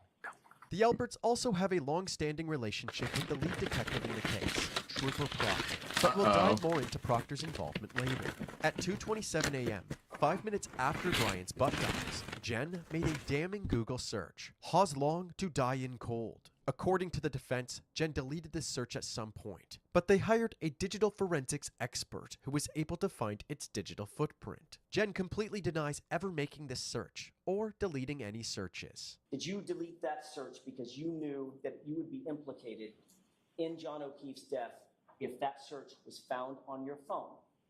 Objection. Could you answer that, please? I did not delete that search. I never made that search at 2:23. I never would have left John O'Keefe out in the cold to die because he was my friend that I loved. The prosecution brought on their own experts to explain why this 2:27 a.m. timestamp proves nothing. If I create a 12 o'clock tab, minimize Safari. I can leave it for several hours, for several days, for several weeks. When I come back to it and open up Safari again from a background state, the timestamp is not updated. So it will still show 12 p.m. today, and it will show whatever my most recent navigational event is. So I can search for something in 3 weeks' time using the same tab I opened today, and the timestamp will show today's time. However, according to the defense, the prosecution's experts came to this conclusion by using a different version of iOS than the one that Jen was using at the time of the search. One key point the prosecution made that the defense's expert did agree with was that right before searching "How's long to die in cold," Jen was searching for private basketball teams for her daughter. A strange thing to be searching in the middle of covering up a murder. Where was Karen during all of these butt calls and Google searches? It turns out that after dropping John off at the house around 12:30, she called him over and over. Now, Trooper Guarino, you conducted an analysis of both the defendant's phone and Mr. O'Keefe's phone, correct? That is correct. And from your analysis of that phone, were you able to determine approximately how many calls occurred from the defendant's phone to Mr. O'Keefe's phone from the time period shortly after 12:30 a.m. To the time period shortly after 6 a.m.? There was over 50. I think it was 53 or 55. The prosecution found it suspicious that not one of these phone calls was to 911, but the defense argued that at this point in the night, it never crossed Karen's mind that something had happened to John. The several voicemails Karen left throughout the night suggest that she thought John was off cheating on her with another woman. John, I hate you! John, I'm here with your kids, and nobody knows what the you want, you pervert. John, you are using me right now. You're another girl. You're a loser. Get out. Yeah, it's 1 in the morning. I'm with your niece and nephew. You pervert. You're pervert. She then woke up at around 4 a.m., but there was still no sign of John. At this point, she was more concerned than angry. She called John and left more voicemails. Just as Jen had stated, Karen called her at 4:53 a.m. to tell her that John was missing. You might recall that after John's body was discovered and first responders arrived at the scene, everybody claimed that Karen said 3 times, I hit him, I hit him, I hit him. But in cross-examination, none of these witnesses could point out when in the dashcam footage Karen made these hysterical statements. Did you see any place in that video where you had any sort of detailed conversation with my client? No. Did you see any place in that video where you engaged my client and said, how'd you get here? What happened? And she said, I hit him. And you said, how'd you hit him? All the stuff that you testified earlier to. I didn't see that in the video, no. Not only that, but not a single person wrote down that Karen said, I hit him, in any of their reports. The defense also questioned the crash reconstructionist for the Massachusetts State Police, Trooper Joe Paul. Using the movement data from Karen's SUV, Joe was able to create a play-by-play of how he believed John was struck. After John exited the vehicle, Karen began driving away. She then abruptly stopped the car for 2.5 seconds before speeding at him in reverse, clipping his arm and sideswiping him. His head slammed into the frozen ground as his body traveled onto the lawn. On the stand, however, Joe did not seem very confident in his findings. So, throughout my investigation, this appeared to be a single car collision involving a pedestrian. The vehicle was traveling at a higher acceleration when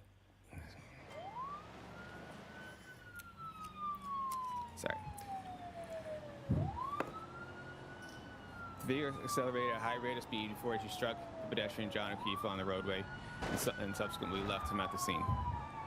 The defense tried to discredit him completely by bringing his education into question. Do you hold any degrees in the scientific discipline of mathematics? I do not. Do you hold any degrees in the scientific discipline of physics? I do not. Hold any degrees in the scientific discipline of biomechanics? No. How about in engineering? No. The rate of velocity, what's another word for that? The rate of velocity? Right. I mean, it deals with the motion. It deals with forward acceleration, buddy. It deals with travel and speed. If something's moving, it also has a speed to it. Right. The word you're looking for is acceleration, right? Buddy. Sure. What role does acceleration play in the field of kinematics? What role does acceleration play in kinematics? Right. It talks about, like you just said, it talks about the speed and talks about motion. They also questioned why he believed John was struck by the SUV, even though none of his data conclusively pointed to that. I can't say that's definitively where a pedestrian was struck, but I'm sorry, it wasn't definitively. Sorry, in my report, I do say I can't say that is definitively where the pedestrian struck. The more Joe talked, the more far-fetched the prosecution's theory seemed. So your theory is you got hit on the arm, took the brunt of the force from the taillight on the arm, stayed with the vehicle long enough for the taillight to explode, basically, to shatter. Then these striations get on his arm, abrasions. Does a pirouette, spin, counterclockwise, and flies 30 feet in the air to his point of rest. Yeah, it happened probably a little faster than that, though. I thought you said he hit his head on the curb. I said that's one of the possibilities of when you look at the roadway, as he gets spun around kind of clockwise, it's a possibility that the curb is there, any blunt force object on the ground, as the ground is pretty blunt. And through all of this, John never let go of his cocktail glass. The defense brought in their own experts, Andrew Rentschler and Daniel Wolf, who have PhDs in computer and bioengineering. They work for a company called ARCCA, or ARCA, who specialize in crash reconstruction. By its very nature, sideswipe has minimal forces. We see it even between vehicles that just rub against each other. So if there's a sideswipe impact with a pedestrian in a vehicle, there's going to be very little damage to the pedestrian. And similarly, there's going to be very little movement. There's really no force at all acting. You know, for instance, if a car came and swiped by your arm, but didn't have enough force or enough contact to cause any damage, well, it wouldn't actually cause any movement of the person either. So a sideswipe by its very nature involves minimal impact, minimal forces, minimal velocities. So was the taillight damage consistent or inconsistent with striking an arm? It was, our findings was it's inconsistent for a number of reasons, but it's inconsistent with striking the arm, yes, sir. Okay. He could have slipped and struck his head. The car could have backed up and not known that he was there and nudged him and caused him to fall. I mean, any event that would cause him to fall backwards obviously would result in him striking his head. So there's numerous, almost infinite possibility of different scenarios that could result in that type of an event. But if Karen didn't hit him, then how does the defense explain the broken taillight? At 5:07 a.m., a surveillance camera at John's house shows Karen leaving in her SUV to go search for him with Jen. The defense argued that Karen's SUV backed into John's vehicle, breaking the taillight. However, the prosecution simply disagreed, citing that there were no taillight pieces found in the driveway. They seemed to believe that the SUV came extremely close to the other vehicle, but didn't actually hit it. But there were also no taillight pieces found at the crime scene when evidence was initially being collected. At any point in time, either before or after the leaf blower was taken out by Lieutenant Gallagher, did you see 45 pieces of bright red, black, and clear plastic pieces scattered all over the scene? I did not. Did you find even or see even one piece of broken plastic? I did not. And yes, you heard that right. He said leaf blower. Before the Massachusetts State Police had shown up, Canton police officers used a leaf blower to clear the snow at the crime scene. They also used Stop and Shop bags instead of evidence bags and red Solo cups to collect the blood. It does not look like an evidence bag, does it, sir? No. Matter of fact, it looks like a grocery bag. Correct. What is that? Those are the plastic cups with the coagulated blood. It goes without saying that this is not how evidence in a homicide case should be handled. But anyways, it wasn't until January 29th at 5:46 p.m., 46 minutes into the second search of the lawn, that the pieces of taillight were found. The defense suggested that someone had planted the taillight pieces at the crime scene at some point between the first search at 7:30 a.m. and the second search at 5:46 p.m. Stupid To shut pigs. this theory down, the prosecution showed surveillance footage of Karen's SUV pulling into the Canton Police Department, where it was taken after being seized. In the video, you can see lead detectives Buchanan and Proctor hovering around the vehicle, inspecting it closely. But it appears that the broken passenger side taillight is never meddled with. Sergeant Buchanan and I never touched any part of that vehicle. During cross-examination, however, the defense highlighted a part of the video where Proctor's hat can be seen peeking over the vehicle as he stands at the driver's side taillight for an extended period of time. Except he isn't actually on the driver's side door. While watching this video, the defense noticed that the word police on the trunk of this cruiser was mirrored. Someone had inverted this footage before it was submitted as evidence. How did you discover that the image was inverted?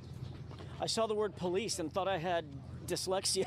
The side of the car facing the camera is actually the driver's side, and Trooper Proctor is on the passenger side, where Karen's broken taillight is. The defense believed that the prosecution intentionally showed this inverted video to the jury to make it seem as if no one had meddled with the broken taillight. When in reality, while Proctor was standing there, he was discreetly collecting the taillight fragments that would ultimately wind up all over the crime scene. The defense also found it strange that a single strand of John's hair had stayed glued to the SUV after many miles of traveling through a snowstorm. The prosecution suggested that it could have been frozen to the car considering the weather conditions, but perhaps Proctor had tampered with this evidence as well. Planting evidence wasn't the only thing Proctor came under fire for during the trial. Throughout the investigation, Proctor discussed details of the case in a group chat with his high school friends. What? In this text exchange at 10:56 p.m., your buddy Bird writes, "I'm sure the owners of the house will receive some shit." Correct? Correct. How did you take that to mean? Did you take that to mean like he's not going to get in any trouble, he's not going to be a suspect, correct? Correct. And he's not going to be implicated in any way. Is that right? Correct. And your answer was one word, correct? Yes. What was that word? Nope. Next text. He's a Boston cop too. Even more shocking were the vulgar comments he made about Karen. Funny, I'm going through his client's phone. No nude so far. I hate that man. I truly hate him. She's a whack job. C-U-N-T. Objection. So don't spell it. You have to. So these are your words, Trooper Proctor? Yes, Your Honor. Go ahead and say them. Yes, she's a babe. Weird Fall River accent, though. No ass. These messages were so bad that in March of 2025, the Wow. State Police Trial Board found Proctor guilty of 3 charges of unsatisfactory performance, and he was subsequently fired. The defense believed that the messages Wow. clearly indicated that Michael Proctor was immoral, unethical, and biased. I mean, that's what happens when you have dirty cops. This, along with That his lady close ties definitely to killed Brian that Albert, dude, and then made they him got the dirty perfect cops here candidate to investigating save it, and his that's what legacy by happens. framing Karen Reed. After a 9-week trial, with 70 witnesses and more than 600 pieces of evidence presented, it was time for closing arguments. During the defense's closing argument, they took the jury through a tutorial on how to cover up a murder. So how does a cover-up happen? How could that happen? Well, let's count the ways, shall we? Delete your call history. Make mysterious phone calls at 2:22 a.m. Delete Google searches. Monitor police activity. Get rid of evidence. Get rid of your dog. For the investigator, decide on a narrative early on. Don't go to the crime scene. Don't take witnesses in for questioning. Question all the witnesses together. Ignore witnesses who don't fit your narrative. Allow friends and family to contact those same witnesses. Don't record interviews. Write vague and false police reports. Omit witnesses' names. Omit witnesses' interviews altogether. Don't photograph the evidence. Don't conduct any forensics. Don't document the evidence. Invert videos. turn 3 pieces of taillight into 5 pieces of taillight, delete 42 minutes of surveillance footage, hide personal relationships, make this case cut and dry, and ensure the homeowner, quote, never sees any shit because he's a Boston cop. But most importantly, pick your patsy and pin it on the girl. It's not that it could happen. It's that every single one of those things I just mentioned did happen. Ladies and gentlemen, Karen Reed is innocent. Do justice and find her not guilty. I don't know. Her name's Karen. Look. The defense's closing argument It's hard to have a defense which against implied that. that a vote for guilty would only reinforce the corrupt establishments within Massachusetts state law enforcement. In the prosecution's closing argument, they reminded the jury that several witnesses testified that Karen had admitted to hitting John herself. I hit him, I hit him, I hit him, I hit him. No, she hates him. I hate him. I hate him. I hate him. I hate him. You heard testimony from 4 different Is literally witnesses what she who said. overheard and observed Corrupt those statements weirdos. from the defendant on January 29th. Because she said it multiple times in those phone calls that she fucking hated him and that he's a pervert. Like, oh my god. There's no defense to that. And the defendant killed John O'Keefe. As distasteful as those messages are, and their content is, I submit they had no bearing whatsoever or impact whatsoever on the integrity of the entirety of the investigation that the Massachusetts State Police collectively I love that you believe that, buddy. What a weirdo. This was about as passionate as it got. For the most part, prosecutor Adam Lally just listed all of the evidence. And at the end of his statement, he actually ran out of time, and his final sentence was rushed out with a dry and stale tone. What the constellation of the facts and the evidence ineluctably demonstrate here was that the defendant drove her vehicle in reverse for 24.2 miles per hour for 62.5 feet, struck Mr. O'Keefe, causing those catastrophic head injuries, leaving him incapacitated and freezing to death. Mr. Lally, I have to stop you. You've gone over. Okay. I literally have one sentence on you. One sentence I'll give you. From that facts and that evidence, I would submit ineluctably demonstrates her guilt on each of the indictments before you, and I would ask that you find it so. Thank you. As the jury deliberated, they could hear the chants of Karen's supporters. On day 4 of deliberations, the judge received a note from the jury. Dear Judge Cannoni, I am writing to inform you on behalf of the jury that despite our exhaustive review of the evidence and our diligent consideration of all disputed evidence, we have been unable to reach a unanimous verdict. Yeah, the state Signed really by the fucked up. foreperson. This is our 4th day of deliberations. I'm not prepared to find that there have been due and thorough deliberations at this point. Following judge's orders, the jury continued to weigh their decision, and on day 5, they sent another note to the judge. Our perspectives on the evidence are starkly divided. Some members of the jury firmly believe that the evidence surpasses the burden of proof, establishing the elements of the charges beyond a reasonable doubt. Conversely, others find the evidence fails to meet this standard and does not sufficiently establish the necessary elements of the charges. The deep division is not due to a lack of effort or diligence, but rather a sincere adherence to our individual principles and moral convictions. To continue to deliberate would be futile and only serve to force us to compromise these deeply held beliefs. I'm not going to do that to you folks. Your service is complete. I'm declaring a mistrial in this case. With a mistrial declared, the case of Karen Reed is not over. Directly following this trial, the district's attorney's office released a statement saying they would be retrying Karen Reed. Outside the courthouse, her defense team told the media that they weren't backing down either. Folks, this is what it looks like when you bring false charges against an innocent person. The Commonwealth did their worst. And guess what? They failed. They failed miserably, and they'll continue to fail. No matter how long it takes, no matter how long they keep trying, we will not stop fighting. We have no quit. At the time of this video's release, April 24th, 2025, Karen Reed's second trial has already commenced. Wow. I didn't know it went that deep. I've heard the name, but I didn't know it went that deep. Wow, no wonder all those white ladies are fucking freaked out.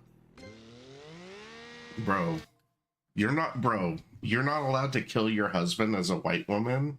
That's crazy. I don't know what this justice system has come to.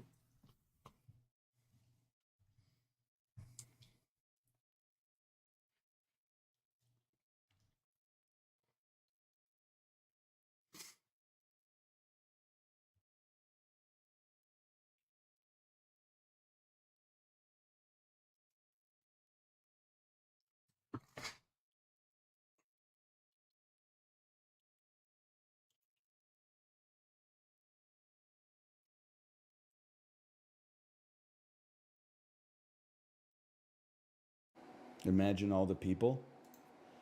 You see Sean Lennon tweet that you can't do anything anymore because of woke, and then somebody quote tweeted it with Yoko Ono's tweet that is like, when your baby son is crying, record it and play it back to him when he suffers as an adult.